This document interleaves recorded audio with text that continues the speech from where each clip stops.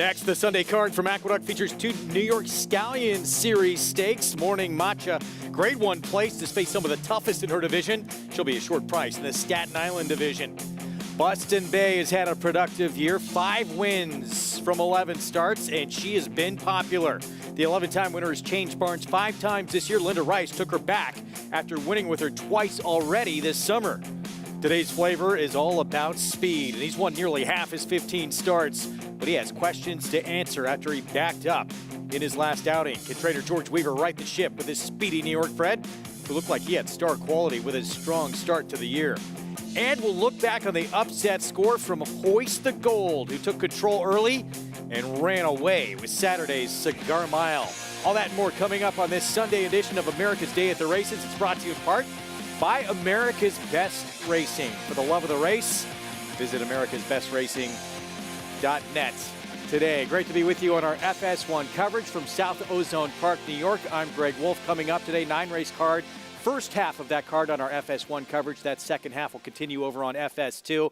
And that New York Stallion Series, 2 divisions are featured. Butch Reed looking to keep a very strong weekend going. He is a heavy favorite with Morning Matcha in that first of those New York Stallion Series stakes after winning yesterday with Dr. B in the Go for Wand. And George Weaver, today's flavor, seeking the 6th win of the year. As we take a look at what's ahead, presented by Claiborne Farm. So the entire card coming up on FS1 early, FS2 later. Sloppy, wet conditions to begin this card as we get set for action. Coming up with me, the winningest rider in the history of this racetrack, champion jockey Richard Migliore. Good to see you. And early on today, intriguing feature with some 2-year-old fillies. Gun Song for Mark Hennig looked very good on a wet track when we saw her make her debut. There were so many things to like about Gun Song's debut. She looked like she wasn't quite sure what her job was. She was in between horses and almost kind of running in place until she was challenged from the outside by Value Area, and then she dropped her head and said, "Oh, okay, I've got competition. Let me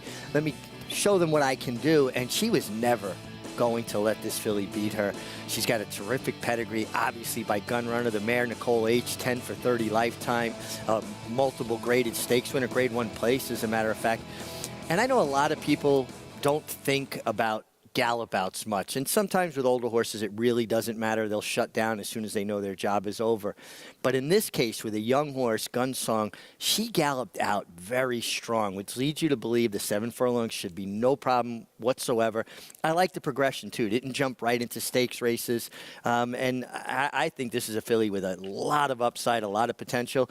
I guess the horse to beat in there is Caress, who scratched out of the Demoiselle yesterday. Yeah, for George Weaver. So that's coming up race 3 here on our Sunday coverage later on today, and this will be seen on FS2 when we switch over there. I know a horse very close to your heart, Thunder Rumble division of that New York Stallion Series is coming up, and what a big win you had on this one at Saratoga. 116 buyer and a dominant victory.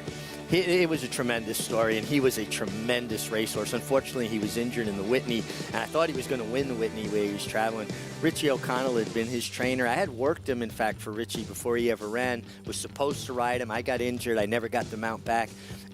Ultimately, Richie got injured and was on the sidelines. The horse spent some time out in California. Well, Richie got healthy. I got healthy. Thunder Rumble came back to the barn, and we were able to at least knock out the Saratoga Cup. But he was as good a horse as I've ever sat on. 2 years before that, he pulled off a Jim Dandy Travers double at Saratoga. Quite a career. Over $1 million in earnings, and this year's edition of the Thunder Rumble New York Stallion Series. It looks like, as we talked about earlier, today's flavor, obviously a very quick horse. He is a shade away from being grade 1 placed in his career. Yeah, he's a very good horse. I think last time he just faced such intense pressure. There was just so much speed going on that he never really got an opportunity to get as comfortable as he likes to get. He's fast, but sometimes when you've got one just as fast next to you, it inhibits your ability to get it done. I think being drawn outside today, he looks to me like to be the most naturally fast horse in the race. He's already shown an ability to handle sloppy surfaces. He's 3 for 4 in the wet and 2 for 2 in the slop. And there's a big difference sometimes between a muddy track, which he encountered last time, and a sloppy track, which is basically going to run over the top of the ground today. There's a couple others that want to be forward in that race, but his best weapon is his speed. I mean, does he have to go? I think that's what he does best, and I think if he makes everybody else try to play his game, they're going to get out of their comfort zone. You don't take anything away that comes easy to a horse with this much natural speed. Race earlier on the card, it's fillies and mares in that Staten Island division of the New York Stallion Series. And Butch Reed looking to cap off a tremendous weekend already with that go-for-one win with Dr. B. He's got Morning Matcha imposing as the even money morning line favorite.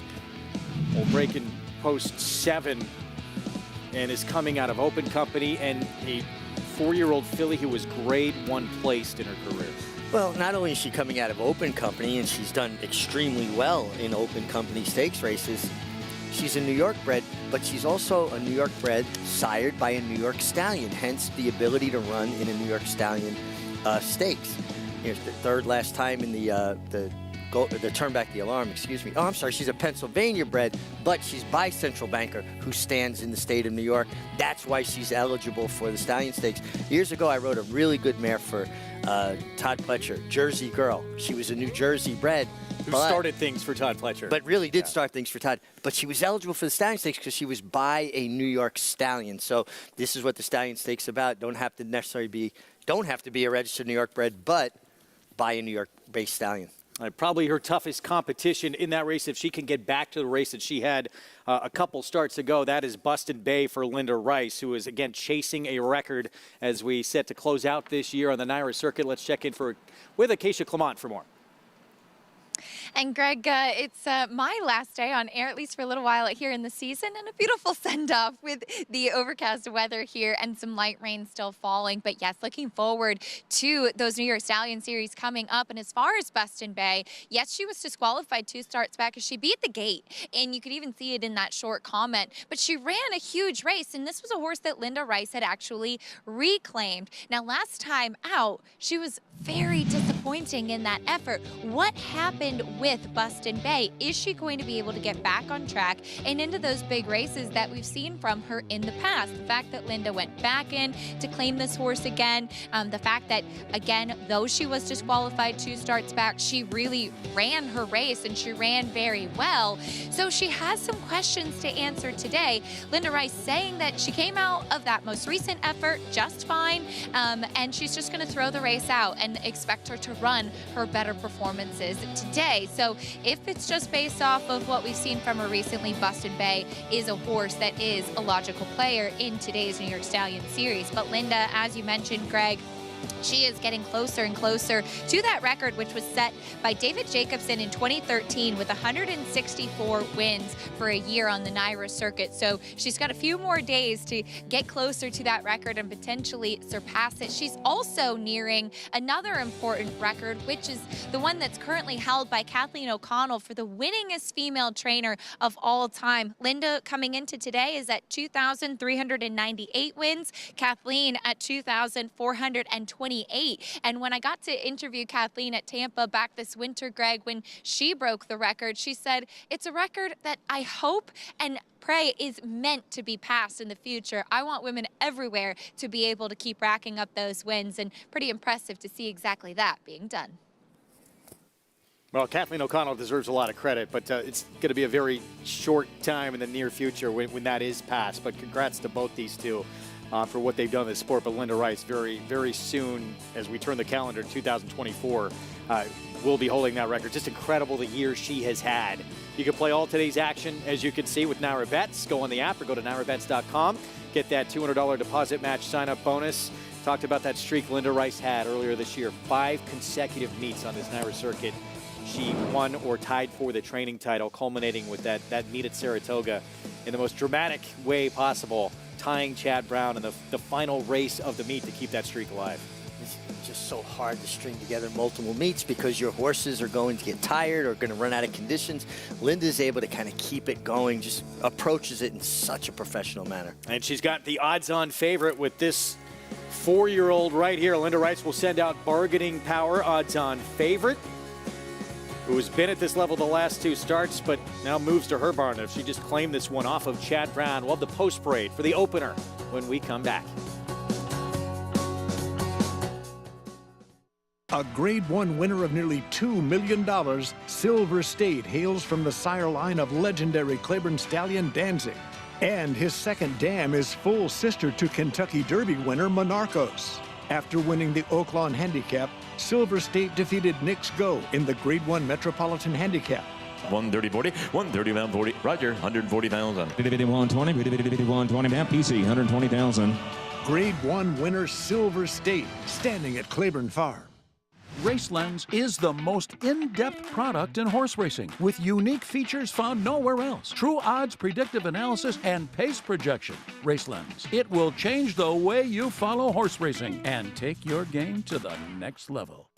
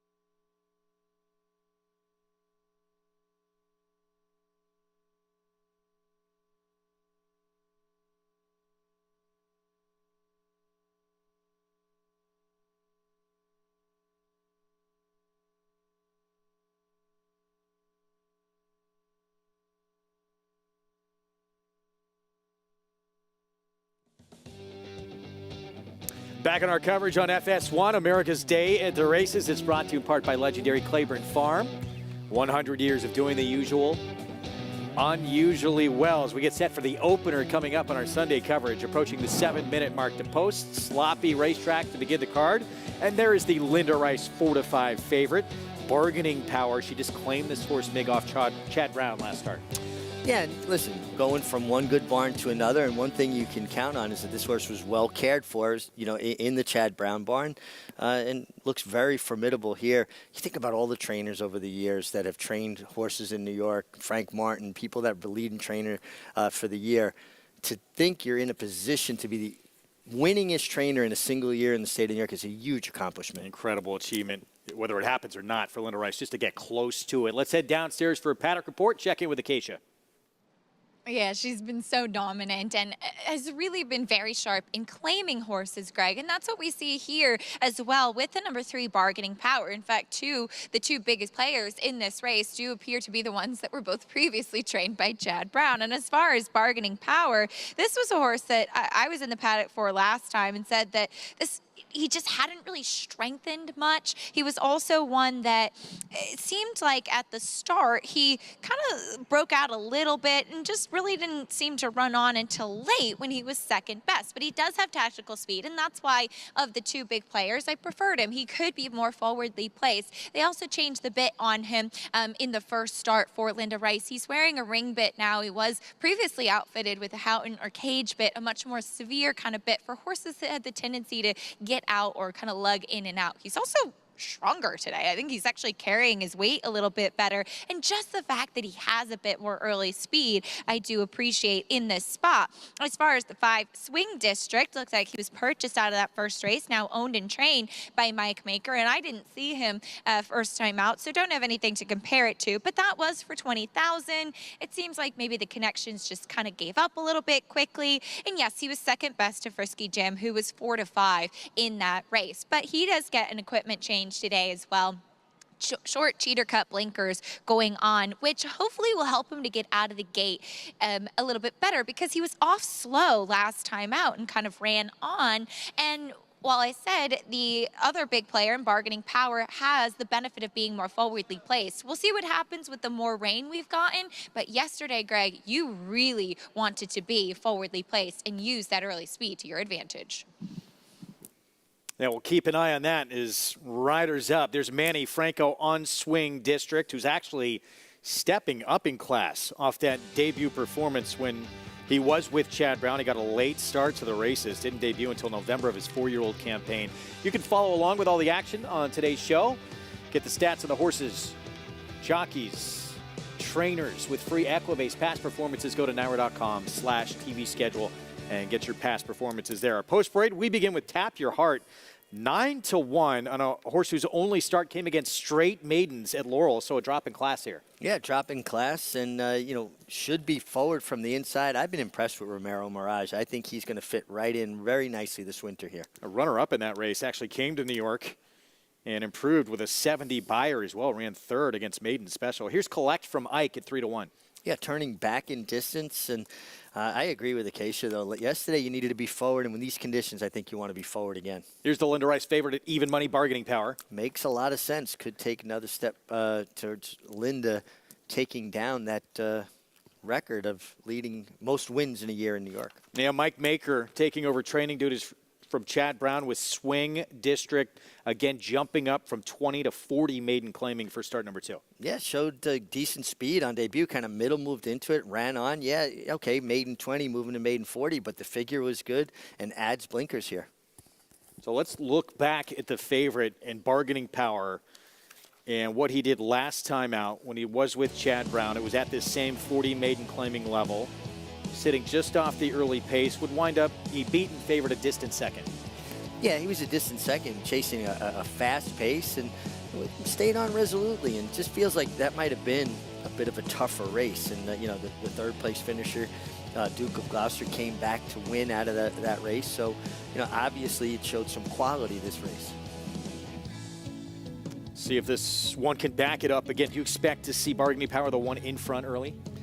Jose Lezcano is a very smart rider, and he can be aggressive when it's called for, and I think he'll recognize the fact that this horse would probably be better off keeping his face clean. I love one of the things that Acacia has, said that I really love when she said it: clean faces win races, particularly in days with these kind of elements. And we saw that in no better example of that paying off yesterday with Hoist the Gold in the Cigar Mile. Now we're going to talk about that a little bit later on, but coming out of the Breeders' Cup Sprint, John Velasquez had told his trainer Dallas Stewart, horse actually ran very good when he got away from that dirt being kicked back in his face and got a clear run. They felt if they could get that kind of trip, they'd have a big chance. And if you're on the lead, you get that kind of trip. Having obviously ridden and experienced it, some horses just do not run through it. They resent it, and they feel very uncomfortable with it. Especially in conditions like this, even though horses are fitted with their own, like a natural windshield wiper, if you will, almost like a natural goggle, a layer of protection for their eye, it's just difficult for them to run through it. So even money favorite bargaining power as we go to Swing District, and now moving to the Mike Maker barn for start number 2. And yes, he's moving up in class here, start number 2. But he got a figure that, for some, thoroughgraph-wise anyway, was the fastest race anybody's running here. Yeah, and now he adds blinkers, has the benefit of that start under his belt. Again, goes from a top world-class barn in Chad Brown's to Mike Maker, who, is hitting, closing in on 200 wins for the year. So obviously one barn, good barn, to another good barn, adds blinkers, keeps Manny Franco. I'm going to tell you what, you want to talk about swinging my thought process here, watching him warm up. I'm picking the 5 Swing District. I love the way he framed up in the warm-up. Second choice at 8-5. I think the biggest surprise on this board is the biggest class dropper in the field at double-digit odds right now from the rail. With more, let's go to Acacia. And Tap Your Heart certainly is a player on the class drop, but quickly to touch base on what Richie was saying with the warm-ups. The number 5 Swing District had a big warm-up, moved beautifully out there, as he said, and a very quiet and reserved warm-up for the 3 Bargaining Power, who on paper looks to be the one who should show more speed. But Tap Your Heart was sharp. He was on his toes. I haven't seen him since his debut when he sprinted on the turf, and he was very green in the preliminaries, didn't want to link with the pony in the post parade, and while he's handled everything better today, he's very much on his toes. He didn't get out of the gate that quickly last time out at Laurel, but was able to get himself into the race a little bit better early on and kind of get that forward position that's so important. And given how energetic and on his toes he is today, I would expect that Romero Mirage will be pretty aggressive to kind of get him moving forward, especially from the inside post. He looks like he's continued to strengthen and improve, and you have to say at least he has not yet been exposed at this level, so he is a new face to this type of competition, Greg. Thanks, Acacia. And it was his dirt debut. It was against Straight Maidens. Tariko, who won that race, was a 1-5 favorite. As we take a look here at Collect from Mike, he's taking considerable money. I know we have a couple of scratches in here, but a horse who seems like going longer, at least to this point, has been better for him. Yeah, and I just don't know how that's going to translate to the 6.5 furlongs here today in these sloppy conditions.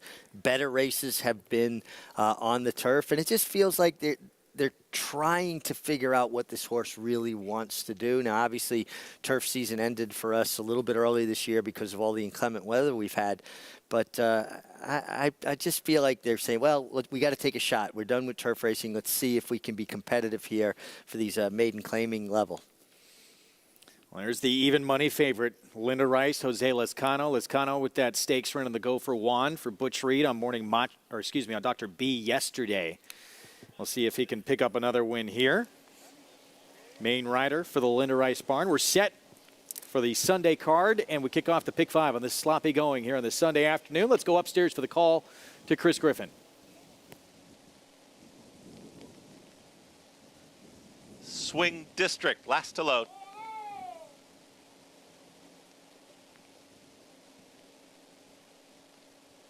Goes in. All set. And they're off. Speed to the inside from Tap Your Heart. Right out to the front, and Bargaining Power is going to stalk from second. Off a little slow with Swing District, is now taken third. Is out in the center of the racetrack with the early triller, Collect from Ike. 2 lengths to cover them all, though tightly bunched as the field of 4 works up the backstretch. It's Tap Your Heart. The long shot is in front, is a neck in front of Bargaining Power, who starts to move in closer now. At even money, there's Bargaining Power stalking this pace setter. Under a drive towards the outside. Swing District is trying to cut into the margin as well, and Collect from Ike is still in it.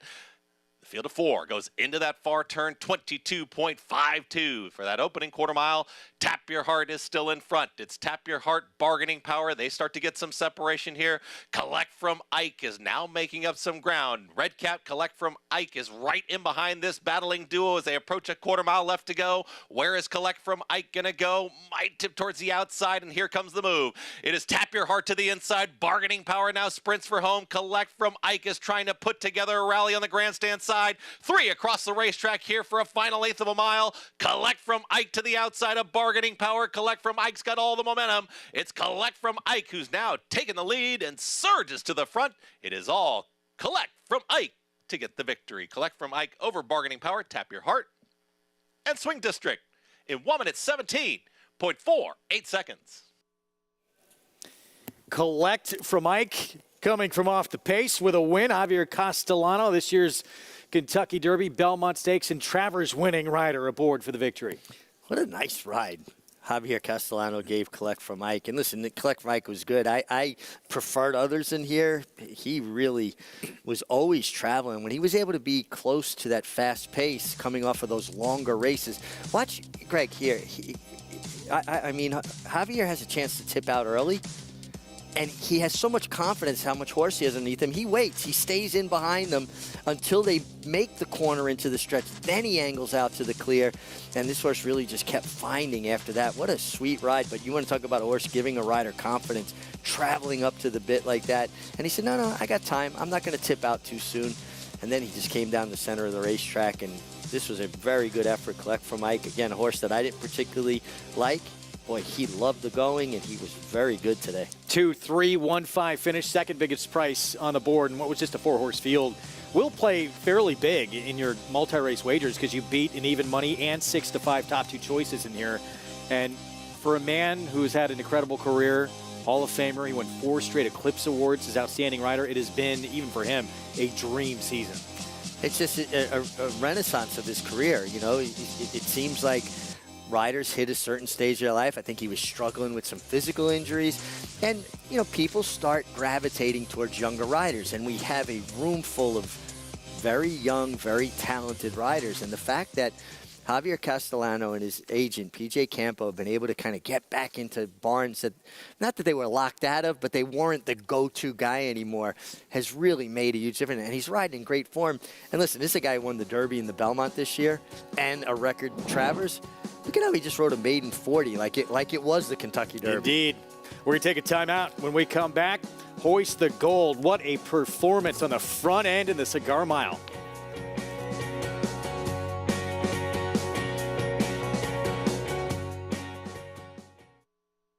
Liam's Map, a 2-time Grade 1 winner with 6 consecutive triple-digit buyers, including a 114 to win the Breeders' Cup Dirt Mile. He's already taking the lead as a sire, with Grade 1 winners Basin, Wicked Whisper, Colonel Liam, and Juju's Map, plus multiple 6-figure yearling sales and 2-year-old sales up to $1.2 million. Proven on the track, proven in the sales ring. Liam's Map, only at Lane's End.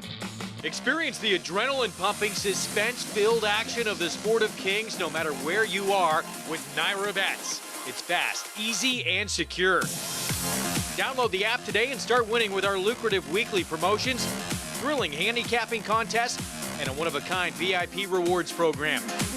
Don't just watch horse racing, be a part of the action with Naira Bets.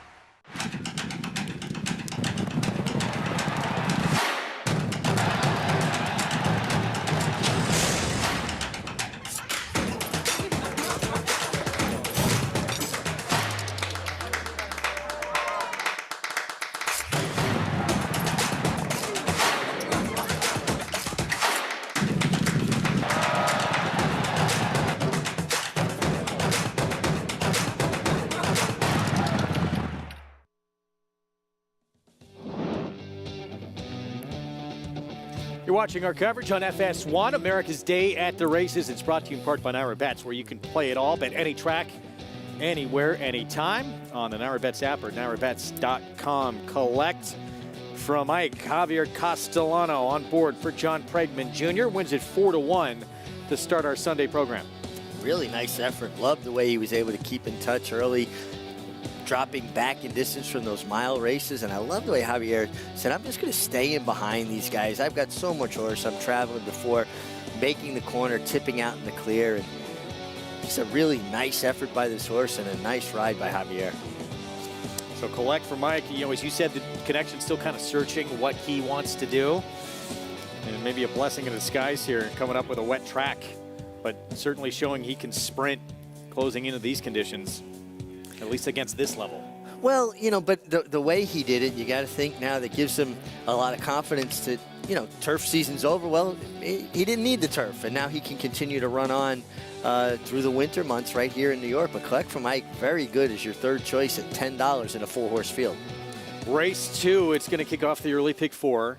They're all for sale for $40,000 in here, so $40,000 claiming race horses who've not won 2 lifetimes. So everyone with just a maiden win on the resume will be famous. Is the favorite. John Toscano Jr. trains, Luis Rivera Jr. rides, and 2 starts back was in 25 non-winners at 2. Really wide trip that day. Had the battle, a 4-way battle for the front end. It was a pretty strong effort. Yeah, I mean, you're taking the worst of it, right? When you're battling and you're the one caught wide, you're running further than everybody else and having to work harder to keep pace or stay in it. Obviously, smaller field. And listen, the conditions are going to play a big role in today. There are going to be horses that are going to handle these conditions, and there's horses that are not going to. And I think we saw that in the first race with the outside runner. I just don't think Swing District handled it all, because you could see early on they're struggling to keep up with the field. We'll get deeper into this second race momentarily. We're going to look back to Saturday. Tremendous stakes-filled card we had. And the main event, Cigar Mile. John Velasquez had actually told trainer Dallas Stewart, point to this race. Let me ride him the way I want to ride him, and we won't get beat. Well, it worked out. And listen, when a rider like Johnny Velasquez, who has put together this incredible Hall of Fame resume, basically owns almost every notable record to be owned as a race rider, tells a trainer something like that, they are going to heed his words. And Dallas Stewart is a tremendous horse trainer and a guy that has worked with riders over the years. So he said, wow, if he feels that way, we really got to pay attention. They pointed to this, and racetrack also really aided their cause. Speed was just absolutely what you needed yesterday on this Aqueduct program, but he was good and just ran them off their feet at every point of call. Yep, he was too quick coming out of a disappointing effort in that Breeders' Cup sprint, but Johnny V told Dallas Stewart didn't like the kickback, and that when he actually got in the clear, he ran very well when he got to open space. So he said, let's just take that open space from the outset and go gate to wire for the win. This was a big performance, biggest speed figure this horse has ever earned in the 26th start of his career. Well, the best way to avoid kickback is go to the lead. And coming out of a race like the Breeders' Cup Sprint, you know that he was going to be fast. Got the mile. This horse shipped into Mark Hennig's barn. Obviously, Mark Hennig, Dallas Stewart, so many. Todd Pletcher, Kieran McLaughlin, Mike Maker, all alumni of the D. Wayne Lucas School of Horsemanship.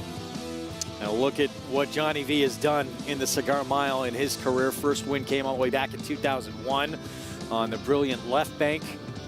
Tonalist winning it after having some big wins, going a lot longer, but showing he could win at a mile as well. Mind Control last year, and now he goes back-to-back. Yeah, and go back to that 2001 Cigar Mile with left bank.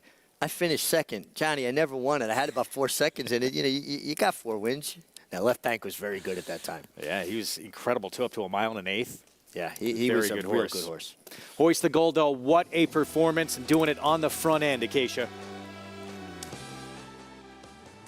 It was a very cool performance from a very cool horse, Greg. And you could see the decisiveness that John Velasquez showed coming out of the gate. This is a horse who maybe he's not necessarily always an early speedy type, but he has sprint speed. A lot of these horses, he was just kind of maybe getting run off his feet a little bit in some of those recent efforts and facing the likes of Elite Power, Gunite, and horses that are so quick, and he was able to use that speed with an aggressive ride to his advantage on a track that Johnny knew was one that meant you wanted to be forwardly placed. He rode the first race and then the Cigar Mile, so he had plenty of time to watch what was happening throughout the card and pay attention. And I always think that that's a sign of a very intelligent jockey that pays attention and rides a good race. And I remember, as Kendrick Carmouche once told me, it's our job to know if there's a track bias or know what's going on out on the racetrack. And you love to see that. It was on full display yesterday. But for a horse that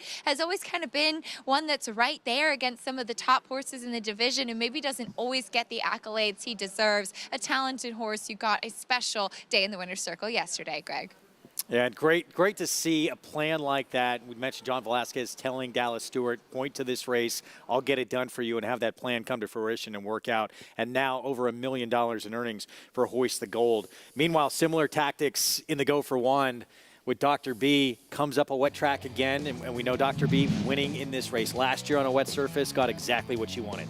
Yeah, and listen, she set fast fractions, but the track was fast, and she reverted to the tactics that made her successful in the Go for One last year. Heads-up ride by Jose Lascano, and we talk about it a lot. Butch Reed closing in on 1,000 wins in his career. Does not ship to New York unless he feels very confident that his horses are going to run their A race. Well, Dr. B, she ran her A race, didn't have to chase the likes of Echo Zulu around there, and controlled from start to finish on a track that was certainly very, very kind to Speed.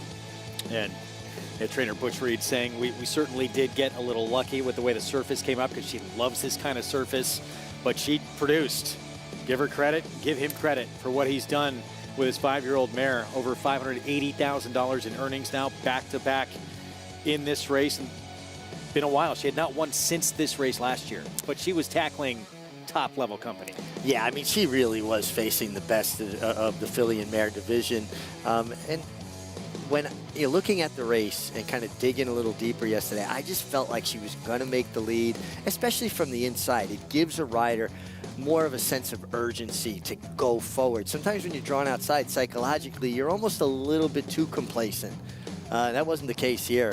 Dr. B had all her speed intact, and Jose Lezcano used her speed to her advantage. And obviously, showing right there, she's still in great form right now. She is planning to come back as a 6-year-old in 2024, and it looks like connections have pointed to the Barbara Fritchie in mid-February as that next target. It's just such a great winter staple for fillies and mares. The General George and the Barbara Fritchie at Laurel.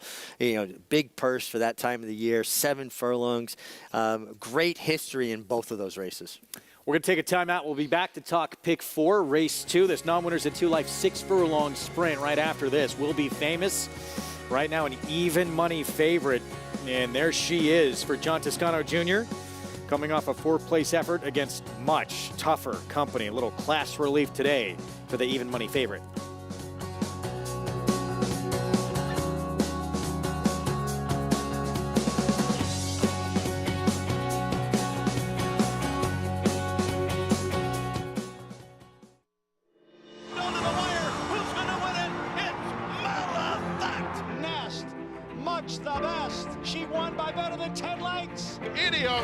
A huge performance all the way. 1-2, moving for the 16th pole. Clariere on the outside continues to gain. Search Results trying to hold off Clariere. Here comes Clariere. Search Results right there. It's the courageous Clariere to win the Ogden Phipps.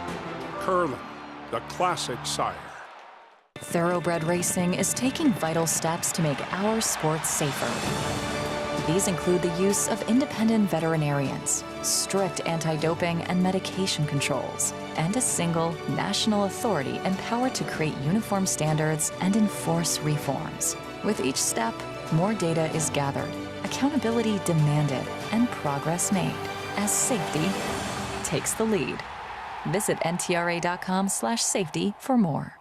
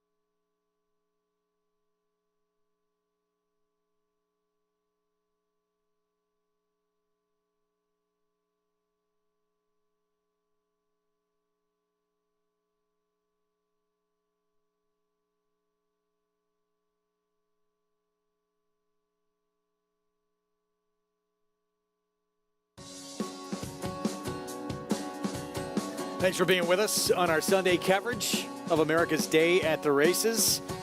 And this is right around the corner. One of the great atmospheres anywhere in the country in all of racing in Hot Springs, Arkansas at Oaklawn. Opening day, and we'll have coverage all meet long coming up on Friday, December 8th. Yeah, it's just such a racing town, Hot Springs, Arkansas. And big crowds every day, a lot of enthusiasm, big fields, a lot of, opportunities wagering-wise. And I'm actually going to go spend a little time with Paul there on New Year's Eve and New Year's Day. I'm kind of excited about it. Yeah, Paul LaDuca going to be stationed out there all meet long. So, Paulie, get ready. Mig's coming. Look at some of the big dates. We talk all the time about this great comprehensive series they have for all these different divisions, and especially that Triple Crown Trail, which will kick off with the Smarty Jones on New Year's Day. Yeah, the Smarty Jones, the Southwest, the Rebel, into the Arkansas Derby.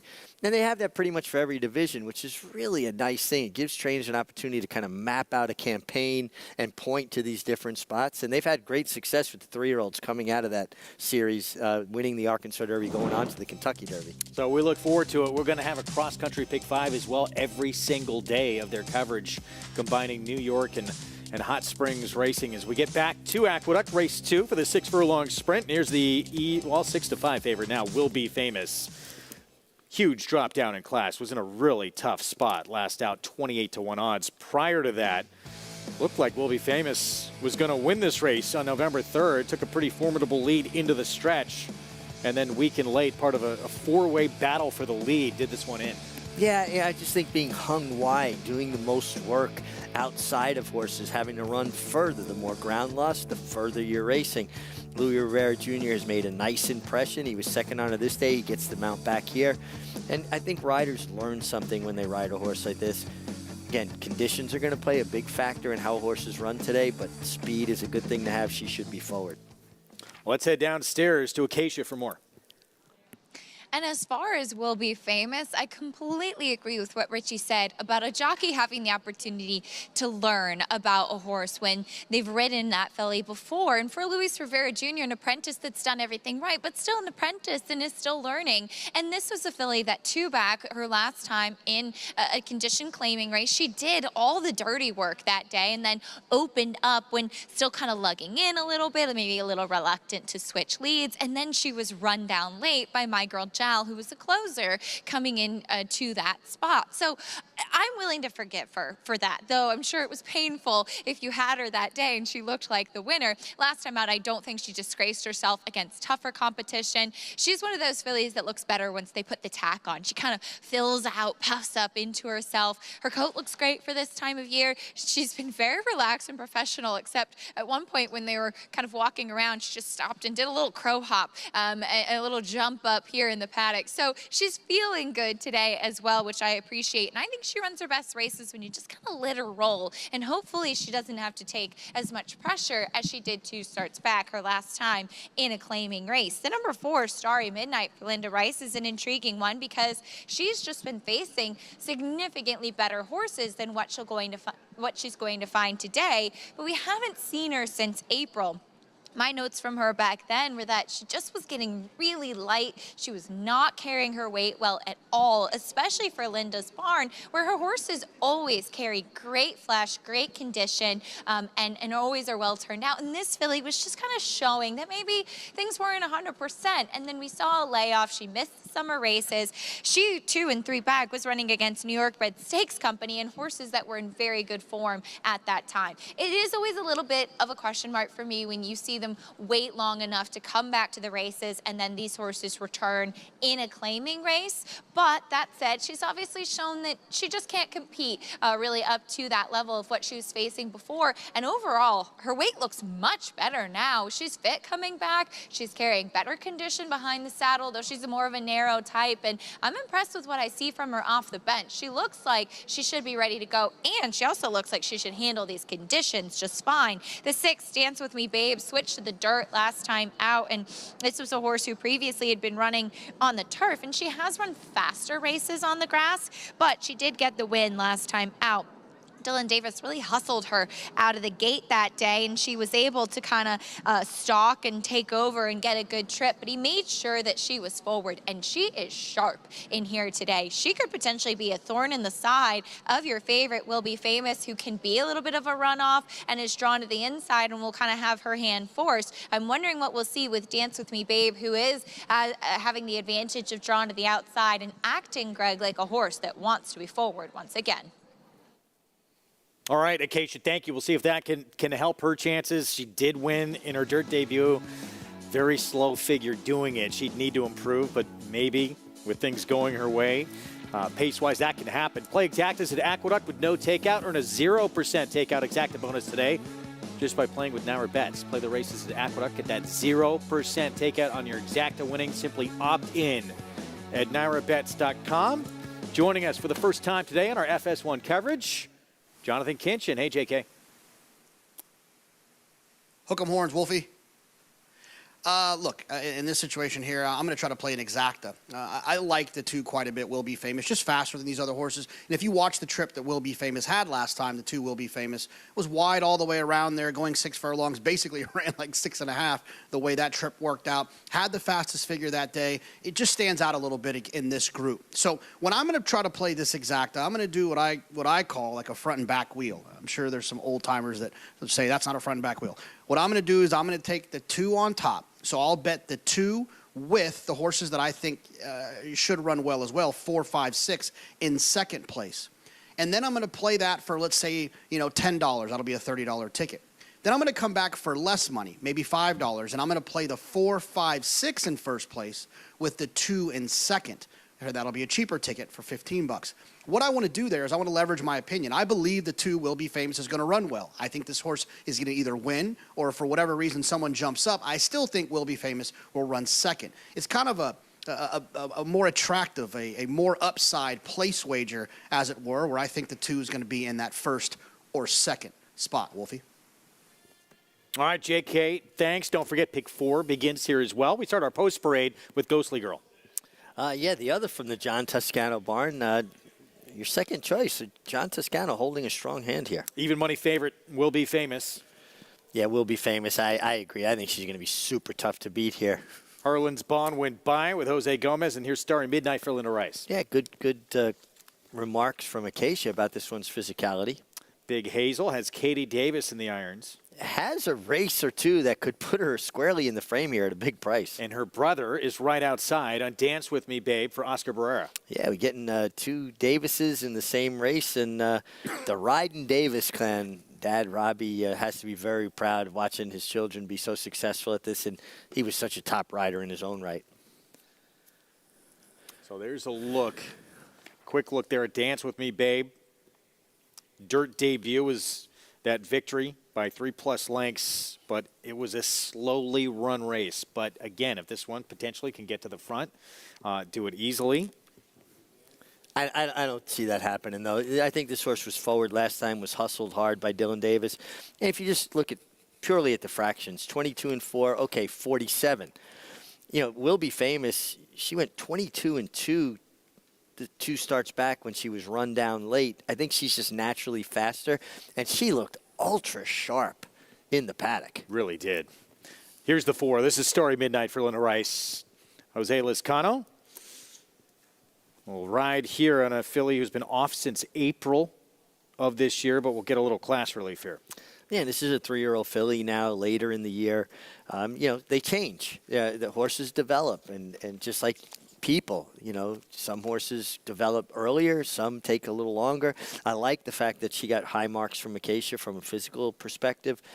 I can't get past your favorite here. I think Will Be Famous is just natural speed. You get a good apprentice, you're getting a 5-pound break in the weights. And John Toscano, the conditioner, he trained his first winner in 1971. This man's been training winners for over half a century. Or about half a century. Let's go to Acacia for more. And yeah, Richie's absolutely right. Will Be Famous. As I mentioned, she was pretty calm and collected. And then as soon as they got on the walking ring and went to get the rider up, she started throwing a few bucks and really got on her toes. And she knew it was game time as they started to head out. But as far as John Toscano's other runner, Ghostly Girl, this is a horse who I think is taking a needed drop in class. The last time that she was at this level, a couple races back in September, she was closing pretty well, never switched leads though that day.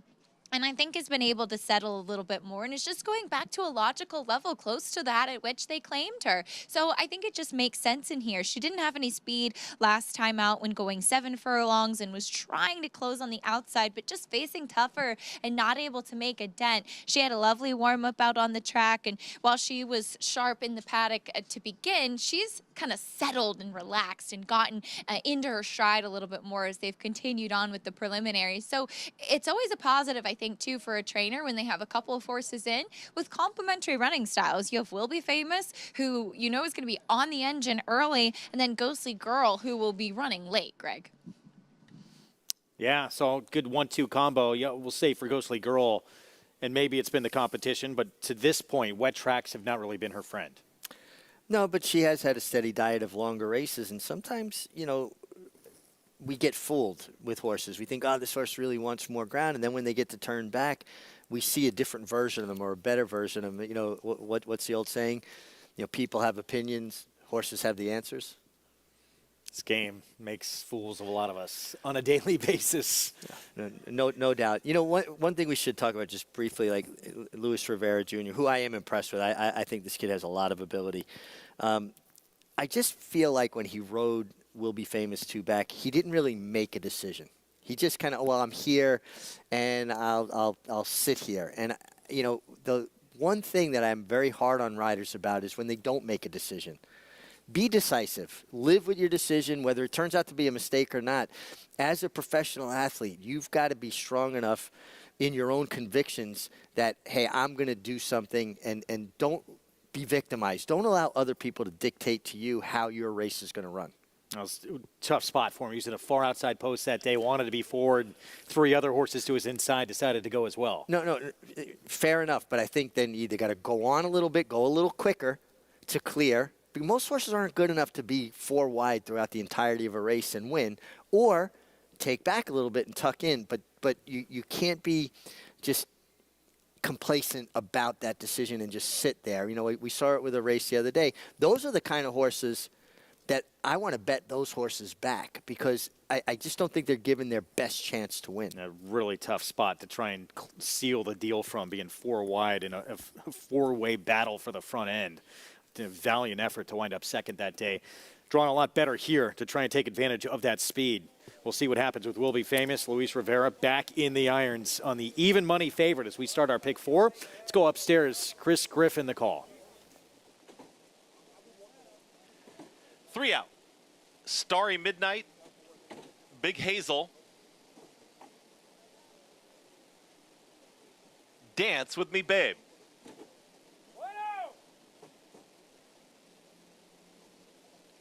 Is in.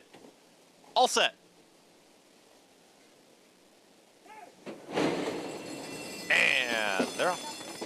Dance With Me Babe has early speed from in between horses. There's Will Be Famous, and Will Be Famous will clear is up by 3/4 of a length. Starry Midnight, Jose Lezcano, they're on the move. They're going to stalk here from second. Out wider there is Dance With Me Babe, who broke on top, is back to third. At the rail, that's Ghostly Girl in between horses. It's a tight hold here on Harlan's Bond, who's in the 5th position, but right in between rivals, now 2.5 off the runaway leader. And the trailer at the back end of the field, that's Big Hazel as they work into the far turn, 22-2 for that opening quarter mile. Will Be Famous has got the lead and striding away nicely. It's Will Be Famous now up by 3.5 lengths. Starry Midnight is fully in pursuit with Dance With Me Babe. Those two are second and third, and also trying to run on here is Ghostly Girl.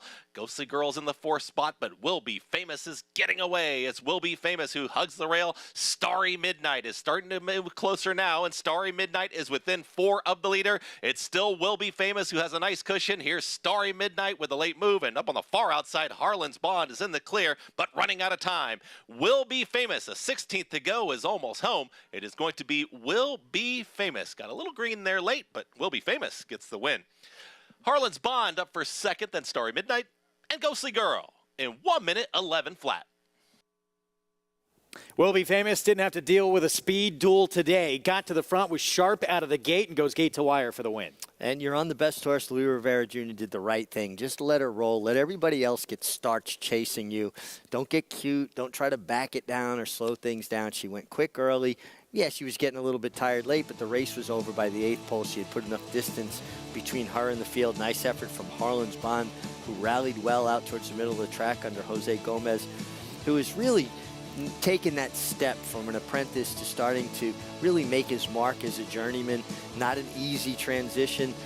I do think that if you have the opportunity, you're probably better off in the 4 or 5 path today. It seems like horses are really kind of catching a good foot once they're out towards the middle of the track. Prime example, this 3 Harlan's Bond. Look at all the ground this one's making up in the center of the race course. 2, 3, 4, 1, even money favorite. And Luis Rivera Jr., today, he was very decisive. He was. And listen, why do you get a break in the weights, a weight allowance? Because you're a young rider. You're going to have to learn certain things. And it's an incentive for owners and trainers to give a young rider with less experience that opportunity. But you have to learn from those experiences. And it's obvious to me that he learned from the time he rode her 2 back. Will Be Famous, even money favorite. Starts off this early pick 4 to take the second. John Toscano Jr. in front racing stables and Rivera in the irons for the victory. We'll have the prices when we come back. We're going to look back to Saturday. Kentucky Derby winner Mage, his little brother, showing that he could be Derby bound.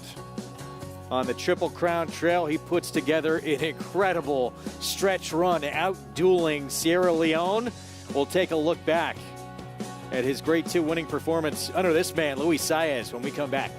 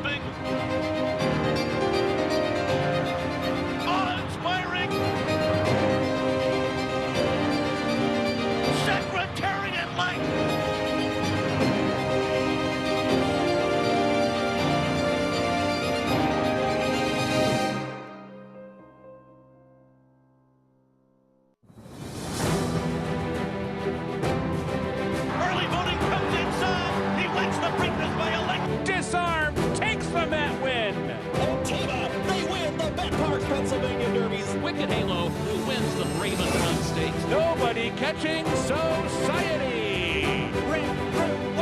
Cybernite has won the National over Tama and Ghana in the Forgo. Echo Zulu wins the Next Gen Breeders' Cup Jubilee Series. Racetrack Television Network brings you every race, from every track, on every screen, every day. With monthly packages starting as low as $5, RTN gives you great value and access to more live HD streaming and race replays than anyone. Visit RTN.tv today to sign up and watch on almost any device, including Roku and Amazon Fire.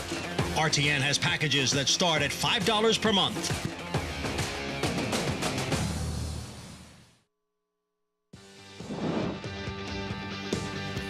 Back on our Sunday coverage, America's Day at the Races is brought to you in part where you can play it all at NauerBets.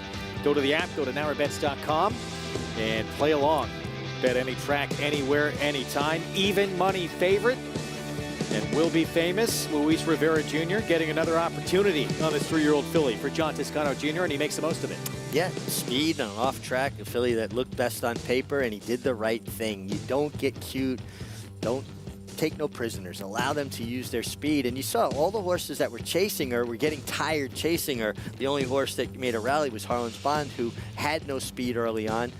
But again, look at the way Harlan's Bond is striding out as they get to the wire. I really feel like the track is just a little firmer out there, maybe not quite as deep as it might be towards the inside. So Will Be Famous at even money returns $4 for the victory. 2, 3, 4, 1 here in race 2, and we move on to the third. 2-year-old fillies, 7/8 of a mile in an allowance optional claiming field. It's our Spendthrift Farm.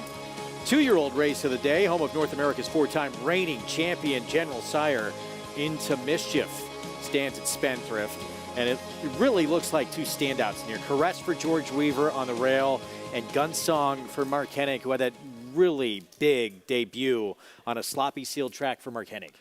Yeah, I was very taken with Gunsong on debut.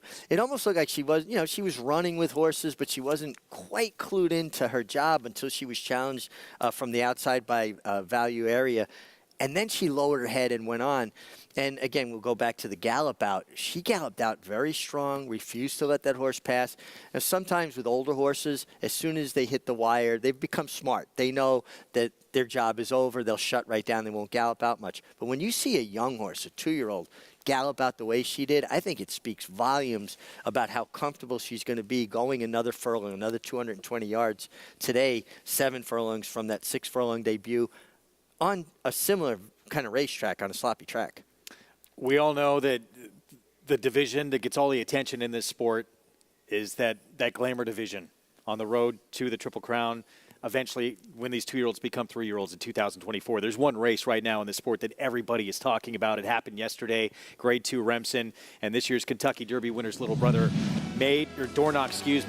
brother to Mage, looked like he was beat after running such a big effort, gets passed in the stretch and able to re-rally on the fence for the win.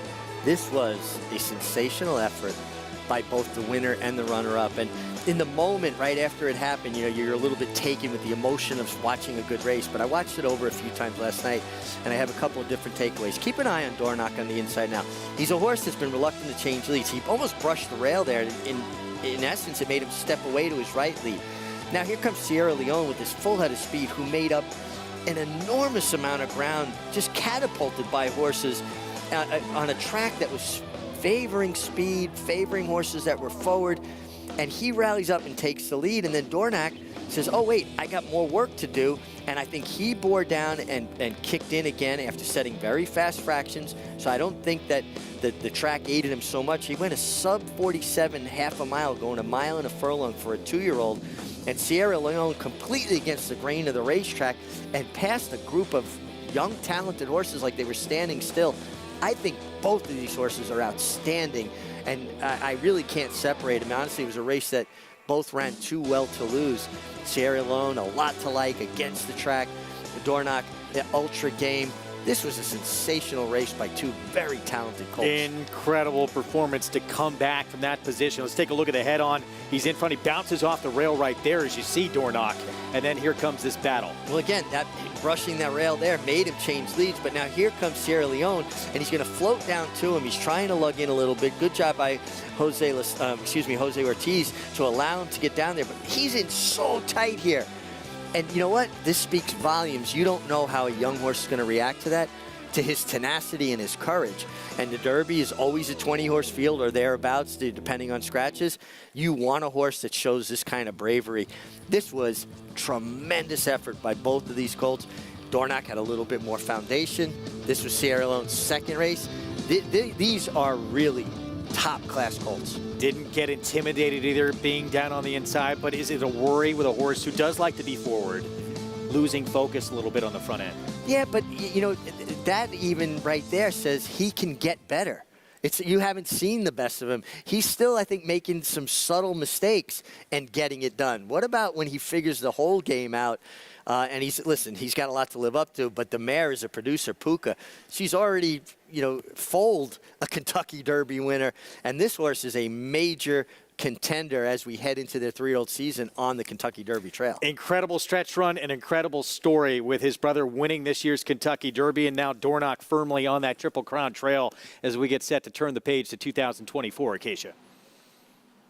It's very exciting. I think it's a really talented group of 2-year-olds, soon to be 3-year-olds, and you still have some other really fun ones like Fierceness that are coming out of the Breeders' Cup and just waiting and biding their time for that 3-year-old season. But as far as what we saw in the Remsen yesterday, I don't think it was necessarily Dornoch losing focus in the stretch. I think that he still is a horse that is very green. I mean, you look back at his debut, he came into the paddock at Saratoga screaming his head off, and then even last time when he won, I know that Danny Gargan was pleased that he changed leads on the gallop out, but he didn't do it throughout the race, though Louis Saez was asking him, and he was way ahead of the rest of the field, whereas yesterday he had to dig in and show a little bit of tenacity. It almost seemed that Sierra Leone started to idle a little bit when he came up alongside Dornoch, and Dornoch, when you often see that with horses that feel the presence of another horse so they're outside,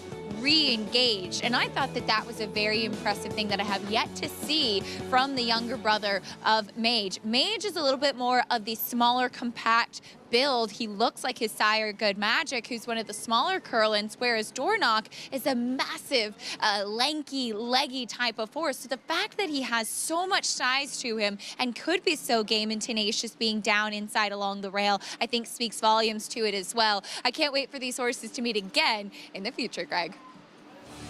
Thank you. Acacia's brother, the Derby winner, Mage, just recently retired. But now we have Dornoch to look forward to and try and follow in the footsteps. In the run for the Roses, 6 Remsen winners have gone on to win the Derby, the last 1994 Thunder Gulch. And you've got a quick look at his trainer as you take a look at the New York road to the Derby, Danny Gargan. He's mapped out a plan, 2, maybe 3 races as a 3-year-old before the Kentucky Derby, looking to bring him back in early March. Yeah, listen, Danny Gargan spoke so highly of Dornoch before he ever ran, saying he was his best 2-year-old. And that's a lot, of insight to have. And he's turning out to be quite prophetic. I think these are really 2 sensationally talented colts. And the Remsen, to me, it really kind of points out horses that are going to get the classic distances. 9 furlongs for a 2-year-old, even this late in the season, is not an easy task. And these 2 did it extremely well. I can remember the first time I was ever here for the Remsen, Believe It, who wound up running 3rd to Affirmed and Aladar in the first 2 legs of the Triple Crown the next year, won it with Eddie Maple. And Eddie Maple actually gave me his goggles after the race. He won't remember it, but I'll never forget it. And Believe It was a very nice colt for Woody Stevens in his own right. It's an early ask to try and get a 1 1/8 for these 2-year-olds, but those 2, both of them, even Sierra Leone in defeat, that was just the 2nd start of his career, both showing they were up to the task in an incredible stretch duel. Meanwhile, 2-year-old fillies in the Demoiselle on the road to next year's Kentucky Oaks, first Friday in May, and Life Talk. How much did this flatter just FYI out of the Breeders' Cup Juvenile fillies? Yeah, I mean, she ran behind FYI twice in a row. In the Frizette, she was 3rd. In the Breeders' Cup, she was 4th. Very heads-up ride by Irad Ortiz Jr. and Todd Pletcher.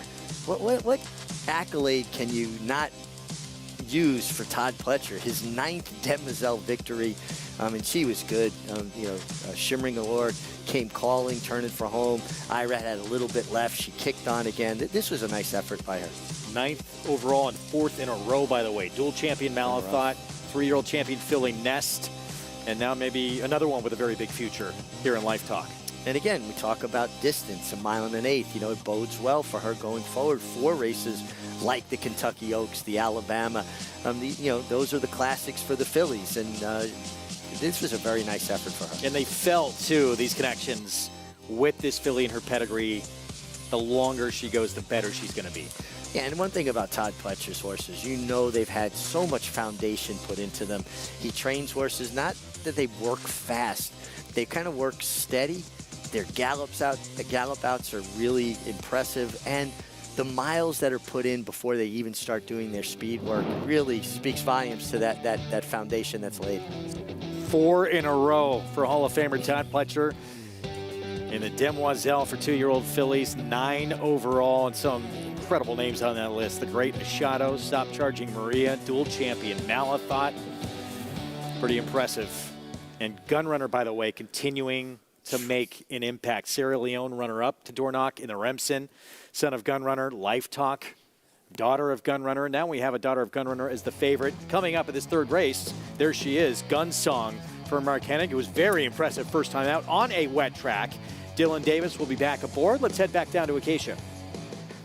And for this Spendthrift Farm 2-year-old race of the day paddock report, we'll start off with Gunsong, who did win at first asking with a 72 Beyer speed figure. And she did the dirty work that day. She was up close on top of the pace and then in between horses late. And just as we were just talking about with Dornoch, for a young horse to kind of be in a compromising position and still show gameness, I really like that, especially now seeing her. It's my first time seeing her up close in the paddock and laying eyes on her. She's very big. She does not necessarily look like a horse who would be very comfortable in between or necessarily very comfortable on a wet track or comfortable going 6 furlongs. She handled all of that on her debut, and today she gets an extra 1/8 of a mile to navigate with the 7/8, which I think she should love, and she is like a coiled spring here in the paddock. She is really touting herself. She's very powerful, very well muscled, much as you've come to expect from the gun runner progeny, and I liked her coming in with what I saw from the first race. I still think that she's still figuring things out,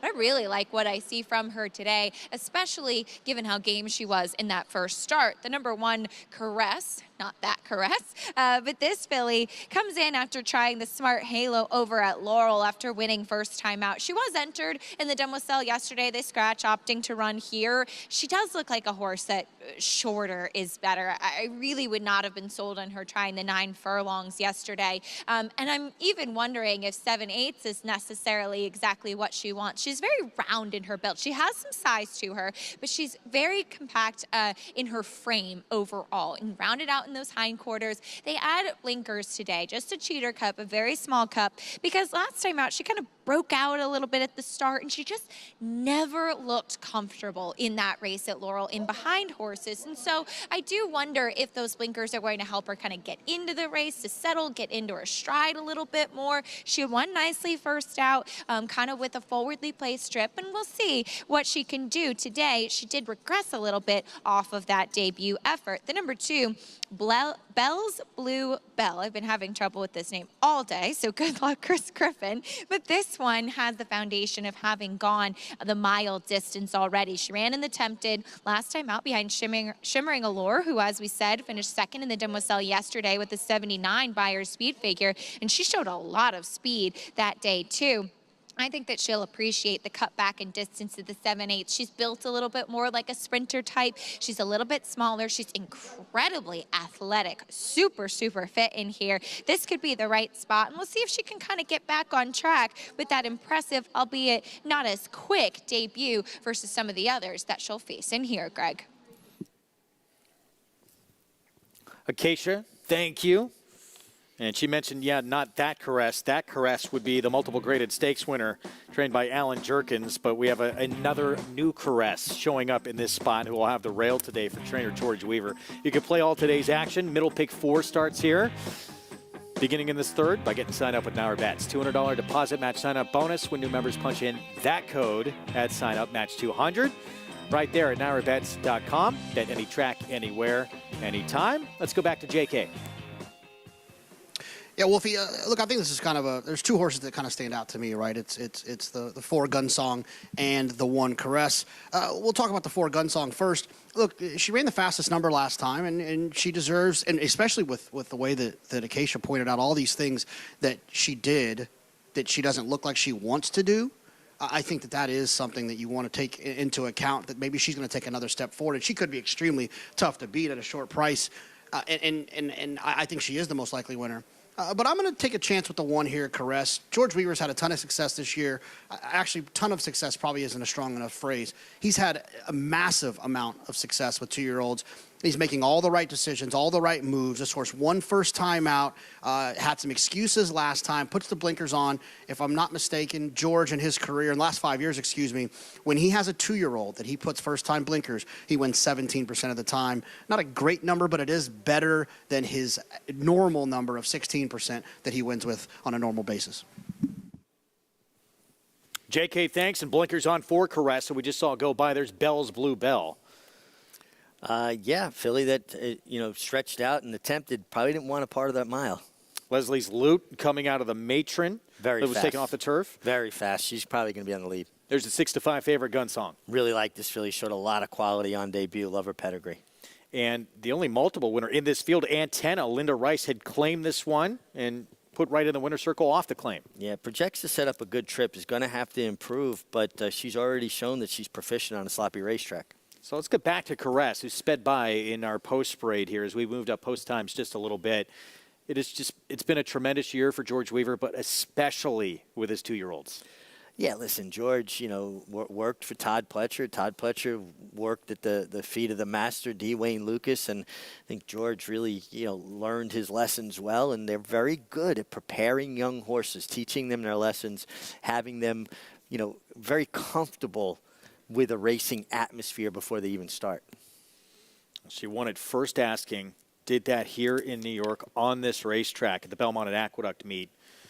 And then tried Stakes Company next time out. Blinkers go on today, showed tactical speed first couple of starts. With that, do you expect they want to see this horse in front? I just don't think she can make the lead. Leslie's Loot is extremely fast. She didn't show her normal speed last time when she was bumped at the start. And I just think Leslie Loot will make the lead here. Now, it depends what Romero Mirage decides to do. If he drops over in front of Caress, she's going to have to work out a trip, get out of that kickback somehow. But I don't think anybody's faster the first quarter of a mile than the 3 Leslie's She's got Loot. turf sprint speed, which is usually always greater than dirt sprint speed. And she showed that in the second start of her career. Let's go back to Acacia.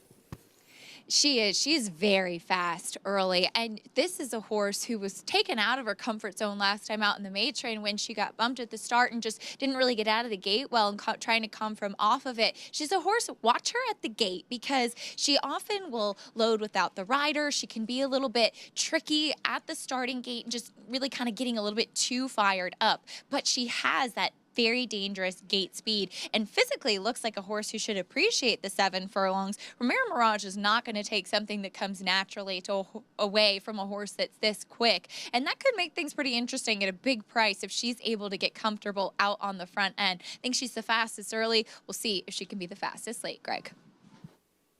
All right, Acacia, thank you. There's a look at Bell's Blue Bell, just left our screen. But that one, the confirmed speed of this field. And we'll see how far she can take them early on. 7/8 of a mile. Try and go a little further than she's ever gone before. Yeah, I don't think that does her any favors. I don't think Leslie's Loot is a contender here. With all due respect to her, she does have speed, but she has a big say in how this race is going to be run. It's our Spendthrift Farm 2-year-old race of the day. And for Gunsong, whenever you win first time out, there's expectations, especially in a straight maiden race, and the way that she did it. Impressively, she got a good figure for it as well. It makes you dream that there's bigger things ahead, and there is some hype certainly about this filly. Yeah, and listen, the fashion in which she broke her maiden, between horses, showing tenacity, her gallop out, not allowing the runner-up to ever get by her. She's come back and trained extremely well. She looks terrific from a physical perspective. And a lot of times when a horse is run their first race, I keep an eye on how they're acting from a mental perspective. Did the race shake them up? Did it make them more nervous? I'm not seeing that. She wasn't overwhelmed from that first race. I'm seeing a filly that's very well turned out for trainer Mark Hennig and just very comfortable with her surroundings. Post 4, Gunsong, even money favorite, the daughter of Gunrunner, looking to remain perfect here in her first try against winners. Let's go upstairs for the call to Chris Griffin.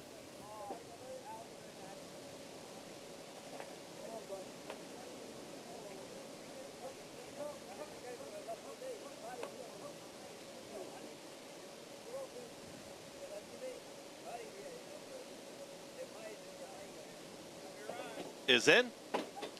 Antenna.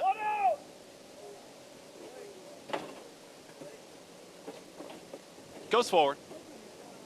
All set. And they're off. Caress flew out of the gate and Caress right out to the front, quickly off the rail. Here comes the pressure from Leslie's Loot, and now Leslie's Loot will assert after Caress broke well, is back to second. The rail is open here for Bell's. Blue Bell is going to push on through and push that pace. 3 across the racetrack, settling just off of them. That's going to be Gunsong, the early trailer. 6 lengths back to Antenna. To the inside, it's Caress, who's back in front. It's Caress, who's got a head in front of Leslie's Loot. Right to the outside here in second. Bells, Blue Bell. Dropped off of that tempo now, is back to third, is waiting in behind rivals, less than 4 furlongs to go. 22.39 for that opening quarter mile. It's a pace duel now on the front end. Bell's Blue Bell is settling right off of them. Here comes the run from Gunsong. Gunsong's in fourth, about to engage and take third, and Antenna starts a rally from the back of the field. It's Leslie's Loot who's trying to put away a stubborn Caress down towards the inside. Also looking for a seam is Bell's Blue Bell. Gunsong is trying to rally on now and straightens up. Here comes Gunsong. Antenna with a lot of ground to make up. The battle continues up front. Caress is not going anywhere, and neither is Leslie's Loot. And Leslie's Loot is now in front by a half length. It's Leslie's Loot. Caress is very game down towards the inside. Leslie's Loot is wandering. Caress is back to second. Leslie's Loot is up by a full length. Leslie's Loot will get the money at 15-1. Leslie's Loot over Caress. Then came Gunsong, Antenna, and Bells. Blue Bell in 1 minute 24-3. 15-1, biggest price on the board with the upset here in the third. Leslie's Loot, Romero Mirage. Listen, I'm shocked this filly got 7/8, but her best efforts have come on off racetracks. She broke her maiden in Saratoga, blitzing a field, going 5.5 in the mud. And she rated just a touch. I mean, she was forward. She was heading head for lead. But, you know, Romero was always saving a little bit of horse, and I'm just really surprised she was able to kick on. I mean, my respects to her. I couldn't have been more wrong. I did not see her getting the 7/8. Caress tried very hard. She really broke running out of the gate, but kind of made a right, kind of looked like she drifted out. We're going to watch ahead on it a little bit. And no excuses for Gunsong. It just looked like she was spinning her wheels out. You could see early on, Greg, she was struggling. And, well, let's go back to the beginning and take another look out of the gate. Yeah, you see the one-horse breaks, you know, it wasn't that bad. She slowly, steadily drifted out, and the two-horse, Bell's Blue Bell, ducked her inside. It wasn't as dramatic as I thought watching the pan shot, but listen, I give a lot of credit. Leslie's Loot was game, determined, and again, underscoring the fact that speed is good. You're going to see her kind of jump back to her left lead in here like she was getting a little bit tired, but I think everybody was getting a little bit tired at this point. Right there, she jumped to her left lead, Romero holding it together. And I've said this now for a few weeks. Romero Mirage is a young rider that's had to overcome adversity. He was injured very badly, spent a year on the sidelines. He knows how to overcome adversity. You know, a lot of riders are good when things come easy to them, but you find out what a rider's made of when they have to dig down and do something that a lot of riders can't do. And I am really, really impressed with his ability. And just like people say, you know, in the major sports, money can't buy championships, you're facing Caress and Gunsong. Big pedigrees, each sold for $400,000 or more at auction. This filly sold for $5,000. Beats them both, and now over $100,000 in earnings. We've seen Jimmy Chapman do this quite often, though. Buy horses for not a lot of money, but being able to identify who'll have speed and be precocious. Leslie's Loot with the upset score. Some fireworks early on this sloppy going at Aqueduct at 15-1.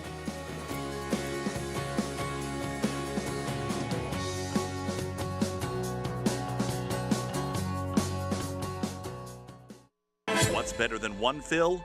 Two fills. That was a keen turn of speed. 2 stakes wins at 2. And it's 2 fills. 2 5.5 Ragazins. And the son of hard spun. 2 105 buyers, including the Kentucky Derby. And a passion run by 2 fills. In the last 15 derbies, no horse has been faster. This is a serious 3-year-old. And at 12.5, you'd better book fast. 2 fills, this year's fastest 3-year-old around 2 turns. Adelphi Racing Club, offering a truly personal thoroughbred ownership experience. You'll have a lot of fun and excitement, and you'll meet some great people. All the folks I've met so far at Adelphi have just been super, and I've picked up some new friendships along the way. We're not just a syndicate, and our members aren't just investors, we are partners. Contact us online to get a taste of the Adelphi difference.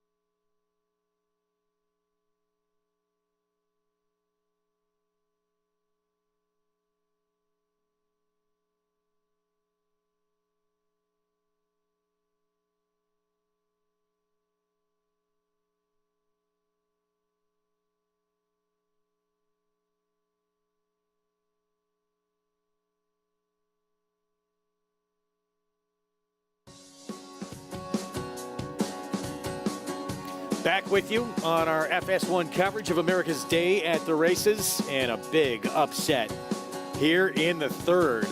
Leslie's Loot, 15-1. With the upset score for Jimmy Chapman. Romero Mirage aboard for the victory. And proved before she liked wet going, and she certainly loved it today. A big strapping daughter of Fast Anna, and just longest shot in a small field. Takes him essentially gate to wire, but a nice win for Romero Mirage as well. Let's go downstairs to Acacia with the winning rider. A nice win indeed. And Romero, this was your first time aboard Leslie's Loop, but I know you know that she's fast. She didn't necessarily win today in the way we might have expected on paper. Yeah, most definitely. She showed a lot of speed in her previous starts, but the main thing for her, especially with the stretch out and distance, was not necessarily getting her to the front, but getting her in her comfort zone to save enough to finish, and what she did, and she tried very hard. She was so game for you today. How great a feeling is it for a rider when you have one that digs in like she did? Oh, most definitely. It feels so great because, you know, you're trying hard. The horse is trying harder than you are. You know, it's amazing when a horse gives you that kick and that grit that she really did. You know, it's one of the best feelings because I grow very fond of horses that, you know, they're animals and, you know, they race and they love what they do and she loves what she does. So it's really amazing to me and it's an amazing feeling. You make a nice team with the win today, and you've gone through a lot in your riding career, and you remarked to me as you came over here, well, come a long way since 2018 at Gulfstream when I saw you first get started. How rewarding is that to have success in a room with some of the top riders in the country? Yeah, it feels honestly tremendous. You know, New York racing, I think, is the creme de la creme in American horse racing, and just to be here riding with my idols. I grew up watching Javi, Johnny, Irad, Jose, my older cousin Raj, that's now retired, and all the other guys in there. You know, it's really amazing. It's kind of starstruck when I first started riding. Still a little starstruck, but it's an amazing feeling to just be among these riders and to be doing okay for myself. I just try to pick everybody's brain and learn as much as I can every race that I ride. Well, keep it going. A lot of fun to follow, and congratulations with the win here. Thank you so much, Acacia. I appreciate that. Greg? Acacia, thanks. We've obviously had Rajiv on, who had a lot of success on this circuit. But this young man, we talked about, even in races he does not win, the last few months, we've seen him make a lot of the right moves and really progress as a rider. You know, in a game that we're so result-oriented, a lot of times people will miss a good ride when a horse is third, fourth, even fifth. We see winners, and sometimes horses win despite a ride, right? The horse is just better than everybody else. But he has ridden some tremendous races where the horse finished fourth. And again, nobody will notice. I'll notice because these are the things that I look at. And I have just been so impressed with his ability to put horses in a position, give them their best opportunity to win. And I'm going to go back to it. He had an injury that would have ended a lot of careers. The fact that he was able to battle back and find his form again, not an easy thing to do. I am very, very impressed with him, not just with his natural ability, but with his tenacity. Well, we move on to race 4. It will start the pick 6 on our Sunday card. 6 furlong sprint. Fillies and mares 3 and up in a condition claiming race. And the entry, and I would think it's how's your cash flow, the stronger half of that entry, the reason for taking the money. Yeah, drawn outside, turning back in distance, 1 at the 6 furlong distance, 2 back. Keeps Louis Rivera Jr., an apprentice that we've talked about from the first day he rode here, you know, one to keep an eye on, has a lot of ability in being handled and mentored by the great Angel Cordero Jr. And a win to kick off her career. Got a huge number in that win. Beat runner-up, distant runner-up that they will be famous, who we just saw win earlier today on today's card. We're going to take a timeout. When we return, we'll recap some international action, and we'll get set for the pick 6. Stay with us.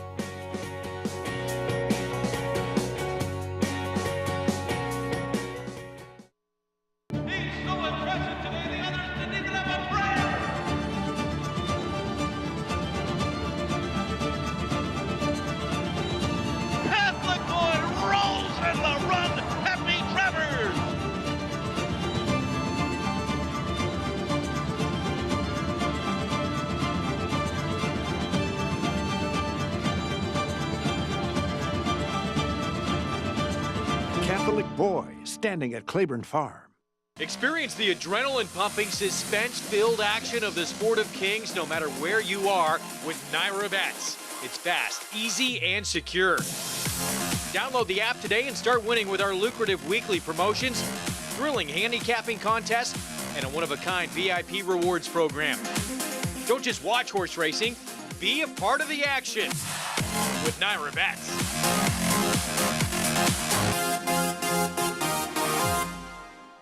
Maximum Security proves he's the real deal with a gate-to-wire win in the Florida Derby. Champion 3-year-old. Maximum Security has won the TVG.com Haskell Invitational. 11 triple-digit buyers. Maximum Security. He smoked them in the Cigar Mile. Grade 1 winning 4-year-old. Maximum Security takes them all the way in the TVG Pacific Classic.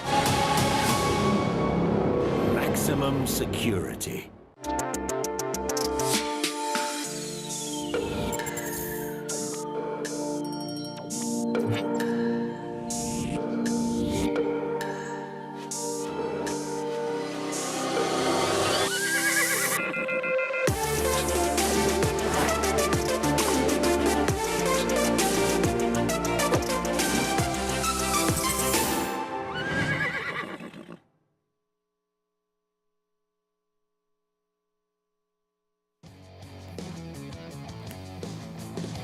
Back with you on our FS1 coverage, America's Day at the Races here in South Ozone Park, New York, for the Sunday card at Aqueduct, and 2 stakes races to come later on in the card today, which will be on our FS2 coverage.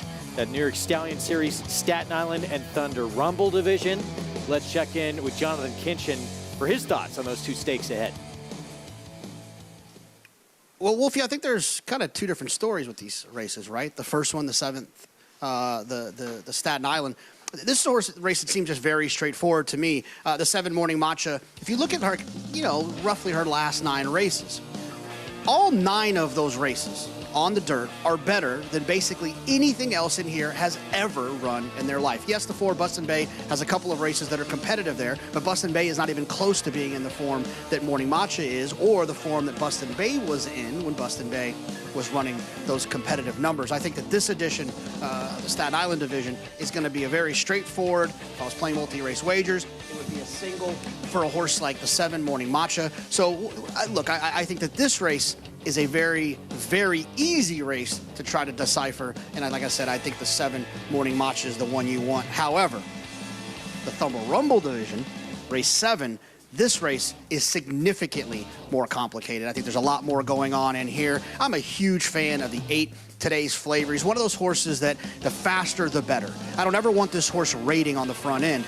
I think Today's Flavor, when going as fast as possible, that's his game. Puts the most pressure on a lot of different horses. There is a lot of other speed in here, which is a little bit of a concern. It feels like this could set up very nicely for the 5 Barise. But I can tell you this, I am not going to dismiss Today's Flavor to be that kind of speed of the speed type and run them all off their feet. I don't care how much pace is in here. He is the fastest horse in the race. But like I said, it could set up for someone like Barise from off the pace.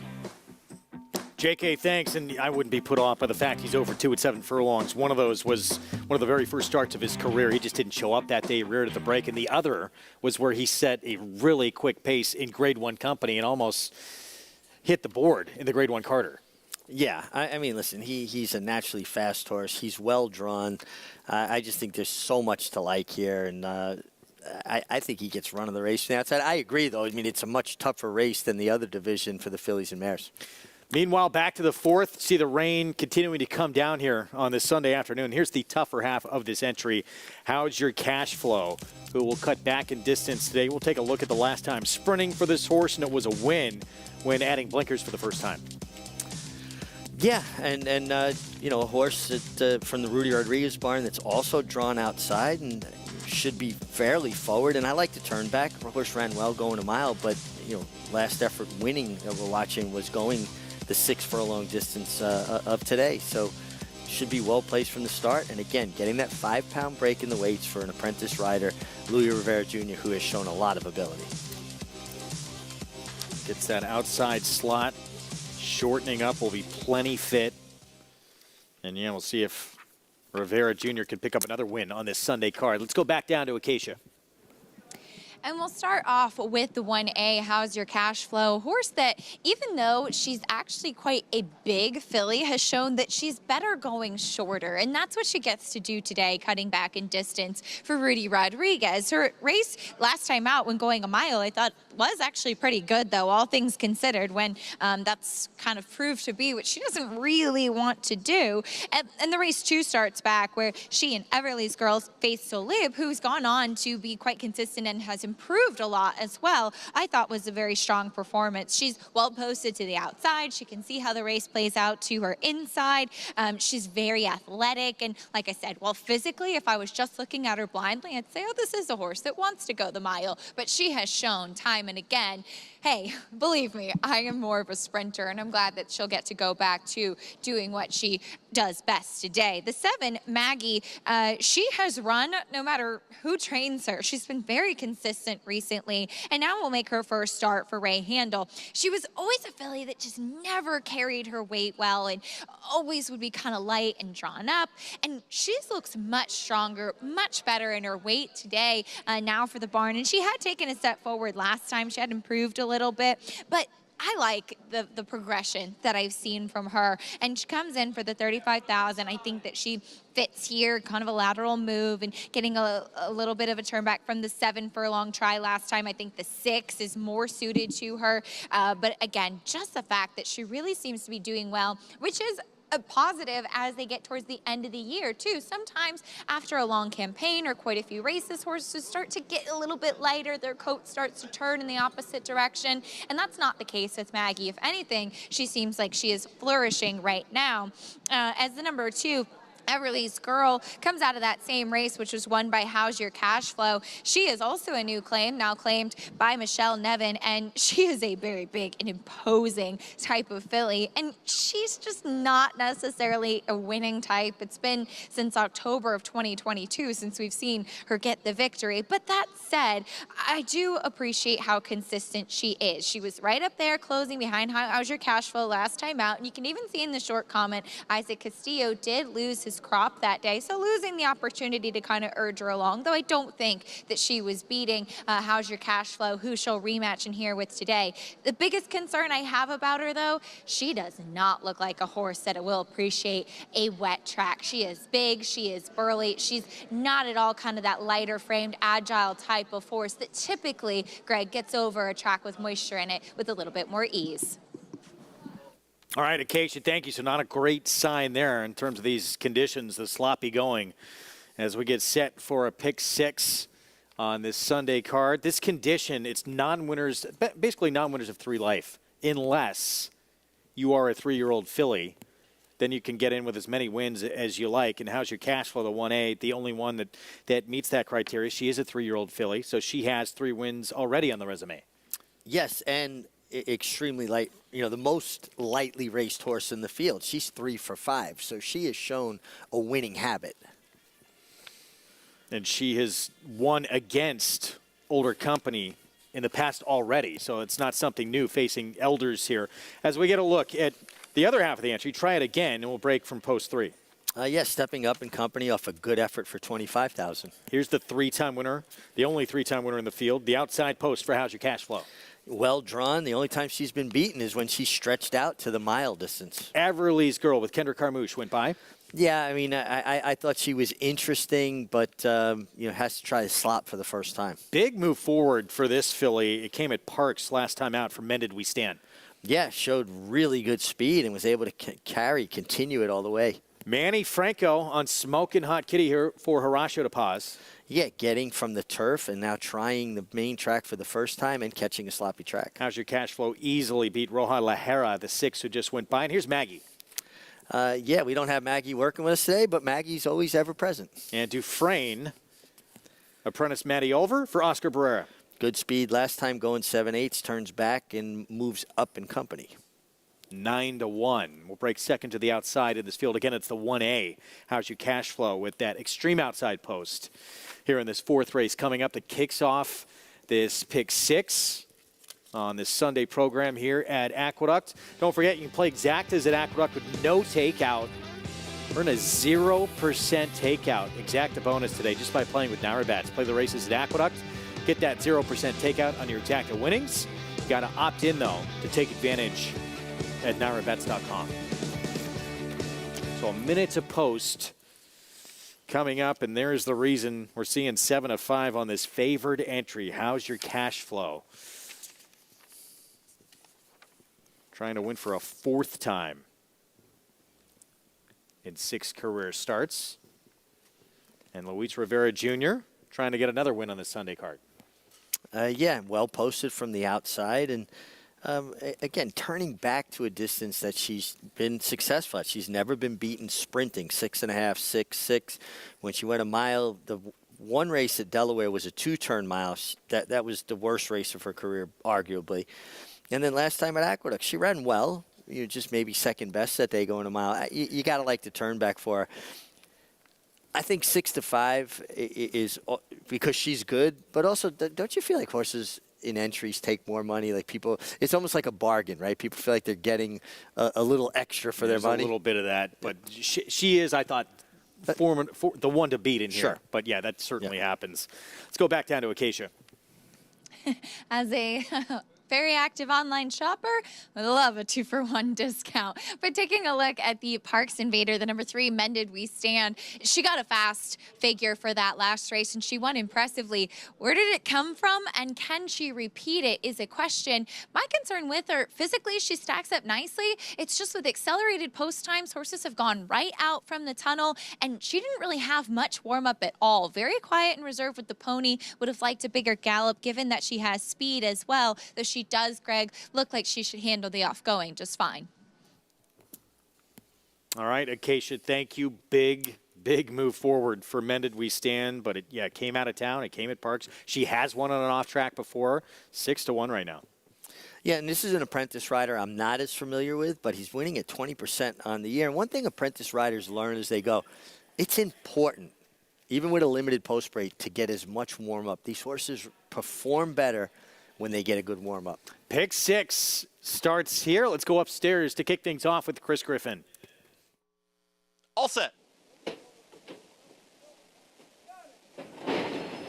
And they're off. Speed to the inside from Everly's Girl. Right out to the front is up by a quick half length. There's Mended We Stand right there in second. Under a drive orange cap, that's Try It Again in third.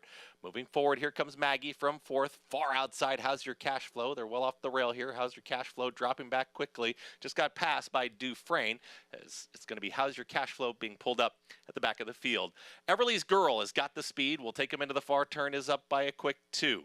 Down towards the inside, there is Mended We Stand. Here comes the run from Maggie, and Maggie is alone in second. Progressing at the rail, saving ground. That's Smokin' Hot Kitty. Has a ton of horse, and the Green Silks at the rail is chasing the leader now. It was Smokin' Hot Kitty, who had to tap on the brakes briefly, but is chasing the leader far back to the rest. Trying to run on Roja Ligera and Dufresne. They reach the top of the stretch, and Everly's Girl has kicked on. Smokin' Hot Kitty has had this long, sustained rally, now moves towards the outside, is wandering out, but Everly's Girl is just powering away. It's Everly's Girl for the final furlong, is still 3 lengths in front. Smokin' Hot Kitty is a clear second. Going to try and hold off a late rally here from Roja Ligera, but it's going to be Everly's Girl. Kendra Carmouche, they get the victory. Smokin' Hot Kitty was second, then Roja Ligera, and Mended We Stand in 1 minute 11 flat. Kendra Carmouche playing Catch Me If You Can. Clear game plan out of the gate. Sharp break and gate to wire for this one. He left the gate with intention, and that intention was to control this race from start to finish. Kendrick, a terrific gate rider, had her on her feet. She left there running and controlled from start to finish. First time Everly's Girl ever encountered a wet track, and she handled it well. And obviously, I think you want to be forward again, and Kendrick just was completely committed to this idea, and that's what I like when I see riders, that they commit to a plan. Whether it works or not is almost secondary, and obviously it worked extremely well today with the 2 Everly's Girl. Race changed quite a bit early on when your favorite, How's Your Cash Flow, had to be eased up out of the race. Yeah, unfortunate to see that, because that was the one to beat in this field.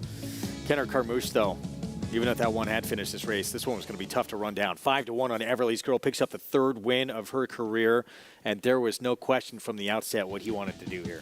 Yeah, and again, I like make a decision. You know, you're in a position where, hey, I'll make everybody else's mind if I am completely committed to a plan, and he was, and Everly's Girl gets it done. Michelle Nevin does terrific work.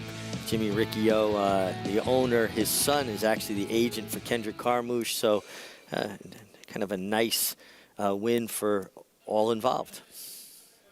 So pick 6 begins with a 5-1 upset, 2-5, 6-3 finish.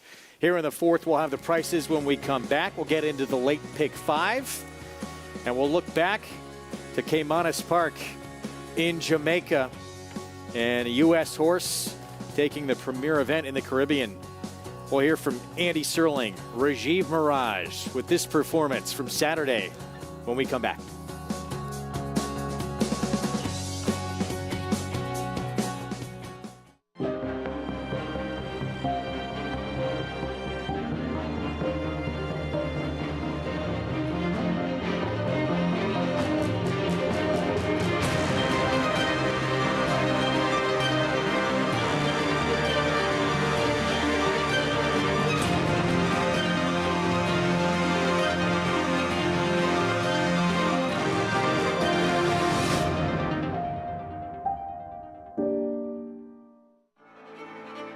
Connect, a Grade 1 winning millionaire, now making his mark as a sire.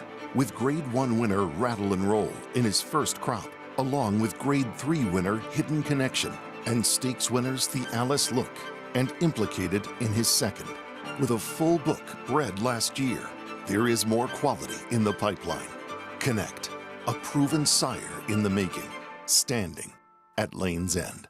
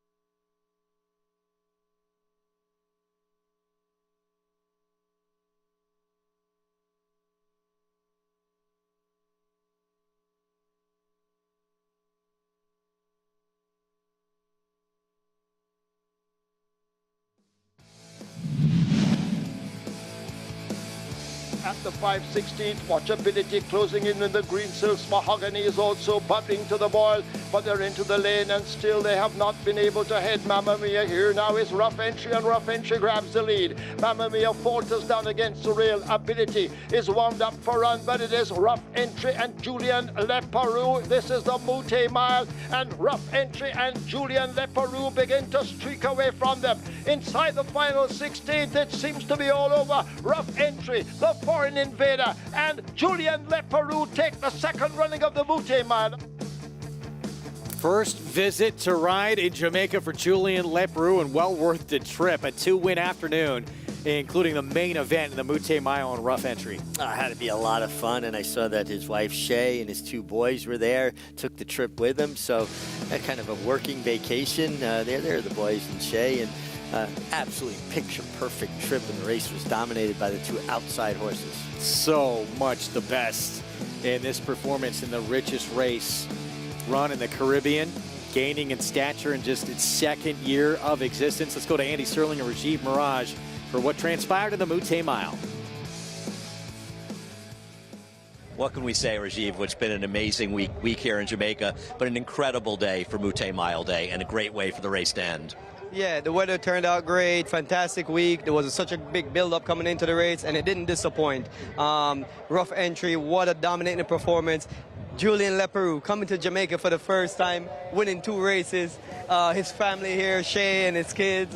I mean, they're having a ball. Just everything about this event is very delightful. No, I agree, and they've done such a great job with everything they've done here, and you can see it in the crowd and the enthusiasm for here. It's really unmatched, and our whole experience here has been kind of like that. And we were watching the race, and you said to me, I can't believe how close Julian is with Rough Draft, and they came in the stretch, and he just put the field away. It was an easy victory. Yeah, and you know the tactics going in was they were a little worried that he wouldn't be able to get the mile and be especially if he got tied up into a hot pace.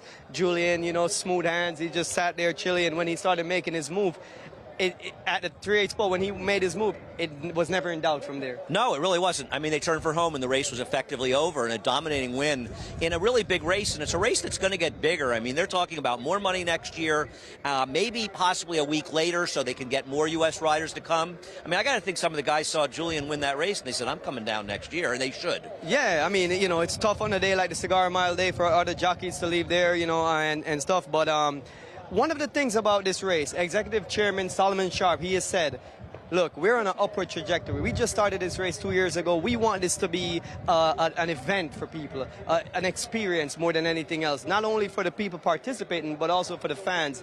And I feel like this is a great upward trajectory in building this race. 2 years old, and I think it's just onwards and upwards from here. I agree. I mean, it couldn't have been a better week for us in Jamaica. They've treated us incredibly well here. The generosity in Jamaica, every single thing we did was fun. Every trip we took, everywhere we went, everybody was so good to us. And to culminate with this kind of day and this race, the excitement here, it's everything it was said to be, and even more than that, honestly. Yeah, and Andy, I'm glad for you and the rest of the crew and everyone that was involved to be able to experience this, you know, so to kind of see what Jamaica is really about. You know, sometimes you can be overseas and you don't see, you know, some of the things and don't get to appreciate it. You actually got that first-hand experience, and I'm glad it worked out good for you. It really did. It was great, and I urge people, if you get a chance, to come down here. And racing fans, you should be here for the Mute Mile next year because it's a great experience. So let's look back at Rough Entry for a little bit, right? And look at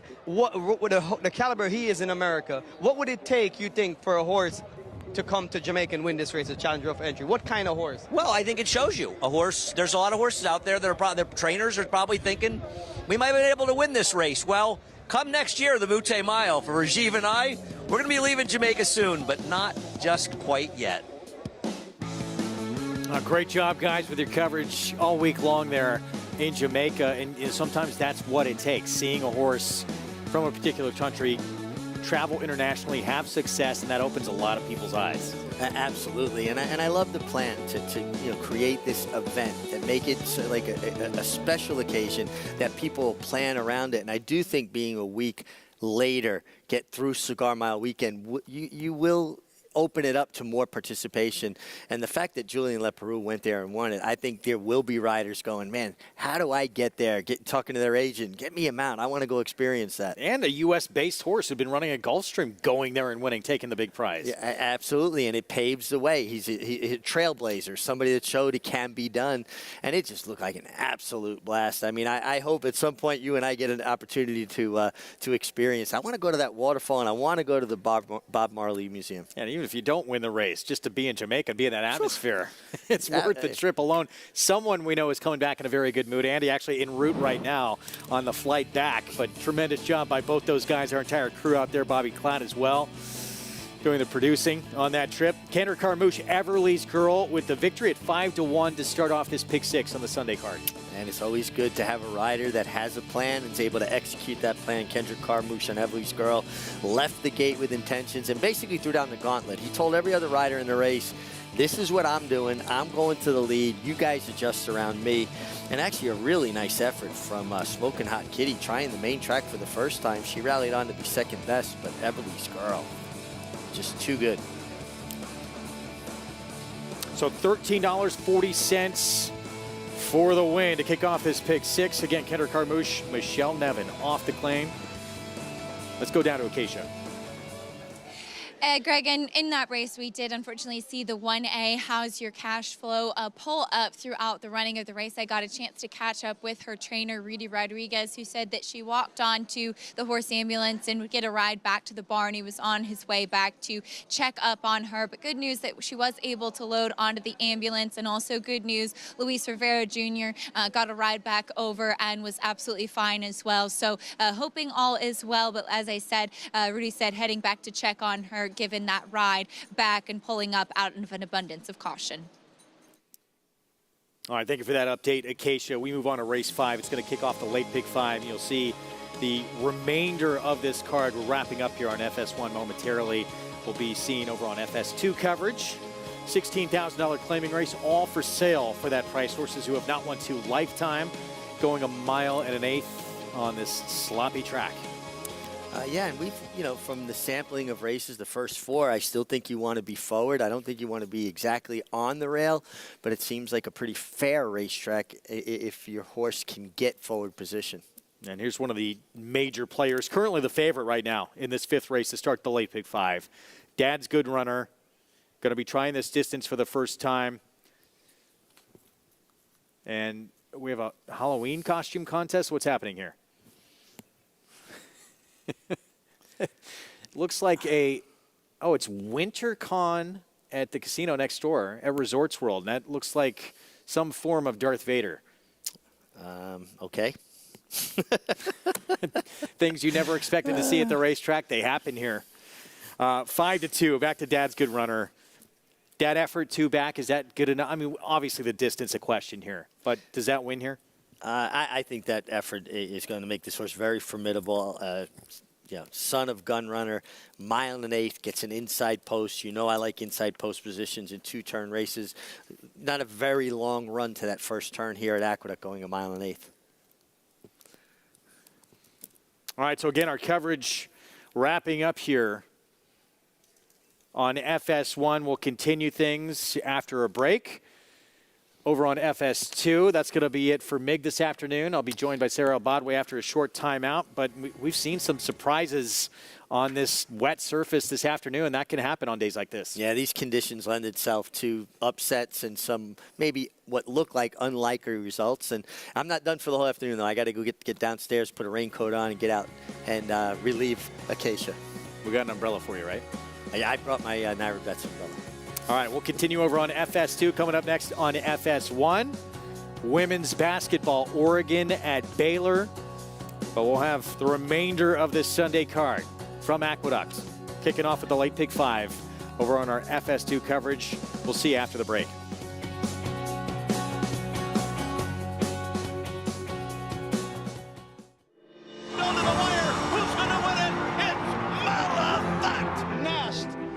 The best. She won by better than 10 lengths. Idiomatic. A huge performance all the way. 1-2, moving for the 16th pole. Clariere on the outside continues to gain. Search results trying to hold off Clariere. Here comes Clariere. Search results right there. It's the courageous Clariere to win the Ogden Phipps. Curling, the classic sire. It's America's original sport, and no one covers it better than America'sBestRacing.net. From the sport to the lifestyle, the best races, horses, and destination venues, cocktails, gambling, fashion, and more. America'sBestRacing.net is a sport for you.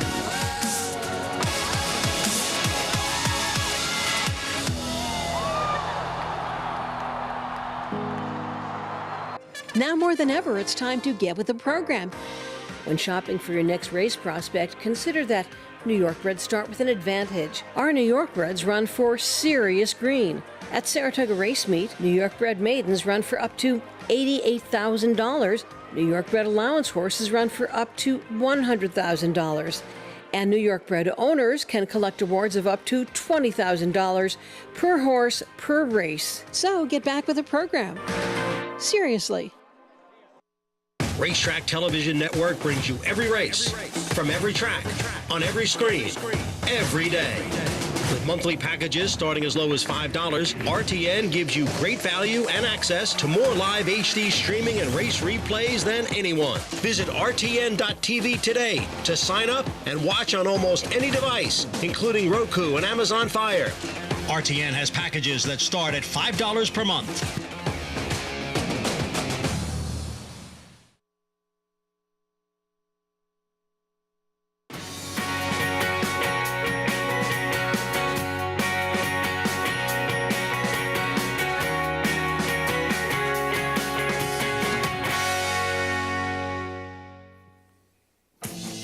Next, the Sunday card from Aqueduct features 2 New York Stallion Series Stakes, Morning Matcha. Grade 1 places face some of the toughest in her division. She'll be a short price in the Staten Island division. Boston Bay has had a productive year, 5 wins from 11 starts, and she's been popular. The 11-time winner has changed barns 5 times this year. Linda Rice took her back after winning with her twice already this summer. Today's flavor is all about speed. He's won nearly half his 15 starts, but he has questions to answer after he backed up in his last outing. Can trainer George Weaver right the ship with his speedy New York bred? It looked like he had star quality with a strong start to the year. And we'll look back on the upset score from Hoist the Gold, who took control early and ran away with Saturday's Cigar Mile. All that and more coming up on our Sunday FS2 coverage of America's Day at the Races. It's brought to you in part by America's Best Racing.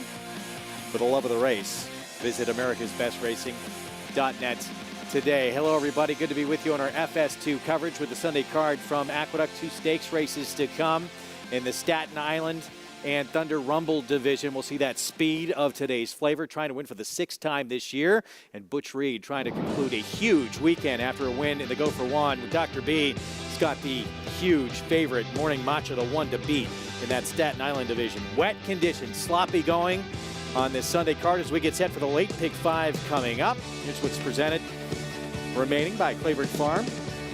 Late pick 5 is next. Mile and an eighth to kick off the sequence. Non-winners at 2 lifetime as I bring in Sarah L. Bodway and 2 stakes races to come on the card. Yeah, plenty of exciting action still to go. We have some wet conditions, but plenty of racing still to look forward to. We do have those accelerated post times, so we get out of here a little bit early on today, but plenty of good racing still on the way. All right, we look forward to those 2. Morning Matcha looked like a really tough customer in that Staten Island division as we get into race 5 right now. Who will be able to last this mile and an eighth 2-turn distance coming up for non-winners of 2 life to hit this pick 5? Obviously, you got to get through the first leg. First things first, and how are you going to put your ticket together?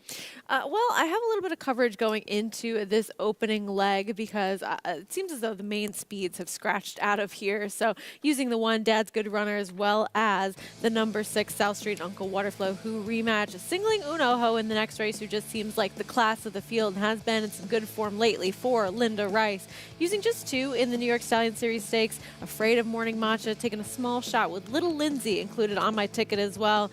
3 deep within that New York Stallion Series Stakes, think there could be some speed with today's flavor and some other options underneath. And then to close things out, certainly not easy for those 2-year-old fillies. The New York breds coming up, but used a couple of mid-range prices to end my ticket. So a simple $18 play if you want to get involved. We're going to get right into it here. We're just 2 minutes away from this late pick 5 gates opening as we get to our post break here. Dad's Good Runner, major player, certainly off what he did 2 starts back. Exactly. If he can replicate that performance when he was second to Skate to Heaven, he'll be awfully tough. Can he get that extra eighth of a mile? Mama Banmi broke his maiden on the turf at Belmont back in May. He's done very little since. Just a horse that seems to really prefer the grass. Not sure that we get the same numbers out of him on the dirt. Bold looker. I thought in some ways this was the horse to beat in the race. Possibly off avoided claims, so we'll see what we get from him. But some of his earlier form certainly makes him a major player. Comes from pretty far out of it, too. South Street was a distant second last start. A horse that defeated both him and Uncle Waterflow Kingdom did come back to run a good third the other day against Tougher. So a horse who was behind him back on November 11th, Uncle Waterflow. Yes, those 2 do rematch, and a repeat of that performance where they ran 2-3 makes them both players. And Zapruder from the outside with apprentice Matty Over. A horse that also has done his better running on the grass, but situations like this today where you have that sloppy sealed track, it might help those horses that are more the turfier types in terms of their running. Pick 5 coming up. Let's check in with Jonathan Kinchin. Yeah, Wolfie, Sarah mentioned that there's not a lot of pace in this race, early pace, which is I'd love to have a horse that could find themselves on the front end or take advantage of it, but that doesn't seem to exist in here. So I'm just going to take who I think is the best horse, regardless of the surface. I think the 8 Zap Rooter just happens to be better than these horses. If you look at there's a couple of turf speed figures in the past that for this horse that just kind of stand out compared to some of the other dirt figures these horses have been running. And you're getting a fair enough price to kind of find out if this horse will handle the dirt.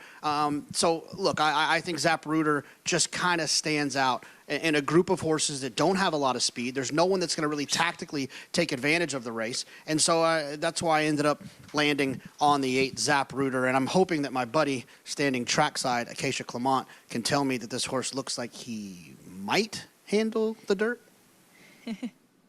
He certainly could, Jonathan. I don't have a problem with him on the main track, and Matty Oliver often will let a horse run freely. I would think Dad's Good Runner would probably be the one that will try to be most aggressive from the inside. I took the tactic, though, of just going with the horse that looks the best, and that's the 7 Uncle Waterflow. And I'm convinced that he can handle the 1 1/8 distance, which is a question I have with some of the others in here. I know that the last time he tried the distance, it was a disappointing effort, but that was followed up by a layoff. And it seems like Tony Dutrow now, third off the layoff, has kind of figured him out. He was a coiled spring back in the paddock, really energetic, physically looks like he's doing well right now, terrific coat, and I think he can handle the distance. Hopefully he gets the right kind of setup today, Greg.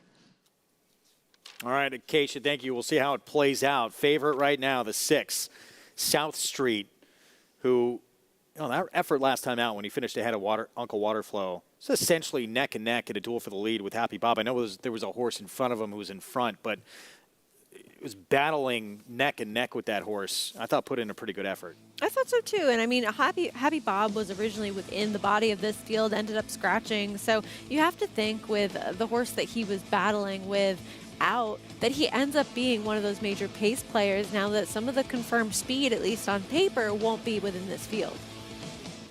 Dylan Davis riding for Orlando Noda on South Street. You can play this late pick 5 by getting signed up with Naira Bets.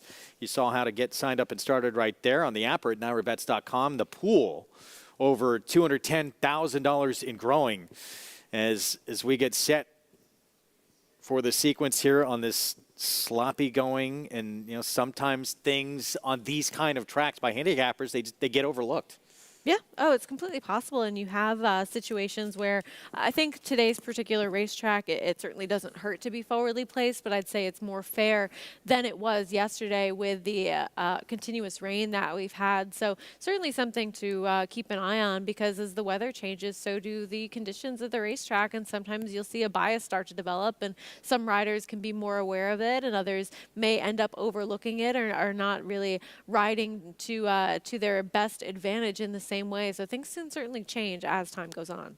And just runners who are going to prefer this kind of surface in here. Meanwhile, I mean, this 4 Bold Looker, huge effort relative to this group, 2 starts back, even though it was a race that came off the turf, 35,000 on winners at 2, and then faced Brooklyn Diamonds last time out, who I know didn't win the other day, but had been running huge numbers for Linda Rice. It was a tough group this one was in. I just wish that he's a horse that didn't give himself so much to do early. He really gives himself a lot of work through the stretch, because he's a horse that is one of those closing types, likes to come from very far off of it. And without a ton of speed, it seems, I just don't know that he gets the right kind of setup. But I agree, he has been facing some good horses.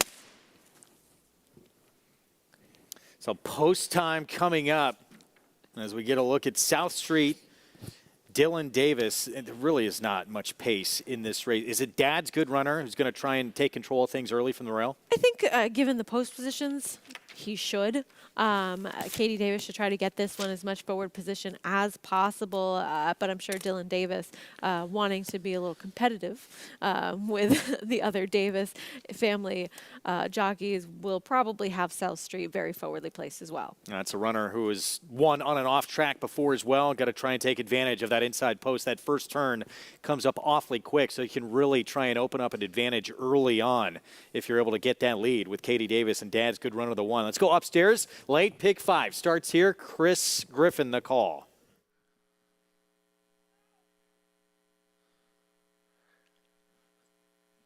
is in. All set.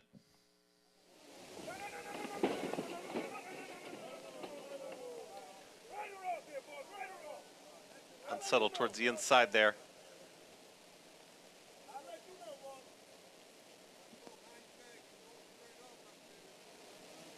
That's Dad's Good Runner.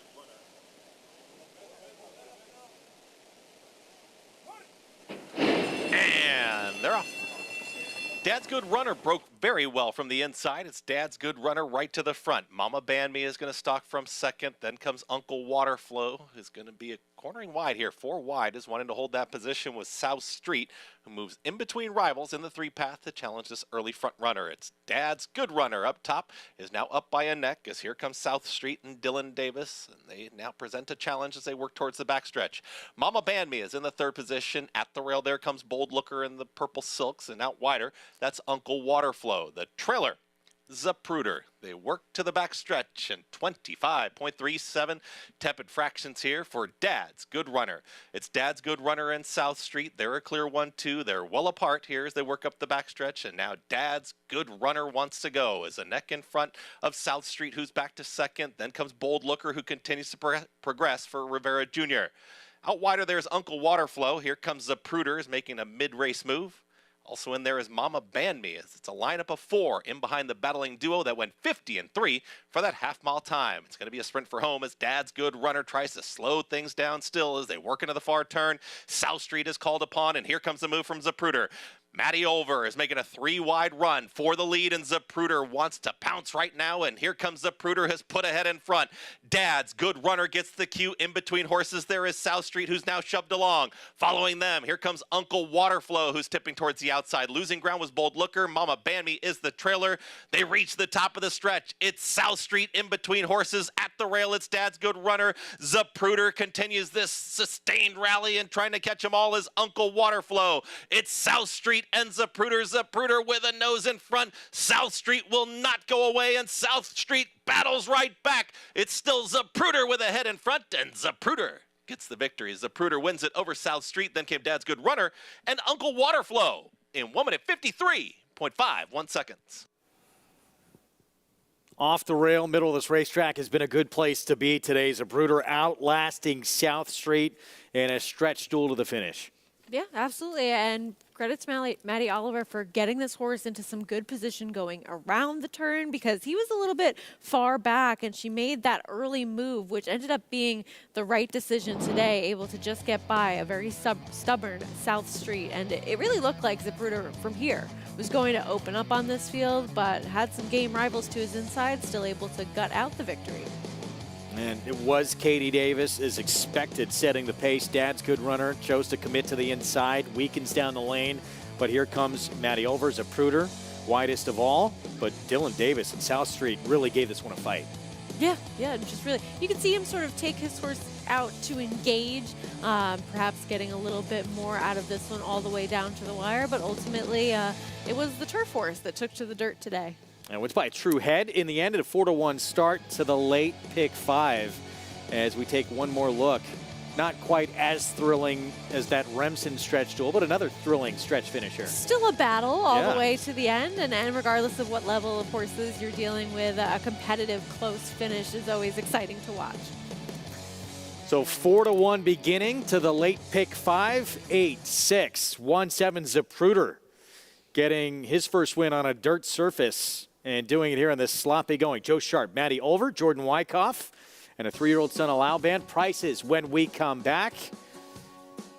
And we'll set the stage for the 6th as well. And 2 stakes races still to come. Zapruder kicks off the late pick 5 sequence. The Run Happies are running. The Run Happies are selling. The Run Happies are winning. Eclipse champion Run Happy is showing a new dimension with winners on turf, dirt, and all weather. A record-breaking sprint champion, Run Happy is also showing winners at all distances. The son of Run Happy, Nutella Fella, has won the hopeful. One happy mama wins the Iowa sorority. Run Happy, price for value, and standing strong at Claiborne Farm. Just minutes from downtown Saratoga Springs, you'll find GMP Farm, a utopia of healing for equines and humans, offering revolutionary, customized equine care using state-of-the-art imaging and therapeutic technologies for horses of all disciplines. Immerse yourself in tranquility in our sacred spa, offering specialized spa treatments and holistic therapies to refresh and rejuvenate among tranquil mountain views. Start your journey to wellness. Visit gmpfarm.net and sacredspaandwellness.com to schedule a treatment today.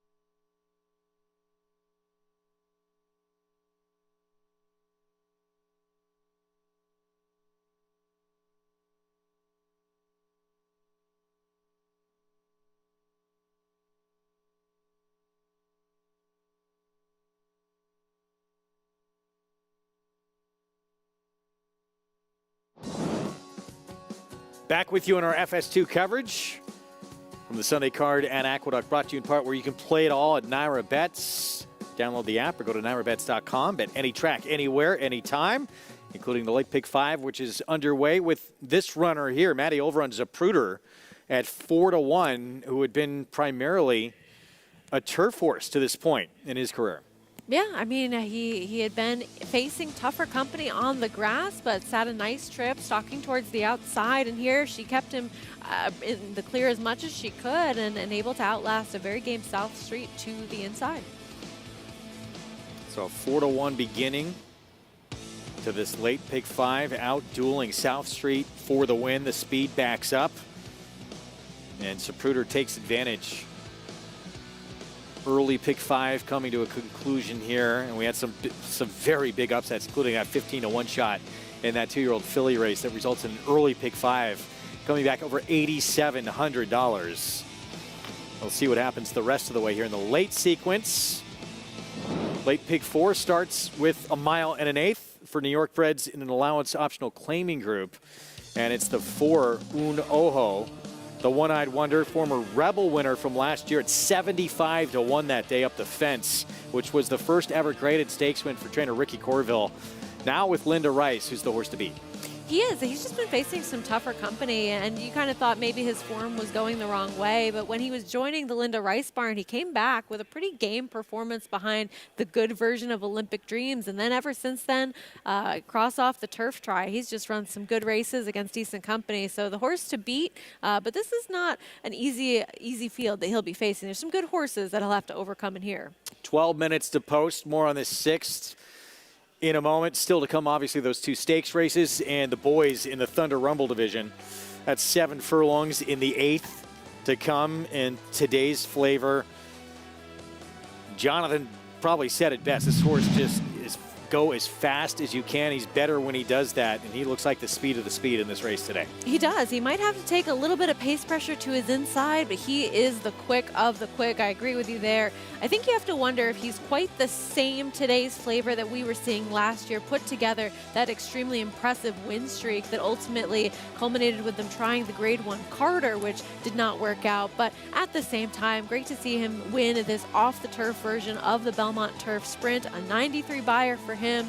and just a horse that you know where he's going to be early on. He'll be in front. And one of the biggest figures he's ever run came on a wet track. He, no two off tracks the same, but he's been very good on the off-going. 3 wins from 4 starts. Might just try and take it to this field later today. That is still ahead. Late Pick 4 is up next. We're going to take a timeout. When we come back, we'll dive in deeper here to this 6th race on this Sunday card. Un Ojo. There's the former Rebel winner, who was a runner-up before that to the horse who was the eventual Preakness winner. Early voting in the Withers here in New York. Jose Lezcano for Linda Rice and the horse to beat. Coming up, we'll be back.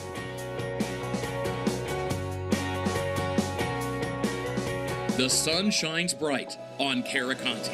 His first crops of racing age are showing brilliance on the racetrack with a high percentage of stakes winners. His versatility is evidenced by winners on all surfaces across the globe. Spandarella could not have been more impressive. The sun shines bright on this value sire. Here down 25, here down 25, here down. Thank you. Right here, 525,000. Caraconte, standing at Gainesway. Experience the adrenaline-pumping, suspense-filled action of the Sport of Kings no matter where you are with Naira Bets. It's fast, easy, and secure. Download the app today and start winning with our lucrative weekly promotions, thrilling handicapping contests, and a one-of-a-kind VIP rewards program. Don't just watch horse racing, be a part of the action with Naira Bets.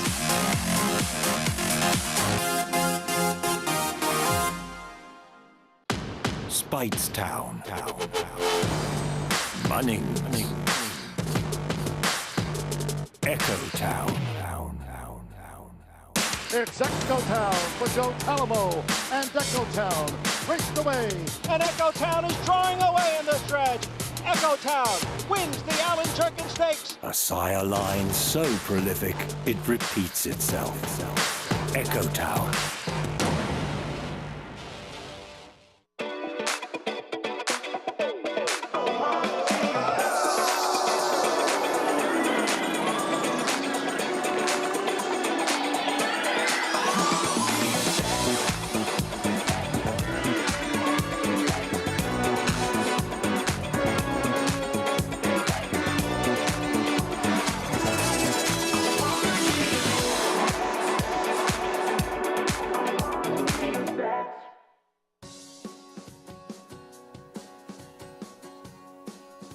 Back with you on our FS2 coverage, America's Day at the Races.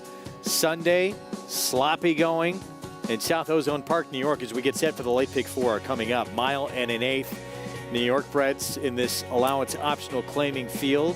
And that rain's still coming down as we take a look at the one-eyed Un Ojo, aptly named here. Now with Linda Rice, Jose Lezcano was with a different barn when he had the win of his life at 75-1 in the Grade 2 Rebel.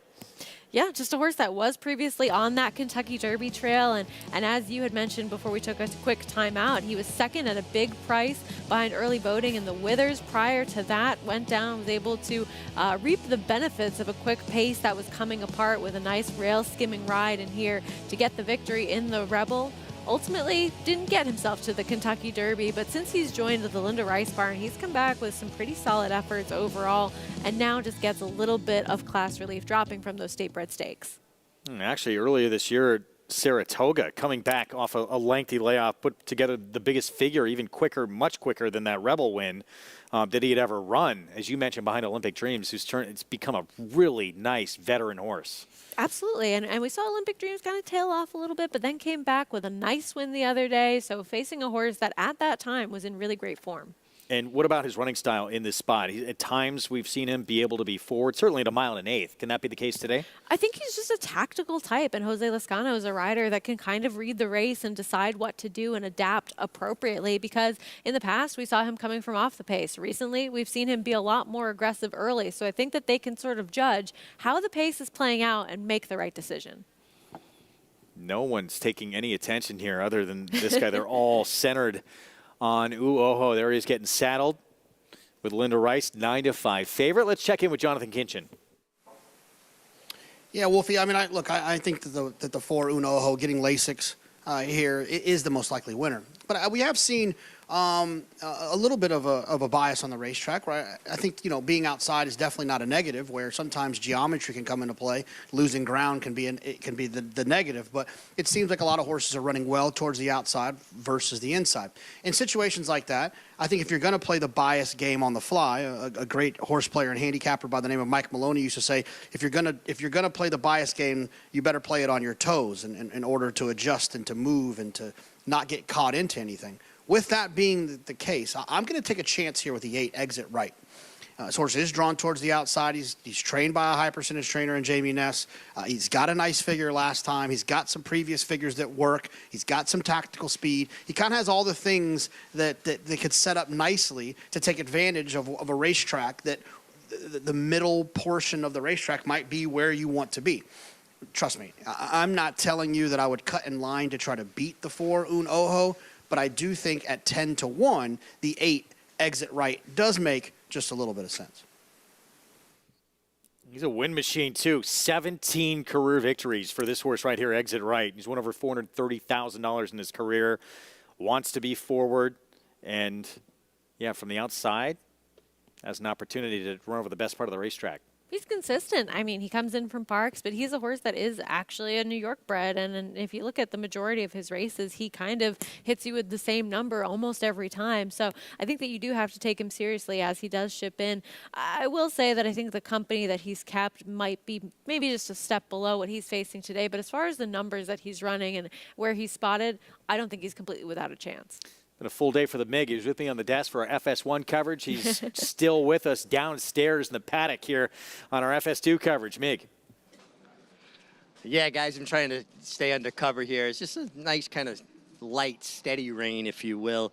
Listen, I think this is a really competitive race. I do think Un Ojo is very much the horse to beat, but let's just talk about what I'm seeing from a physical perspective, starting with the 3, Prince of Pharaohs. Extremely well turned out. Rick Dutrow has just been hitting on all cylinders. Everything he puts on the racetrack is certainly making an impact, and this is a horse that could work out a really good trip. He possesses enough speed, but he doesn't have to be forced into the race, and I'm seeing an abundance of speed in this race for 1 1/8 miles. Un Ojo, your favorite, he looks terrific. Now, he's a horse that's missing his inside eye. And interestingly enough, he usually runs better inside of horses because he can see his competition with the one eye that he has full vision in. He's very game. He handles a wet track, and he's going to get pace to run at. But I do think that the outside paths today are where you want to be. In a perfect world, get to save a bit of ground before you tip out into the clear and then make your run down the center of the racetrack. The 5, Mama's Gold. This horse is in really good form. This horse has speed, but I think he's going to have company on the lead, but I would be remiss not to talk about him because he's a horse that's in good form, and he's really holding his condition extremely well. The 6, Boss Making Boss Moves. Dave Duggan does a terrific job, and this horse is extremely well turned out. And if things get really hot on the front end, I think it benefits a horse like Boss Making Boss Moves. He is 2 wins, 2 seconds, and a third on off surfaces. And then just quickly, we'll mention the 8 horse Exit Right. Big, stout, robust son of FNX. He's got his tail tied up, meaning that they've got it kind of wrapped up and taped. And the idea behind that is when a horse's tail is loose and free, more natural, they pick up a great deal of weight from the mud. It's an old school move. A lot of the old horsemen believe that a horse could pick up as much as 5 or 6 pounds in their tail of mud and, in essence, slow them down a bit. Don't see it as often right now, but I kind of like when I see things to harken back to the days of old. Any little extra edge you can get, take advantage. And there's Ruben Silvera getting a leg up. And this is a horse, we talked about his speed. And he certainly has been able to win with speed going gate to wire. He also can sit off the pace, which drawn outside, perfect for him to have options. Absolutely. Another type that can adapt to whatever's happening in front of him as far as how this race might play out. And you should expect to see him forward. I don't know that he's naturally your out-and-out pace setter, but he should be involved early on. 8-1 on this win machine. Again, 17 career wins for Exit Right coming in from Parks. As we look at Montebello, it's very good chance this is the speed of the speed. A horse that used to be with Todd Pletcher now goes out for Christophe Clement and has been facing some decent horses throughout his career so far. Colloquy for the Tom Morley Barn, 5-time winner. A horse that was third last time in a race, Prince of Pharaoh's exits as well, both behind Maker's Candy. Meg was right. Dutro Barn firing on all cylinders these days. Absolutely. You have to take everything they're sending out seriously. Here's the favorite, the one-eyed Un Oho, now with Linda Rice. Just has been keeping some good company. I like the form that Linda Rice has him in, a tactical type. More pace here with Mama's Gold. We'll see what we get from him. He is in good form, like Richie mentioned. 2 wins over his last 2 starts. Boss making boss moves. He's won at this distance. He has. A horse that gives himself a lot to do. He's a closing type, but certainly does appreciate the wet going and the distance. He's at Castillo on the biggest price on the board, no salt. His recent form leaves a lot to be desired, but he has races in the past that could make him a player. And the 17-time winner from the outside here, Exit Right. The consistent type that gets that nice outside post position. New audience joining us right now.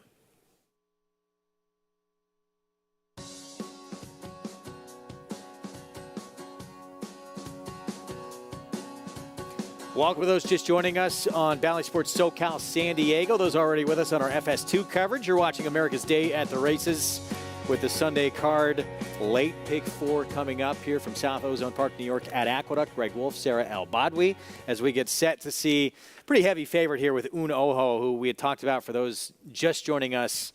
Won the Rebel last year, 75-1. Had been productive in the Withers here in New York before that, and has run some very big races for the new barn. He has. A horse that's come back in some very good form for Linda Rice. We used to see him heading into that Kentucky Derby. Didn't quite make it into the starting gate, but I like the kind of races he's been able to put together for the new barn, and is a tactical type coming into this race. And plenty of reasons to stick around for those who've just joined us. Staten Island division of the New York Stallion Series coming up with Morning Matcha is going to be a big favorite. Very talented filly there for Butch Reed. And we'll see the speedy Today's Flavor in that Thunder Rumble division still ahead as well in race 8. Let's go back downstairs to Richard Migliori for more. Yeah, guys, I really think that Un Ho is going to be very, very difficult to beat here. And even though I think speed is something that's been beneficial, I see a lot of speed sign on here. Maybe I'm misreading this race, but I think they're going to go quicker than they probably should.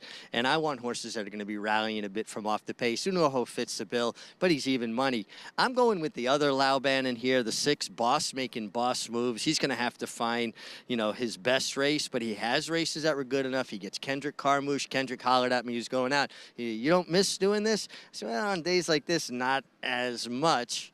Although it would still be fun to be out there. So I'm going for the Lauban Exacta. Un Ho is going to be very tough to beat, but let's see if Boss making boss moves can make me look good and trainer Dave Duggan get a winner. Yeah, Mig didn't get to carry an umbrella when he rode in conditions like this back in the day. Now he does. We'll see Boss making boss moves. What do you think here at 9-1? I think that we've said he has the races. The barn is doing extremely well right now. The Dave Duggan barn has had a lot of decent priced winners, a lot of horses coming in second. I mean, the barn is certainly live coming into this Aqueduct winter meet. So I think that you have to take that with some serious consideration because he doesn't have a ton of horses, but the ones that he is sending out, they are running well. I just think that we'd have to see one of his absolute A efforts, and he'd have to get a pace set up. So with both of those things in mind, I ultimately went elsewhere. But he's certainly not completely out of the question. And if Richie gives him some good pointers, he's certainly worth using at least underneath in your exotics. And one of the best races, maybe the best race he ever ran. It was at this distance, and it was on a wet track. But it was last year when he beat a good one in Barise and Montebello in here. And again, Montebello from the rail might be the quickest of the quick. Not sure if he can win. Stretching out in here again was not effective. A couple of prior starts at 1 1/8. Don't forget, you can play it all. Get signed up, NyraBets.com or on the NyraBets app as we get set for this pick 4 on our Sunday card coming up. Those 2 stakes races still to come. And did you feel both of those stakes wide open? Or Morning Matcha going to be very tough? I opted for Morning Matcha. I tried to beat Today's Flavor with General Banker, a different New York bred that we saw come back previously on that Kentucky Derby trail as well, and had just come back with a decent return race, though I do think he will have to get a little bit faster, but Morning Matcha looks like the goods in the first version. First things first. First leg of this late pick 4 as we see the 2-step in colloquy for the Tom Morley barn. And Mig's right, even though Montebello is very quick from the inside, there's others that want to go in here. Mama's Gold, speed, Exit Right, speed to the outside. That 8-horse trying to win for the 18th time in his career, but they're all trying to beat the 4. The New York bred Un Ojo. There he is, the one-eyed wonder, last year's Rebel winner on the Triple Crown Trail. See if he can win again for Linda Rice. We go upstairs to Chris Griffin for the call. Exit right.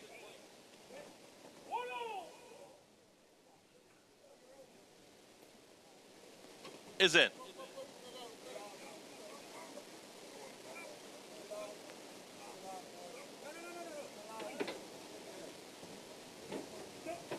All set. And they're off. Good break from Prince of Pharaohs. Also, Mama's Gold has got early speed. Is going to join that front runner. At the rail is going to be Montebello, who's back to third as they move into that first turn. It's Prince of Pharaohs, who's now a neck in front, cornering a touch wide. There was Mama's Gold, but is right there stalking this pace setter. At the rail, that's Montebello, who's in third. Is to the inside of Un Ojo, who's moving forward, has some momentum, and that's Un Ojo, who's moving up alongside here. To the outside of Colloquy. They're now third and fourth as Montebello's lost some ground. Exit right. Red cap towards the tail end of the field with Boss making boss moves, and the trailer is No Salt. To the back stretch, 23.30, and Mama's Gold secures the front, is now 3 lengths clear. Prince of Pharaohs is going to let this pace setter press on. Is going to settle right there in second. Then comes Colloquy is in behind horses. Un Ojo out in the center of the racetrack at 4-5. And here comes Un Ojo from third, is about to challenge Prince of Pharaohs. At the rail is Boss making boss moves, is now moved into fifth. Exit right following that move. Montebello's dropped out of it with No Salt towards the tail end of the field. 47-1, that half-mile time. Mama's Gold is still there.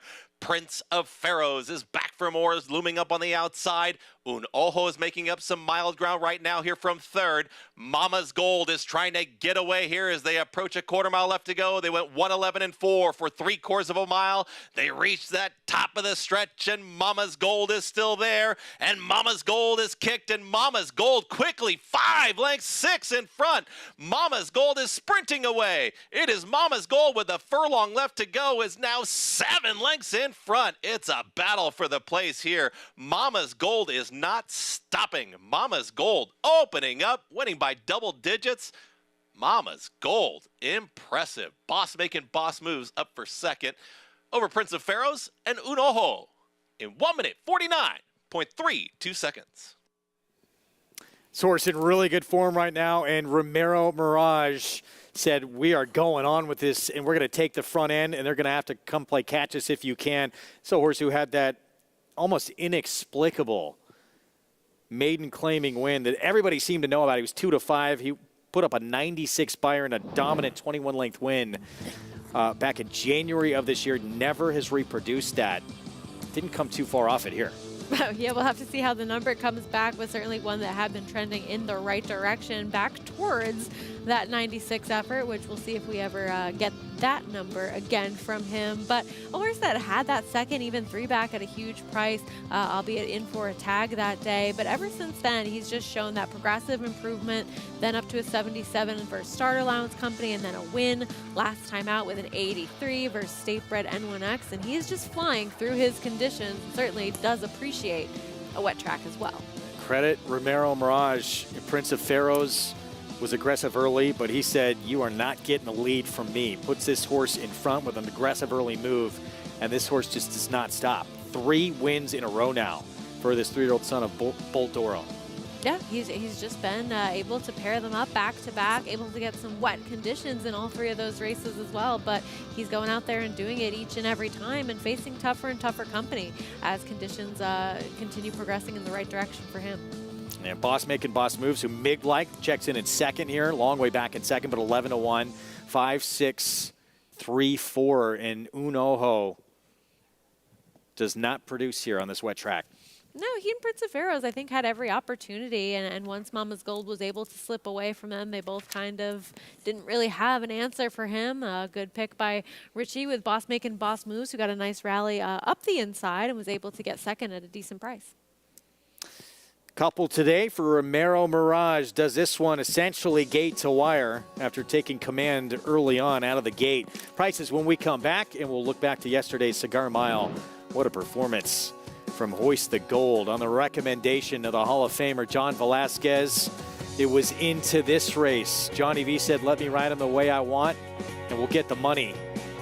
And they did. We'll take a look back next.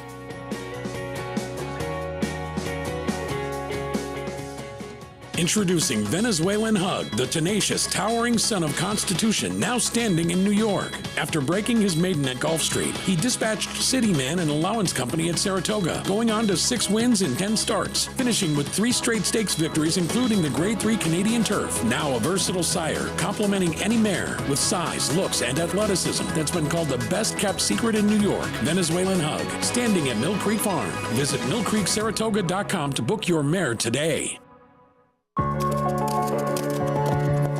At Keeneland, a horse will always be measured in hands. Hands that see, that sense, that speak. Hands that hold our sport to a higher standard. Not for our sake, but for theirs. For the love of the horse, for generations to come.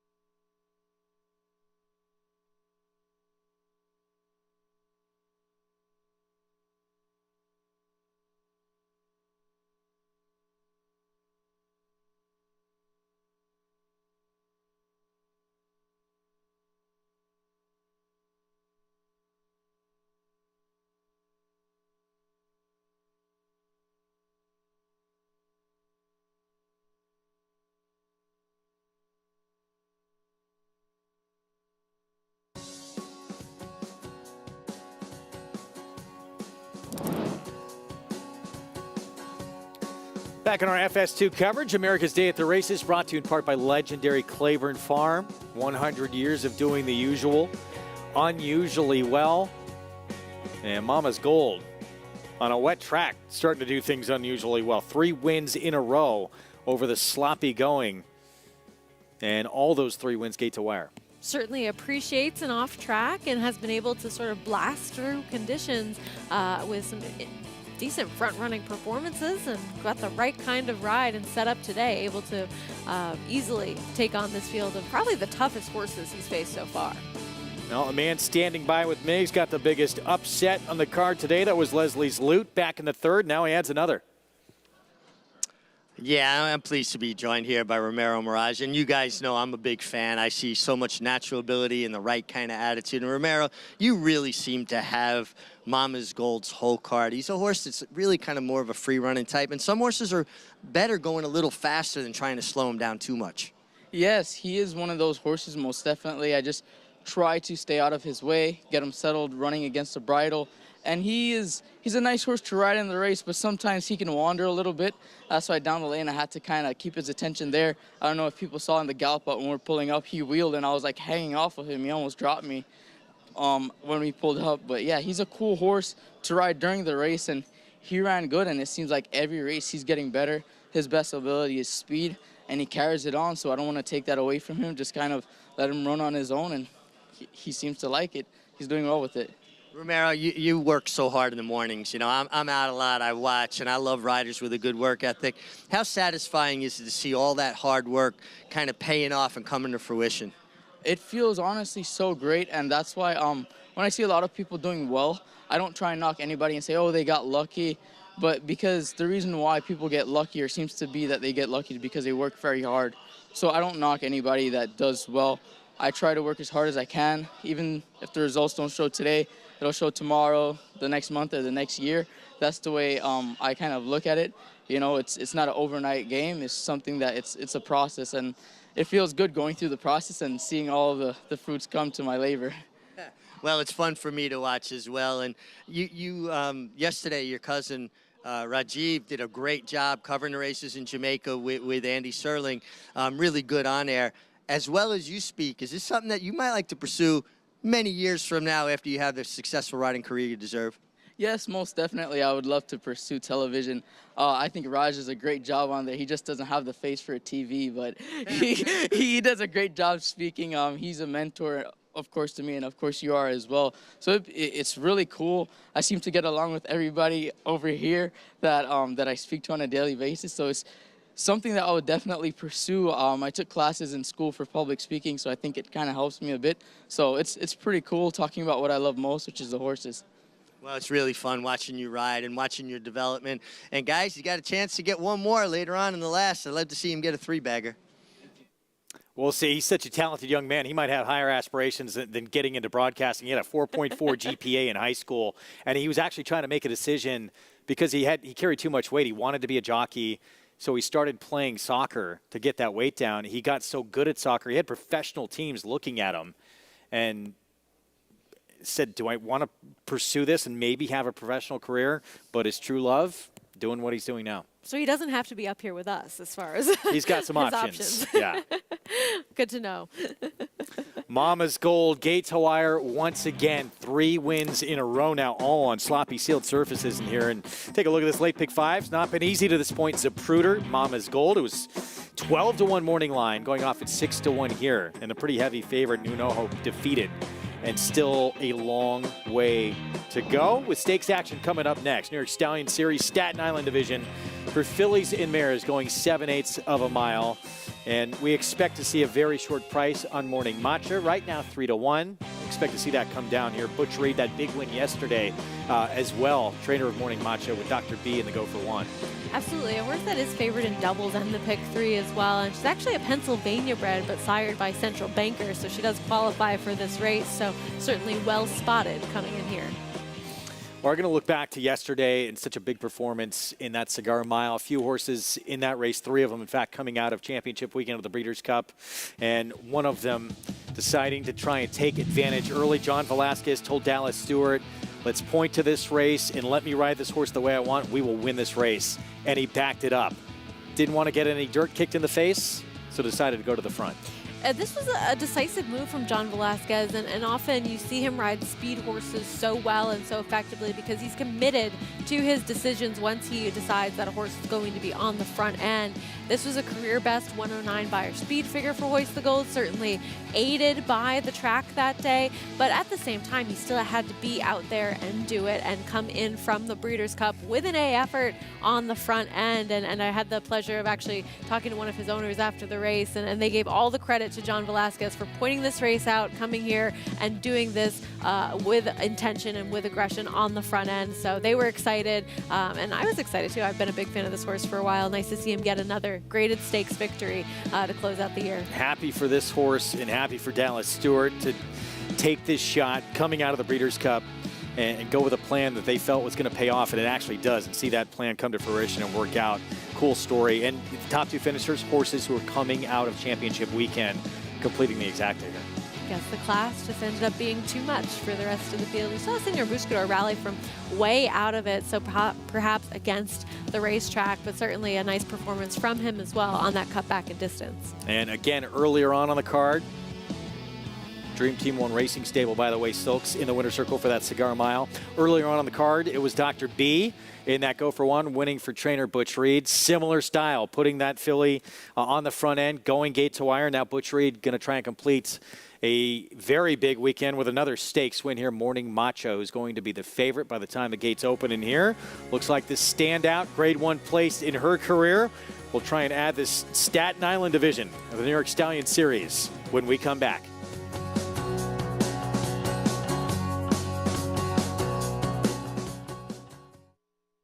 War Dancer, New York's leading turf sire again in 2023 with standouts like Barrage at Saratoga. Here's Barrage with a final surge. Barrage got him. War Saichi dominant on the dirt at Finger Lakes. War Saichi has scampered well clear. War Saichi all the way with the top spot. And Danzig Queen on the tap of the surface at Woodbine. And Danzig Queen will come away and win by a length. Consistently producing winners on dirt, turf, and synthetic.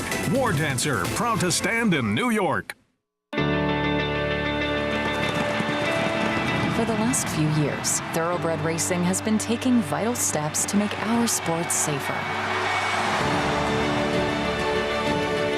These include the use of independent veterinarians who check every horse before every race, strict anti-doping and medication controls with severe punishments for violators, uniform safety standards for every track, and a single national authority empowered to create reforms and enforce new standards across the board.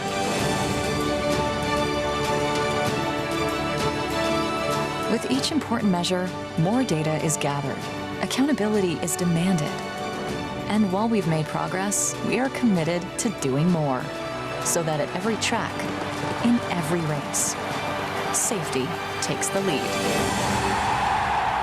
Visit ntra.com/safety for more. Racetrack Television Network brings you every race, from every track, on every screen, every day. With monthly packages starting as low as $5, RTN gives you great value and access to more live HD streaming and race replays than anyone. Visit RTN.tv today to sign up and watch on almost any device, including Roku and Amazon Fire.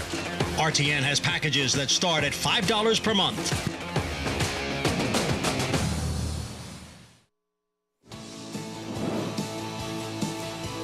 Back with you on our FS2 coverage from Sunday and Aqueduct.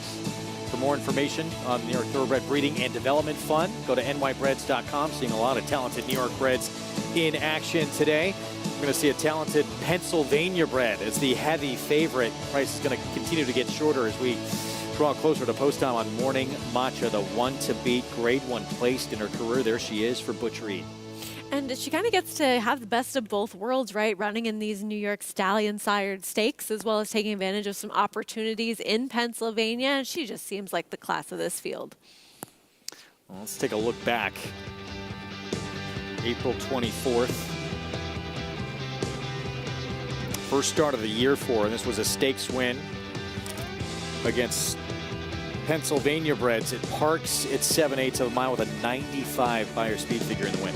And this was her last win in that unique Bella Stakes. And from there on out, I mean, she's just been facing some tough horses all over, eventually running into the likes of eventual Breeders' Cup Distaff winner Idiomatic over at Delaware, running third behind her, and ran a decent third here last time in the Turn Back the Alarm. So she's just been keeping some very good company overall. Don't get too enticed with that 8-5. That number is going to get a lot shorter. Let's go down to Mig. Yeah, I agree, Greg. It's going to get a lot shorter. And, you know, Morning Matcha, she's a Pennsylvania bred, but we talked about it earlier, sired by a stallion based in the state of New York, so she's eligible for these New York Stallion Stakes. I have a really hard time seeing past her. I mean, she just runs consistently faster than everybody in here. She's well drawn outside. She's tactical. And she's just a professional race mare. I mean, she just handles herself with so much class. She exudes it. She's walking around a little bit away from all other horses and just got an elegant, beautiful way about her, even at the walk. I mean, she's really kind of horse that kind of captures you. You know, she just has an essence about her. The two-horse Little Lindsay, boy, you want to talk about a big, powerfully built filly, especially behind the saddle. What a hind end on her. She's a homebred for Jan Derschmidt. Beautiful place up in Pine Plains.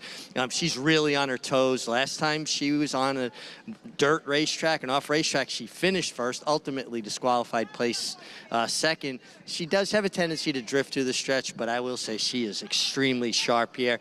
And then the other logical horse in here is the 4 Buston Bay, an 11-time winner by Buston Stones. Very underrated stallion that stands up in Columbia County. Really nice horse, and she's consistent, making a nice impression, trained by Linda Rice, trying to close in on that single season mark here in the state of New York. Yeah, thanks, Mig. Linda Rice training this one here, Buston Bay. within striking distance of the most wins ever in a single season, single year on this NYRA circuit. And this horse actually 2 starts back. Faster figure, the numbers I look at, than what Morning Matcha has run the last few starts. So she's within the realm of being able to get this done if she can repeat it. Lisa's Vision moving by, going turf to dirt. Yeah, a horse that has some turf numbers that fit. We'd have to see her improve a little bit on this surface. Here's Lil Lindsay, who gets back on dirt for the first time in a few starts. A horse that Katie Davis is familiar with and does get blinkers on. Maybe that can help her keep a straighter course. Hallelujah. Jackie Davis riding for Dad Robbie. Of course, had that big upset win for All Connections at Saratoga. Here's Linda Rice with Buston Bay, Kendra Carmouche aboard. She'll have to turn things around after her last race, but any of her prior starts to that, certainly a player. Double-digit odds on Easy Play with Eric Cancel aboard. Horse that comes in from Finger Lakes, yet to show that she really fits at this level here on this circuit. Should be the one in front leading the way. And then the big favorite, Even Money Now on Morning Matcha.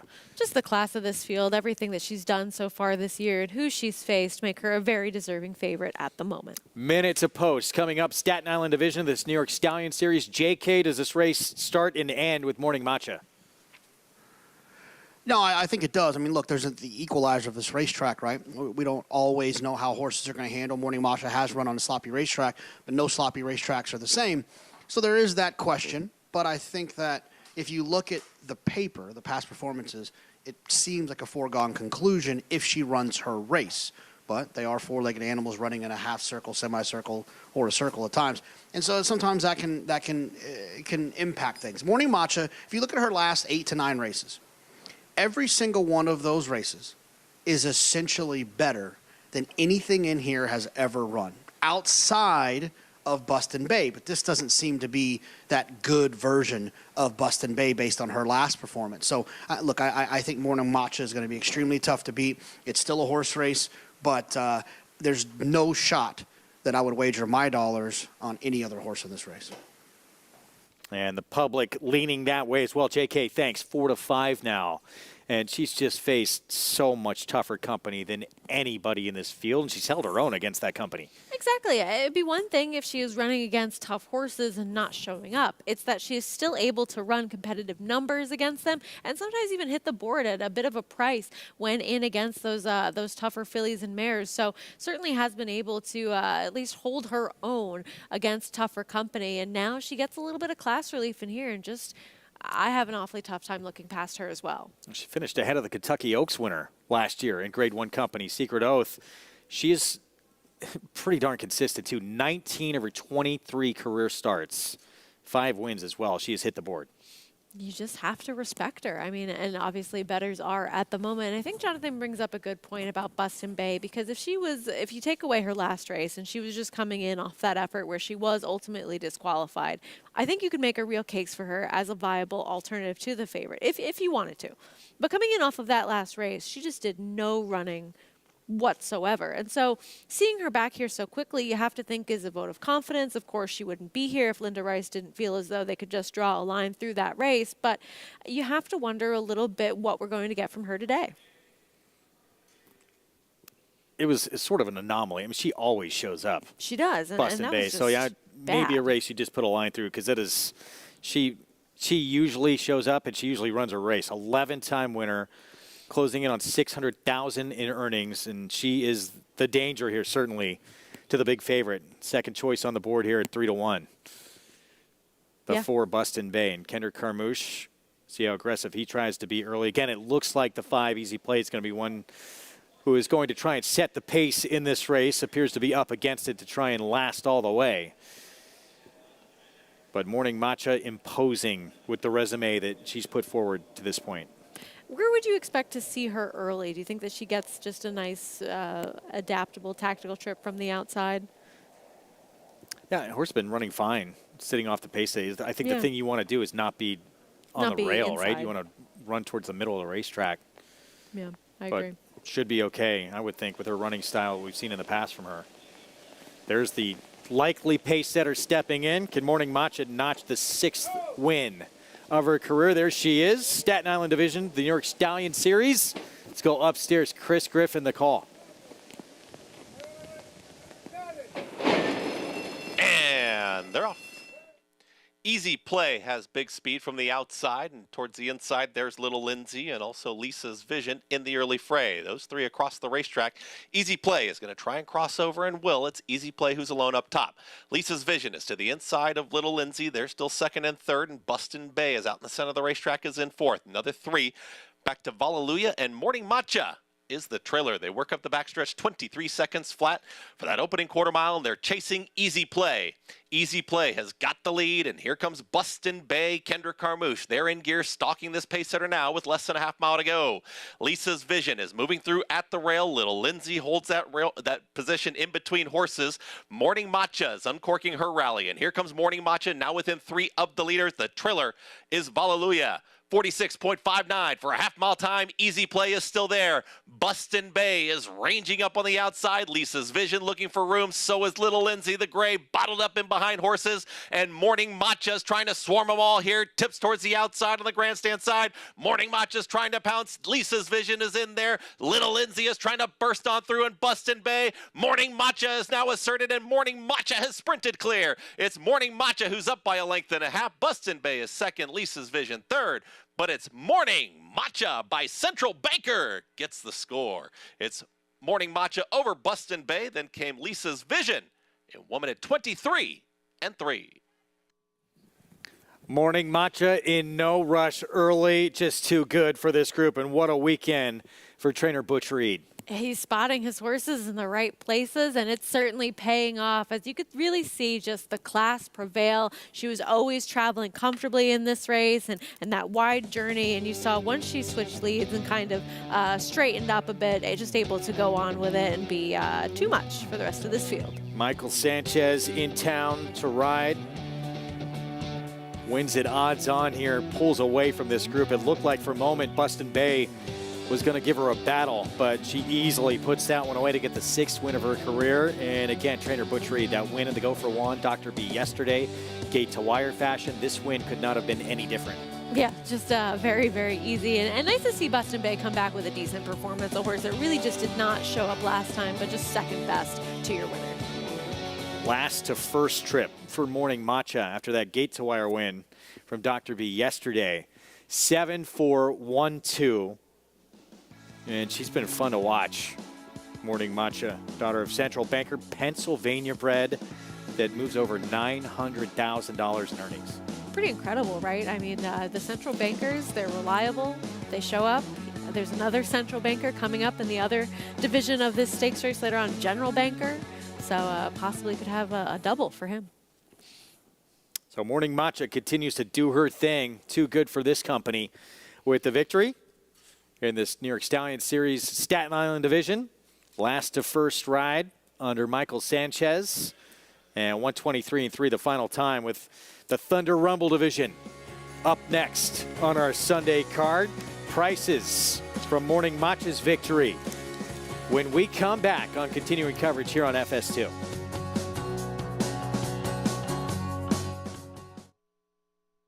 Eclipse Champion Blade, a proven sire with over 15% lifetime stakes horses. And in the sales ring, Blaine continues to prove his value. Now 50, 550, 550,000. 85, 485,000. Thank you. 310,000 upstairs. His stakes-producing daughters include the dam of Eclipse Champion Forte. Forte to win the Breeders' Cup Juvenile. Blade, standing at Claiborne Farm. Welcome to the Adelphi Racing Club experience. Take ownership of stakes-winning thoroughbreds like Funny How, racing at the highest level circuits. Funny How is in front. It's Funny How who's up by 3 lengths, approaching the 16th pole. It's all Funny How. Funny How, Katie Davis more than amused. Funny How wins the Broadway. Contact us online to get a taste of the Adelphi difference, and let's win races together.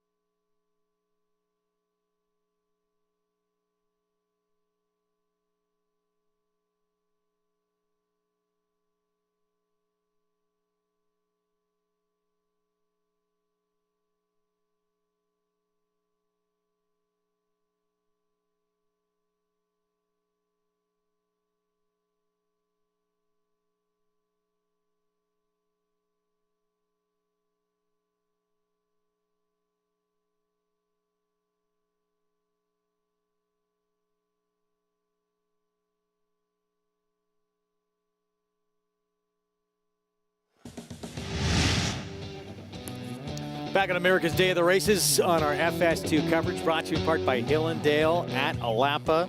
And the Staten Island division, New York Stallion Series in the books. Morning Matcha, just too good for this group. Wins for the 6th time in her career as we bring our winner's circle lead in. Brought to you by Fasig-Tipton Digital, North America's #1 digital platform for thoroughbreds. Learn more at digital.fasig-tipton.com. Last to first run for this 4-year-old filly. $3.50 for the victory, 7-4-1-2. Let's go downstairs to Mig. Yeah, thank you, Greg. And I'm here with Butch Reed. And Butch, really nice weekend here. Morning Matcha, a little far back early. Were you a little bit concerned? No, that's where she figured to be, I think, coming off those 1.125 races. And she's not the handiest horse, even though, you know, it's a little shorter distance. I told the jockey, she likes to be held together the first quarter of a mile or so before you cut her loose, until she puts her own stride together. And that's exactly what he did. Mikey did a great job with her. He really did. And, you know, I applaud you for bringing your rider along with you. I'm sure it's tempting coming to New York with a room full of good riders that, you know, use a local guy, but it really paid off bringing your rider. Absolutely. He's had experience with her. You know, he rode her last time. She's a little bit of a quirky filly, so I felt it was important to have somebody who'd been on her and at least kind of know how she is a little bit. Watching her in the paddock, she just seems very classy, kind of an elegant way about her. Absolutely. She's all female and all lady, you know, and she just acts great no matter who we try her against. She's tried some of the best in the country all over the place this year, and she's come through with flying colors every time. Speaking of classy mares, yesterday, Dr. B really finding her form. That was some effort. Yeah, that was exciting. Yeah, you know, the track was just perfect. She really seems to like this Aqueduct track with a little bit of water on it, just like last year. And I can't say enough about Jose Lescano. He did a great job with her. Paced her nicely, got her out of there, and got the job done. And now a better ride home. And you told me you got to get home for? Yeah, the Eagles kick off in about an hour and a half, so I better not. The police better not be watching me coming down the turnpike. So. Well, safe trip home, and guys, go Eagles. Fly, Eagles, fly. We'll see if they can get the win today. Butch Reed, what a weekend. That go-for-one victory yesterday, gate to wire. This one from last to first with Morning Matcha. He's had some good ones in the past. Obviously, champion 2-year-old filly Vequist, who had that big win, grade 1 win on the New York circuit as well. He usually, when he comes to New York, he comes with intention, and he certainly did this weekend. Absolutely. He has the purpose for the horses that he brings here, and it's paid off for him in the past, and both this past weekend as well. So nice to see him have that continued success and able to spot his horses correctly to get the win. More stakes action ahead. Up next, Thunder Rumble division of this New York Stallion Series. Boys' turn, going 7/8 of a mile as we take a look at our late pick 5 follow along. That upset with Mama's Gold, even with Morning Matcha, who was a single for a lot in here. It's going to be nice with a couple of prices to start things out, moderate prices, and still 2 legs to come. In this race, today's flavor, it looks like a good chance to control on the front end, even from that outside post. He is very quick, and he's been great on off tracks in the past. Yeah, certainly handles the off-going easily, and you know that he appreciates it. He was able to take that off-the-turf Belmont Turf Sprint 2 starts ago, and he has the speed from the outside to hopefully carry him to the winner's circle. He probably will be going off as your favorite.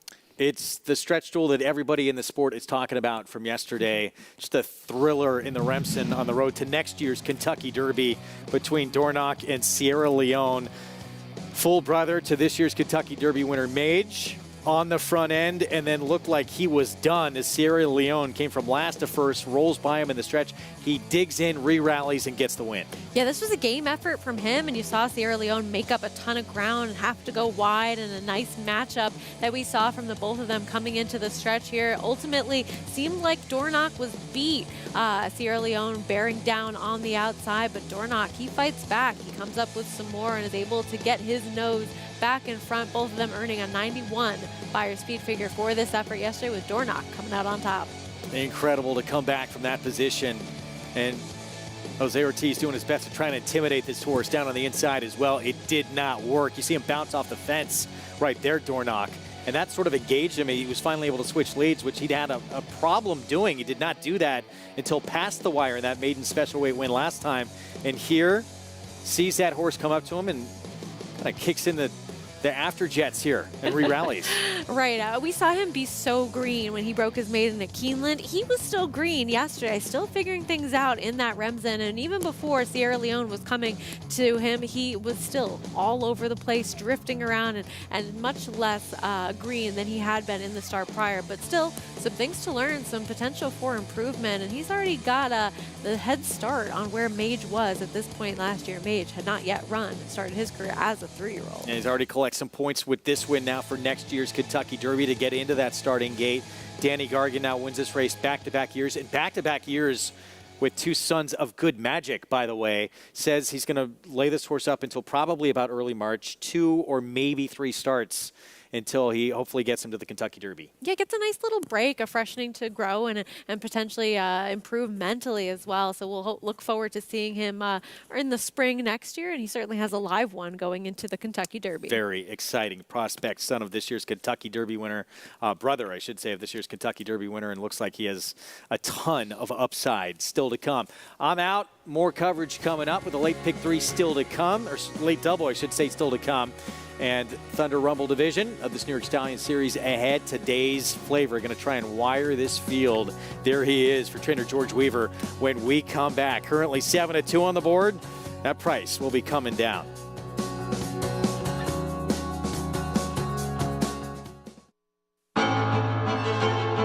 Jackie's Warrior quickly in front here by 2 lengths. Here comes Jackie's Warrior up the inside to take over the lead from Life is Good. Jackie's Warrior remains undefeated here at Saratoga, and he wins an unprecedented Grade 1 stakes at the Spa for the 3rd straight season.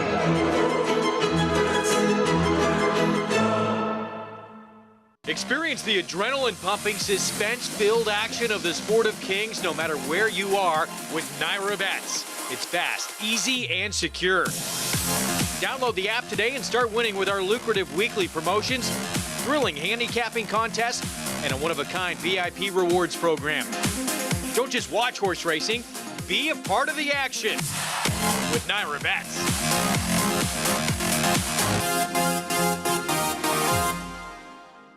It's a domineering display by the ultra-talented McKinsey. McKinsey in a dominant performance. 1,200,000 right there. 1,200,000. 25, 550. Mitchell, 550,000.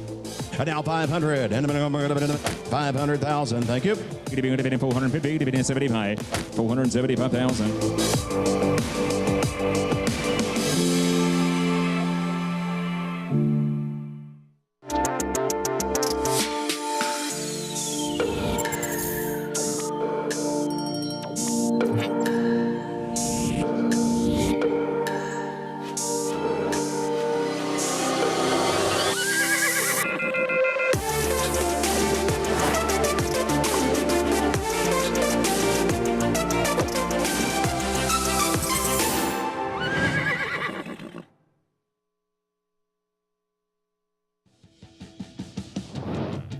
You're watching America's Day at the Races on FS2. So glad to have you with us on this Sunday afternoon. Our program brought to you by Naira Bets. You can bet any track, anywhere, anytime. Get started at NairaBets.com today. I'm back. I'm your host, Acacia Kamal, stepping in for Greg Wolf. Sarah's still here, and I'm glad, because we're very festive in our attire today. You couldn't see me with my big puffy coat on earlier outside, but we definitely got the wardrobe memo, Sarah. Yeah, absolutely. It's almost Christmas. Got to be have the red going on, so festive for the season. You and I seem to match a lot. I know, on the same wavelength. Yeah, for sure. Let's see if we can team up and pick some winners together today. As horses in the paddock, there is General Banker for this upcoming 8th race. It's the New York Stallion Series Thunder Rumble division, the boys division of what we just saw with Morning Matcha winning the Staten Island, and this one for 3-year-olds and upwards, 7 furlongs as well. And I know you have some interest in General Banker. Yeah, we'll see if Central Banker himself can get a little double here. The sire of Morning Matcha, also the sire of General Banker, is taking a ton of money right now. A very short price off of his morning line odds, and did come back off a little bit of a layoff with a nice win. I worry that he will have to get a little bit faster in terms of his numbers and take another step forward to compete with some of the other horses that are a little bit more seasoned and have run faster numbers in the past than he's ever shown on the racetrack, but certainly one with a little bit of upside, and I just thought that he was very interesting. Got a win on a wet track last time as well, as this is the Thunder Rumble division. Richie Migliore still with us, and Richie, Thunder Rumble, a horse you were well familiar with. Yeah, a really good horse, Acacia. Honestly, one of the most talented horses I ever had the privilege to ride. Horse I had worked before he ever actually ran, and I wound up getting injured, and I wasn't his pilot for the first part of his career. And Herb McCauley wound up picking him up and had wonderful success with him, obviously winning the Travers, the Jim Dandy. And then Richie O'Connell, his conditioner, actually got injured. When Richie came back, I was healthy, he was healthy. Thunder Rumble was sent back to him, and I finally got to ride him. I won an allowance race at Belmont closing day, on to the Saratoga Cup, and then he was traveling beautifully. I thought he was going to win the Whitney when he took a funny step and ultimately had to be retired out of the race. And to me, Acacia, I grew up reading Walter Farley, the Black Stallion. He was the Black Stallion. He lived up to that big, strong, imposing individual, and I always felt blessed that I had the opportunity to win such a nice race on him. I love that, Richie. I love the Black Stallion. Did you ever read that book? Yeah, absolutely. I think every crazy horse girl did. Of course, it's like core, like required reading to be into 100%. horses. Absolutely. I love that comparison that Richie made. Horses in the paddock, though, for this Thunder Rumble division. Let's go back to Richie. Okay. Yeah, guys, I mean, listen, it's a really interesting group, and you know, I didn't get as good a look at everybody as I would have liked, just because, you know, people are coming in, going right in the stalls because of the rain, taking blankets off and different things. But from what I could ascertain looking at these horses, the ones that stood out, starting with the 5, Barese, he's running 7/8 for the first time in his life. But, you know, when we look at horses in the paddock, we're talking about them purely from a physical perspective. And this horse is just really well turned out for Mike Maker, which you come to expect from a Mike Maker runner. I actually think he's going to appreciate turning back to the 7 furlong distance. And, you know, he has 2 wins from 6 tries on off surfaces. Another horse that's actually only trying the main track for the second time in his life is Niagara Skyline. And if I wasn't, you know, trying to match up form with physical appearance, this horse would be very, very high on my list. You get Kendrick Carmouche, and he is a specimen. Could not look any better. And then your favorite, Today's Flavor. He's a horse that's always going to catch your eye. He's just a big standout of an individual, strong, strapping kind of horse by Lauban. That's the kind of horses that you get from him. And he's drawn outside with speed, which I think is certainly a good commodity to have today. And I think being outside is certainly an advantage. That seems to be the case today. Richie, thank you. Today's Flavor, he is quick, Sarah, but the question is he as good as we saw from him earlier this year? George Weaver saying that he thought he came back relatively quickly in the Hudson, might have been throwing a little bit too much at him at that time, decided to give him a little bit of a break and should be coming in fresh here today. More on him in a moment. Let's meet the rest of the field, though, starting off with Lobster. Yeah, he and his siblings have some great names. There's also Chowda in the family, but a horse that can occasionally throw a decent performance and does like to be forward. I would give anything for hot Chowda right now. Oh, they had some in the jockey's room earlier. Callaloo went by. General Banker going to be last coming out. There's Gemography. A horse that certainly has some recent races that are decent, but is stepping up in class. Here's Barese. He is a little inconsistent. His good races certainly make him a player, but you can't always rely on him to run the same kind of numbers back to back. Niagara Skyline got some good notes from Richie. A horse that only tried the dirt once, and that was his debut long, long ago. We'll see how he likes this surface today. Here is Be the Boss. Coming in off a win with a 90 Beyer speed figure last time, and now steps up in class. Today's Flavor has that speed. And he draws well towards the outside speed. And here, a win 2 back in an off-the-turf race, and certainly has some questions to answer whether or not he's quite the same as he was around this time last year. And out last in the post-parade, here is General Banker. Horse that was originally considered on the Kentucky Derby trail, a good New York bred that stepped up against some open company types and held his own, now second off a layoff. That's the field for the New York Stallion Series Thunder Rumble division. There is Barese getting a spirited warm-up on the track for more. Let's go back to Jonathan Kinchin. Thanks, Acacia. Look, this is a two-horse. I don't think it's a two-horse race. I think there's a lot of horses that can win, but in my brain, I think that there's two horses that I want to be involved with. I'll start with the 8, Today's Flavor. I think this is the fast. No, I'll start with the 5 because the 5's on the screen. Why do that to our friends in the truck? I'll start with the 5. I think the 5 Barese is going to get a great setup in here. I think that they're going to run. We know we're going to have a fast-paced race. There's fast-paced horses in this race, but we also have a horse like Today's Flavor that no matter what happens, under no circumstance are they going to try to rate this horse. They just don't do that with Today's Flavor, and I think it could set up perfectly for a horse like Barese, especially cutting back. Was a 9 furlong races prior, 8.5, 8, 8, 8, 8.5. This horse is going to be rolling late, while the rest of them, I think, are going to be getting a little bit tired chasing around the 8. Today's Flavor. This is how you do TV. The 8, Today's Flavor, I think this is the fastest horse in the race. Like I said, kind of one of those no prisoners, going to the front, speed of the speed types. Not only am I going to pick the 5, I'm going to try to pick the Exacta Cold in here. I think this is going to be a Cold Exacta 5-8. I think Today's Flavor puts away the rest of the speed, but unfortunately loses the war, although winning the battle with the 5 Barese picking them up late down the middle of the track like we've seen all day today. All right, Jonathan, thank you. 3-2 right now in Today's Flavor.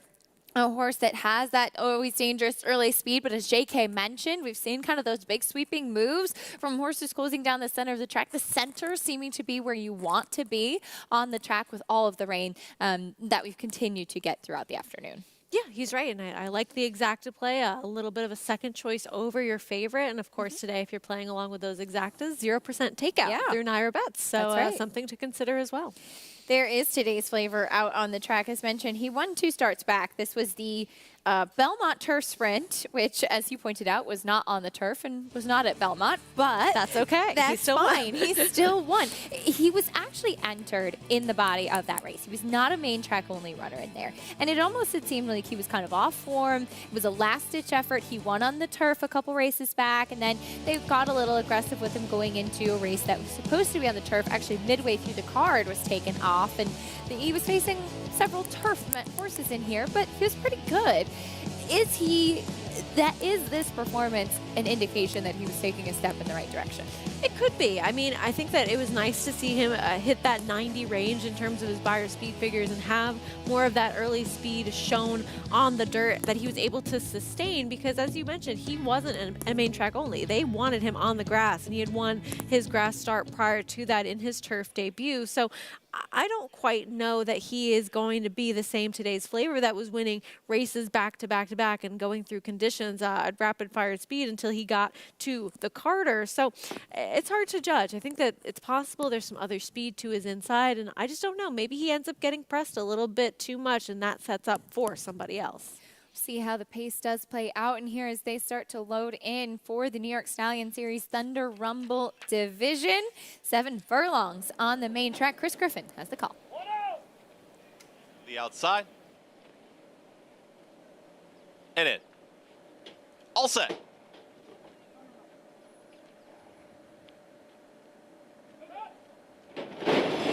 And they're off.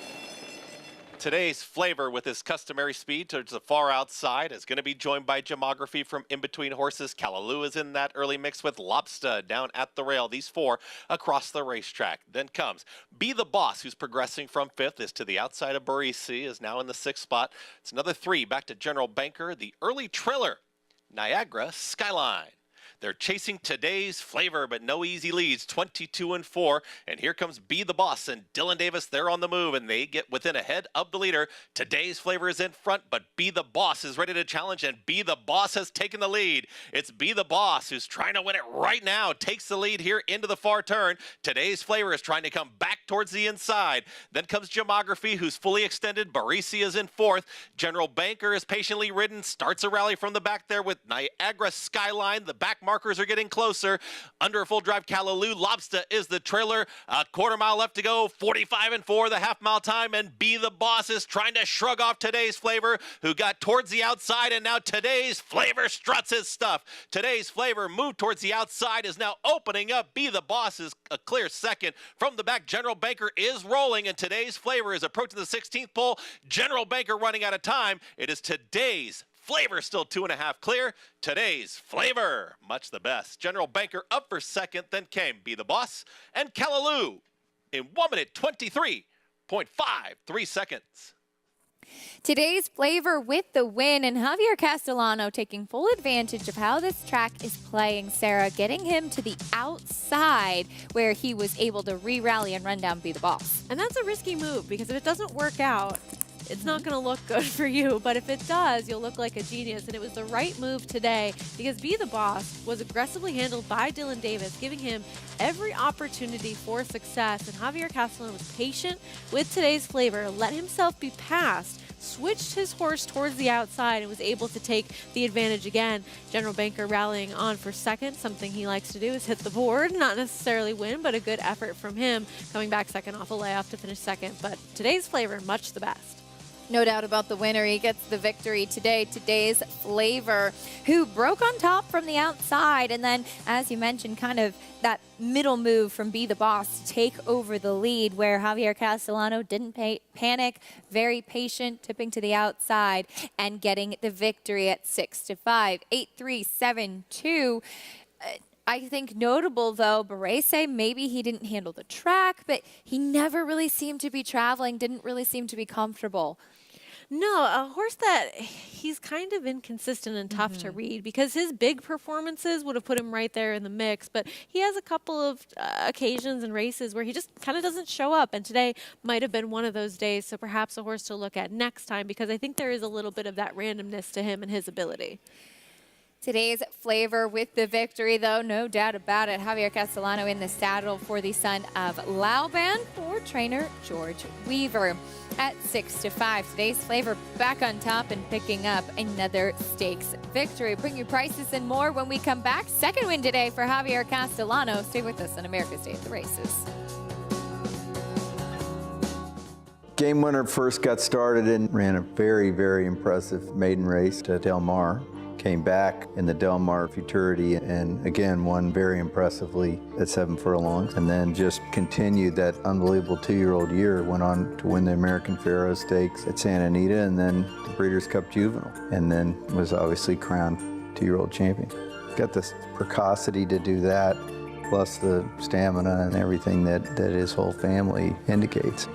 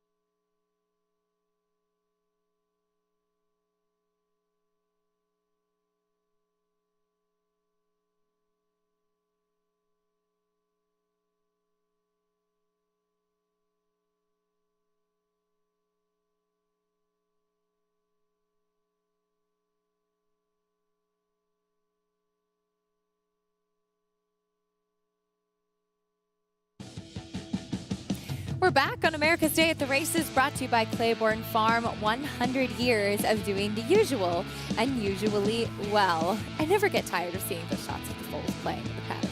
I know, right? Must be nice to be them, having a great time out there. Just living life. Today's Flavor is living his best life, back into the winner's circle. Not wire to wire like we've seen him do before. He had to come from off of it a little bit, but with a big effort and a great ride by Javier Castellano. Javier standing by with Richie. Thanks, and I agree. A great ride. Javier, listen, today's Flavor is very talented, but I thought the key to the race was when the 7-horse, Be the Boss, made that quick kind of early move. You settled and let him go. It's not an easy thing to do, to give up a little bit of that position, but it was the right thing.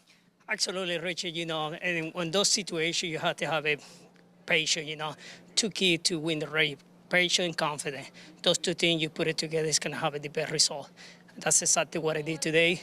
Broke good out of the gate, dictate the pace.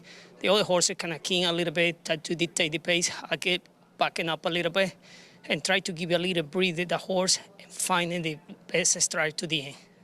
Well, I tell you, Javier, looking at today's Flavor, he's a big, strong horse, but he looks like he's very smooth. How's he feel underneath you? It feels great. Those kind of type of horses you want to ride. Nice, smooth, speed, and a very smart horse. You can do whatever you want with a horse, and you can use it. You can be dictate the pace, or you can be a little bit off the pace. Great horse, great mind, the best result. Nice. Javier, how much longer are we going to have you here in New York? I believe I'm through the 17th. After the break, I'm going to South Florida. I think I have a great year. I think I've been blessed. Amazing year, and those Triple Crown races, Derby and the Balmo and Travis and the Jockey Club, and I think been blessed and be compete with the best jockey in the country. Very competitive game. I don't take anything for granted. You got to work for, and been a lot of support. My agent, PJ Campo, every trainer at the owner, he gave me opportunity to ride the best horses in the ground. I'm very blessed. Well, you're very blessed, but you work very hard, and you're extremely good at what you do. And I'm glad we're going to have you for a few more weeks. Guys, it's been an amazing year, and this is just another exclamation point on a tremendous comeback and a renaissance of Javier Castellano's career. He's had quite the 2023, that's for sure. Richie, rounding out his Triple Crown success, his own natural Triple Crown, as he picked up his first Kentucky Derby win this year and his first Belmont Stakes, of course, having won the Preakness already. So I know a really special year for Javier with wins in those big races. Of course, and it really, those wins in those big races come from the kinds of rides that he's been giving in not quite the big races. He's just been able to deliver at all levels throughout the year, and even the year before this. And a ride like this one on today's Flavor, it speaks to the intelligence with which he goes out there with. So great ride and a great year for Javier Castellano. Oh yeah, and his 7th Travers No big win deal. as well. No big deal. Today's Flavor, short price favorite in that late pick 5 sequence. One more race to go. It's a New York bred maiden claiming $30,000 for 2-year-old fillies, going 6.5 furlongs on the main track. And this is how tricky this race is, Sarah. The favorite is needed, the 12 to the outside, and she is 5-1 right now. Yeah, not an easy way to close things out. It just shows how competitive this finale is because there's just not a ton of form to go on. So a horse, when you have a favorite at 5-1, it's a little bit tough to trust her and the rest of this field. It's that kind of race, as often is the case for some of these nightcap races. More on the nightcap in a moment, but back to yesterday, as we talked a lot about the Remsen and the impressive run down to the wire of the top 2 finishers. But what about the Demoiselle for the 2-year-old fillies? There had been a lot of questions, Sarah, about Life Talk because she had gone all the way out to California, finished 4th in the Breeders' Cup Juvenile Fillies, and then coming back here to the East Coast and trying a race like the Demoiselle going 9 furlongs was a lot to ask of a young filly, and she handled it so professionally. She did. She delivered. She was put right on the front end, and a smart ride with how the track was playing that day, able to just be better than the rest of the fillies that she was facing. And of course, the Rapoli Silks, the number 3, and the Demoiselle for Todd Pletcher, all very familiar from what we saw last year with Julia Shining. Just a different running style to get the job done. Yes, definitely a different running style, but obviously a race that they are well familiar with, winning 9 victories in the Demoiselle for trainer Todd Pletcher, which is really just incredible incredible when you think about it. And having these young fillies ready and having these big opportunities towards the end of the year, and especially being able to navigate the mile and an 8th. So she's already grade 1 place, Life Talk is, and now a grade 2 winner. So a big victory for her, the daughter of Gunrunner. Obviously a pedigree, being by Gunrunner and out of Bernardini Mare, just screams distance for her. Yes, you would think that she'd be able to go on and stretch out a little bit, and of course it's likely that they'll be pointing to the Kentucky Oaks. At the mile in an 8th distance, which she's already shown that she can handle without any problem. Here's Todd Pletcher's wins in the Demoiselle, including now 4 in a row, which is pretty amazing. He had that 7-year drought there, between 2013 and 2020. I don't know what happened, during that time. Obviously, he was slacking off. Clearly. I mean, just what were you doing at that time, Todd Pletcher? It's not like he was winning any big races during that or anything at all. And some really talented horses in that group. Some Breeders' Cup winners like Stop Charging Maria, Malathot, impressive horses like Nest, victorious in there too. So we'll see what the future might hold for Life Talk and what she will do heading on into her 3-year-old season. Horses in the paddock for the nightcap though, and it's a tricky one to wrap up the day. We'll talk a little bit more about it. Final race of the Sunday program from Aqueduct when we come back. One more to go to wrap up this Sunday. War Dancer, New York's leading turf sire again in 2023 with standouts like Barrage at Saratoga. Here's Barrage with a final surge. Barrage got him. Warsaichi dominant on the dirt at Finger Lakes. Warsaichi has scampered well clear. Warsaichi all the way with the top spot. And Danzig Queen on the tap of the surface at Woodbine. And Danzig Queen will come away and win by a length. Consistently producing winners on dirt, turf, and synthetic. War Dancer, proud to stand in New York.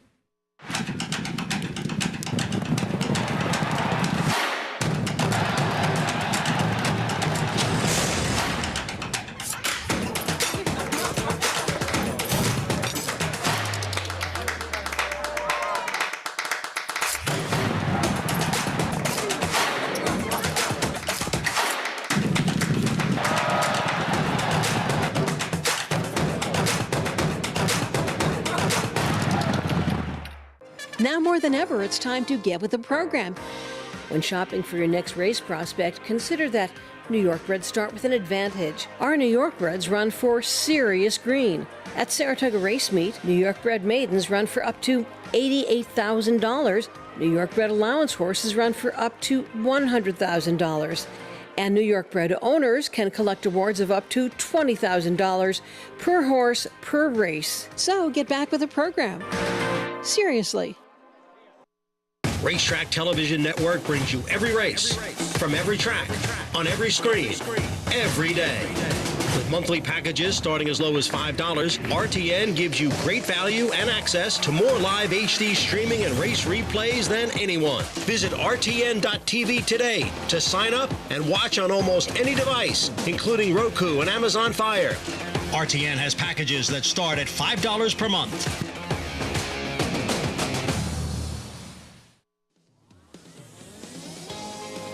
We're back on America's Day at the Races. Horses in the paddock getting ready for the final race of the day. A nice easy one to wrap things up. Sarah, the favorite, currently 5-1 on the board.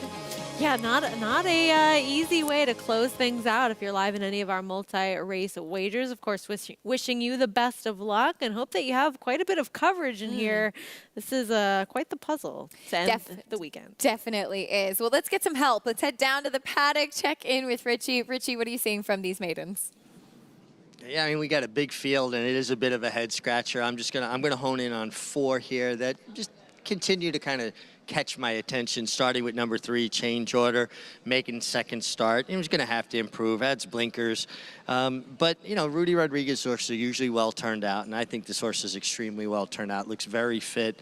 And, it's going to have to work out a trip from the inside, but did show enough speed, kind of put herself in the game after a bit of an awkward break at the start. So I do think the 3, Change Order, can take a step forward. Also, I believe in this, and especially in a race like this that is a bit of a head scratcher, looking for horses lighter frame that are just going to have a little bit, maybe an easier time skipping over a sloppy surface, and she certainly kind of checks that box for sure. couple of first-time starters in here. The 6 Love Like Crazy from the Linda Rice barn. Linda trying to, break into that margin for the all-time number of wins in New York in a single year. She just looks really fit, really good. Again, checks that box, kind of a lighter frame filly. I'm going to be interested to see how she acts going to the track. I always put a lot of credence in how young horses go to the pony and how much they act like they've been well schooled. I think, you want to check all the boxes, but this filly looks good, looks sharp. Really like what I'm seeing. The 9, another first-time starter from the John Terranova barn, homebred for Gus's stable. Get Louis Rivera Jr. A bunch of slow, steady works, but nice spacing between her works. Maybe doesn't look quite as fit as the other first-time spotter, but making a nice impression. I do like what I'm seeing from her. And then the 12 from the Tom Morley barn. She dropped down last time. She ran okay. She's got cotton in her ears. She's making a nice impression. Tom's horses are usually well turned out. And you get Javier Castellano, who, riding a maiden 30, and he's been riding with all kinds of enthusiasm, and he's coming off of a nice win in the Thunder Rumble division of the Stallion Stakes, and sometimes that good energy just carries over, guys. See if he can sweep the late double. Looking for the 3rd win today. Richie, thank you. There is needed. You can get a good look at that cotton in her ears, trying to muffle the sound, keep her a little settled. Short comment says stumbled after break last time. Sarah, what did you see? I'd see that this wasn't really much of a stumble coming out of the gate for her. We'll get a better look in a moment at it with the head on. As you kind of see her just kind of bobble forward a little bit, but you don't really see her go to her knees or anything super significant, at least in my estimation, kind of just a stutter step. And then was always just sort of out of position within this race. And as we pick things up going into the stretch, ultimately she's just kind of green. She's always sort of out wide. She ends up kind of lugging in on some others that she's going to be rematching with in this field, and just a horse that seemed like she needed that dirt experience coming in to this race now. And that was also her first time dropping in class. It was her first time running on the dirt as well, and she was heavily bet that day. Ended up going off as your favorite, and not quite the same short price today, but still favorite as of right now. She has an interesting pedigree, too, filly by Brethren, who typically you'll see as offspring as Florida breds, where he stands. There's a lot of them down in South Florida, and they tend to run on anything, but I think usually better on the turf, which is where this filly started out, and that is where her fastest race came 2 starts back. But we'll see what she does now, making her 2nd start on the main track and 2nd start for this level 2, 5-1 on the board right now as she gets tacked up and ready needed.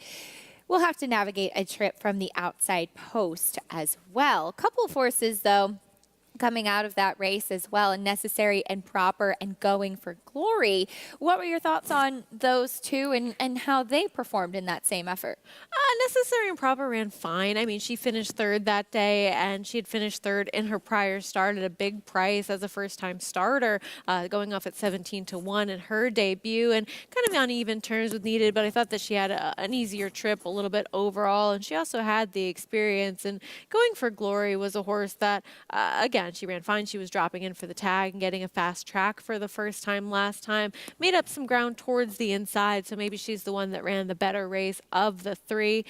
But ultimately, just ones that I didn't see a ton to separate all 3 of them, and certainly wouldn't have one be so much so favored over the other 2. Well, we'll see how the other 2 who have some experience as well will handle things. Jockeys getting final instructions before they will get a leg up and head out for the final race of the day. The number 7, Myceria, I thought was intriguing in this spot, Sarah, because she showed improved speed last time out, and while the race wasn't quicker as far as the figure, I thought that she did improve quite a bit, and she's dropping for the first time. She is. This is a horse that I think it looks like she regressed in her 2nd start, but I think that she actually improved quite a bit with where she was positioned early on. And I like seeing a horse show that improvement in terms of where they're placed in a race. She was able to show that early speed, something we had not seen from her in the past. And okay, she was faded in there and ultimately wasn't able to sustain it, but at least you now know that she can have some more forward position today, and that could be to her benefit. There's first-time starter Love Like Crazy with Linda Rice and Jose Lascano about to get aboard. Linda, as Richie mentioned, getting closer to the NYRA record for most wins in a year, which was set by David Jacobson in 2013. Also inching closer and closer to the record set earlier this year by trainer Kathleen O'Connell for the winningest female trainer of all time. Of course, Kathleen's still active training as well, but pretty cool stuff to look at that too. I sat down with Kathleen at Tampa this winter, and she said it's a record that I hope is going to be broken many, many times as female trainers get more and more opportunities. Absolutely, and just it's incredible that we have both been a part of pieces of history this year with what female trainers have been able to accomplish, and you hope that this is not the ceiling and it only continues to improve as we go on in time. We'll meet the field, starting things off with the one pretty up. We'll break towards the middle of the field. Going out for Rapoli Stable, dropping in class for the first time and switching to the dirt. This one will go from the rail, Mia Nipotina. Another one that's dropping in class for the first time. Priced some pretty good horses last time in Dolomite and Money Grab. Here's Change Order. Richie had some good things to say about her. Horse that's making her second start, ran into the class dropping Tabin last time. The 4, Bells Tolling. Cuts back from a turf route attempt and also drops in class. Big price last time. Kara's Girl, third time out. You don't love to see those 2 Bayard donuts in a row. She would have to improve. First time starter, Love Like Crazy. We'll see what we get from her. Not a ton of early success from the trainer or the sire. Big warm-up for Myceria, who went by. Here's Going for Glory. Making her second start in for a tag. Did finish second in that race that several come out of. 603, the other first-time starter. This one, a Run Happy, going out for John Terranova, not taking much wagering attention at the moment. Number 10, Tsukimi, not really feeling the lead pony today. A horse that does have experience at being a little bit green out there will return to the dirt. The other one for the Dutrow Barn, here's Necessary and Proper. Finished third in both of her career starts so far, a barn that you have to pay attention to. And now 7-2, tepid favorite, Needed. Yeah, just a horse that was really green in her dirt debut. If she could improve a little bit mentally, I think there's might be some ability for this level in there. Well, that's the field, big field in a tricky field, as Richie mentioned back in the paddock too, sloppy main track. And we've seen on this track, much as we talked about with today's flavor in the last race, that you want to kind of make that middle of the track late move. And we'll see how it does play out here as we bring in Richie back in. And Richie, quickly, we want to get your comments on warm-ups. But as far as Needed in the outside post, do you think how that track is playing today, it could actually be a benefit? I do think it's a benefit. Listen, I am very bullish about inside post in 2-turn races and turf races, not as much around 1-turn races. And I just think it gives a horse an opportunity to get into a good rhythm. And ultimately, that's what led me to pick the 12 Needed. I just think she'll be forward enough without having to be overly involved, if you will, and maybe in the nice part of the racetrack where she can just kind of find some good firm footing. She's well turned out. I like the way she looked going off in the warm-up. You get Javier Castellano, who's just been riding tremendous. Listen, I was taken with the first-time starters, too, particularly the Linda Rice first-time starter, Love Like Crazy, the 6. But I went with the one with some experience and just making a nice impression in the 12 Needed. All right, Richie, thank you. 7-2 on Needed. As Sarah, you mentioned, as far as looking at multi-race wagers, it looks like, though, the one pretty up might be the one who'll go off as favored. It's possible. I mean, she is favored within the pick 5, so more people using her on their tickets to close things out within that sequence than the number 12 Needed. We'll see. I mean, she's not a horse that I necessarily had my eye on, but there's things to like with Pretty Up. I mean, she's only tried the dirt once. That was on debut against a horse you're familiar with, Miss Dior Cherie, who could be pretty good going forward and certainly looks to be better than the company that she'll be facing today. We'll see what Pretty Up will do, getting back to a dirt sprint and dropping in class for the first time. Horses moving towards the starting gate for the nightcap, 7-2. Again, with these accelerated post times, we're speeding things up here, and we'll be off the air around 4 o'clock, so just about 12 minutes from now. So 7-2 favorite in the last race of the day. Best of luck if you are alive in some of those multi-race wagers and have one of these big prices on the boards right now. Yeah, absolutely. If you get outside of the one Pretty Up and the 12 Needed, you should be getting a pretty nice payday, even with some logical favorites within the sequence as far as Morning Matcha and Today's Flavor, possibly horses you could have keyed in on to keep your tickets skinny in other places. If you got those other decent prices, you're looking at a pretty nice payday coming up. Loading in for the final race of the day at Aqueduct. One more time, here's Chris Griffin with the call.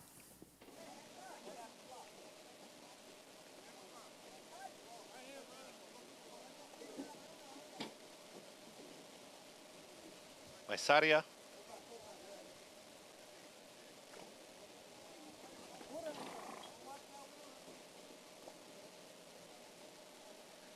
Two out, necessary and proper.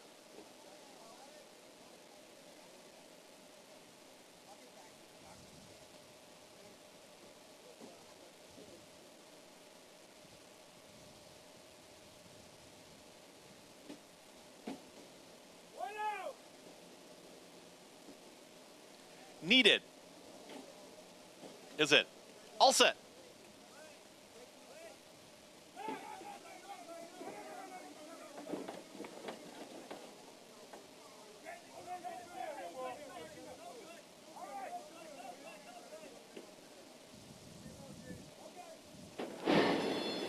And they're off.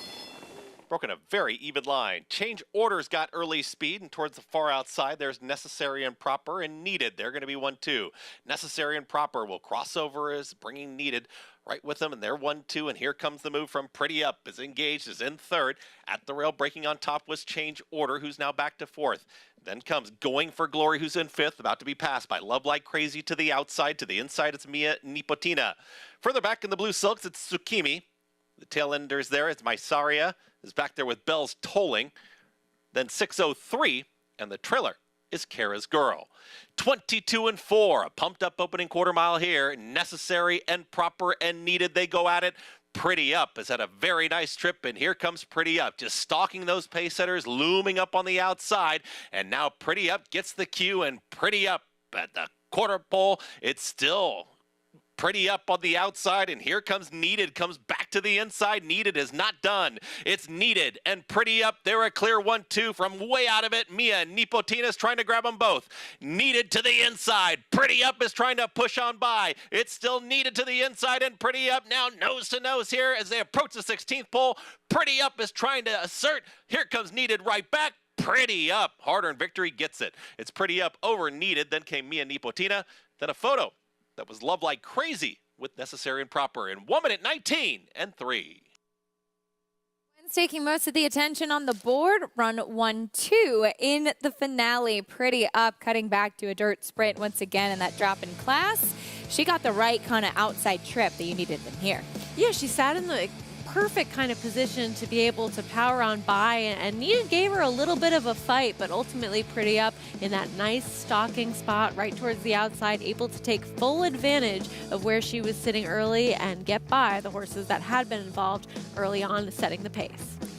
Pretty Up with the win. Another today for Kendrick Carmouche, and we've talked about this before, but especially for him having been based for a long time at Parks, a place where you do see significant track biases. It seems if the track is playing a certain way, Kendrick's always one of the first ones to pick it up. Absolutely. He pays attention to where horses are doing the best running in terms of what part of the racetrack that is on, able to get that nice outside position today, and just a rider that's able to adapt to whatever's in front of him, making all the right decisions here with Pretty Up. 1-12-2-6. Number one, Pretty Up, who went off at 4-1, Needed at 12-1. So not necessarily ringing endorsements on the tote board, but logical horses, as mentioned, getting the job done. Pretty Up with the right kind of trip in here, and sometimes too, just that first time dropping in class makes a world of difference. It does. Just an angle that usually works out pretty well. Getting that class relief in here, and great ride, and able to reap the benefits. You see Kendrick waving to his people as he's able to get the job faithful. done. Right? Some of them here braving the rain and the weather to cheer on Kendrick, and hopefully worked out to help them cash some winning tickets. And we really do have the greatest fans here in New York too, and everybody, I'm sure, happy to see that victory, and hopefully, as you said, cash some tickets today. But as far as fans, it seemed like there were some wonderful fans out on the track at Jamaica at Caymanas Park yesterday for the Mute Mile, the biggest day for this track, and one that they've really worked to grow over the last couple of years. This is second running, and it was a horse that was based in America, but for a Jamaican-born trainer in Rohan Crichton, shipping rough entry and a French-bred jockey, Julien Leveroux, but based in America too, getting the win and doing so decisively. Yeah, it had the international flavor, right? You saw Julien Leveroux go down, and he was able to give us an interview prior, and we know that he's taking some time to enjoy a family vacation in Jamaica now. Good deal. Which get the win, you get to stay and enjoy the nice weather, so good for him. Got to see Rough Entry get the job done, and maybe this inspires some more shippers to go down and partake in this race going forward, get some more of that American flair to contest this race. Pretty special stuff, and really exciting to see this horse be successful, and to see for Julien with the victory as well. He actually had 2 wins on the card yesterday. We got to hear from Andy Sterling and Rajiv Mirage, who were representing us there at Kamanas Park, and every single person that had the experience there said just the hospitality, the excitement, the electricity there on the track from the fans and from everybody involved was really just contagious. And we could even see from here just how many people were out enjoying the races in person, and that's always great to see a nice crowd on hand for the races, a very big day for them. Glad that we got the opportunity to cover it, and really some of our American contingent, I don't know if that they'll be coming back. I know. Do you think we'll ever see Andy again? He's going to come back with a good tan. By the way, rough entry. What a chill horse. There were people all around him in the winner's circle. Yeah, he was was just kind hanging of out. standing there hanging out. He knew he won. He didn't have anything to worry about yet. He was relaxed. It was so wonderful having the opportunity to show off some of those big races in Jamaica, and a big thanks to everybody who made that possible. And the nightcap here at Aqueduct, though, was the number 1. Pretty up, back to the main track, and first time in the drop-in class for trainer Rudy Rodriguez. This filly by Practical Joke finds her friends. And it seems like the right surface as well. I always prefer the Practical Jokes on dirt more so than on the grass. And this one had tried to stretch out over that surface last time. Didn't work out. Logically spotted today. Got a great ride and great trip from Kendrick Carmouche. Pretty up with the win. Another win today for Kendrick as pick 6 returning nearly 13,000. And like you said, some really logical horses in the sequence. So well done if you had it. Absolutely. I think a fairly generous payout. A couple horses maybe tough to get to, maybe horses that are a little bit further down on your tickets, but you could really hang your hat on Morning Matcha and today's flavor within the sequence. Pretty up though, rounding things out, a $10 winner in the nightcap. Late pick 5, a nice return as well, 1,143. Maybe Zapruder and Mama's Gold, kind of the bigger prices of the sequence, getting the job done there. So well done if you had it. We'll be back in action on Thursday with more live racing from Aqueduct. But we also look ahead to opening day from Oaklawn Park on Friday, December 8th. We'll have the opportunity to see opening day here. Paul Uduka, Lafitte Pinkai will be there and be our boots on the ground at Oaklawn and getting ready for a fun winter of racing. And as we take a look at the key dates, of course, opening day on the 8th, a really great series, Sarah, for horses prepping on that Kentucky Derby trail, and then some nice ones for the older horses as well. Yeah, the stakes action always has a lot of horses that really go on to show us quite a bit throughout the year. It's really the best way to start out the season, and we have plenty of horses that I look forward to seeing. Also, of course, glad that we'll have that expanded coverage going on as well. So really looking forward to Oaklawn opening up.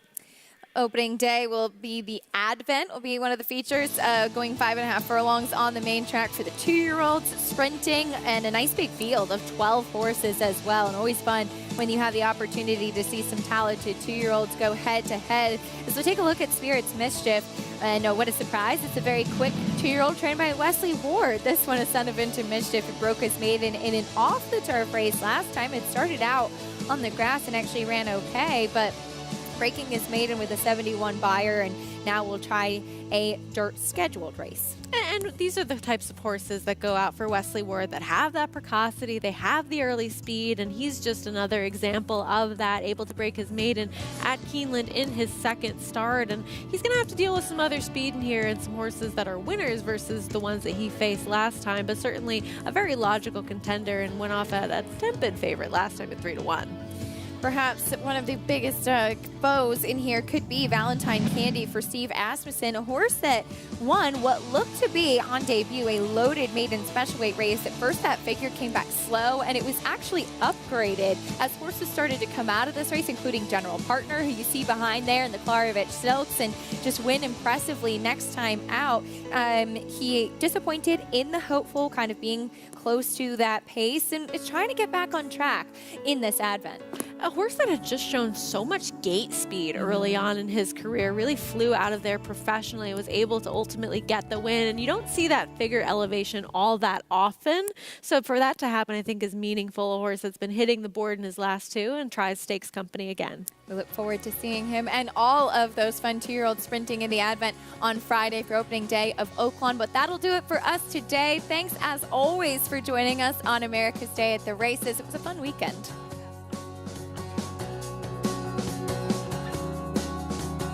And we saw some good wins today. Morning Matcha, she was just the best. It was a good weekend for trainer Butch Reed as well, with Dr. B winning the Go for One yesterday. In the Thunder Rumble, today's Flavor, piloted expertly by Javier Castellano, getting back on track and back to the winner's circle. Oaklawn opening day on December 8th. We hope you'll join us. Thanks for joining us today, though, on America's Day at the Races.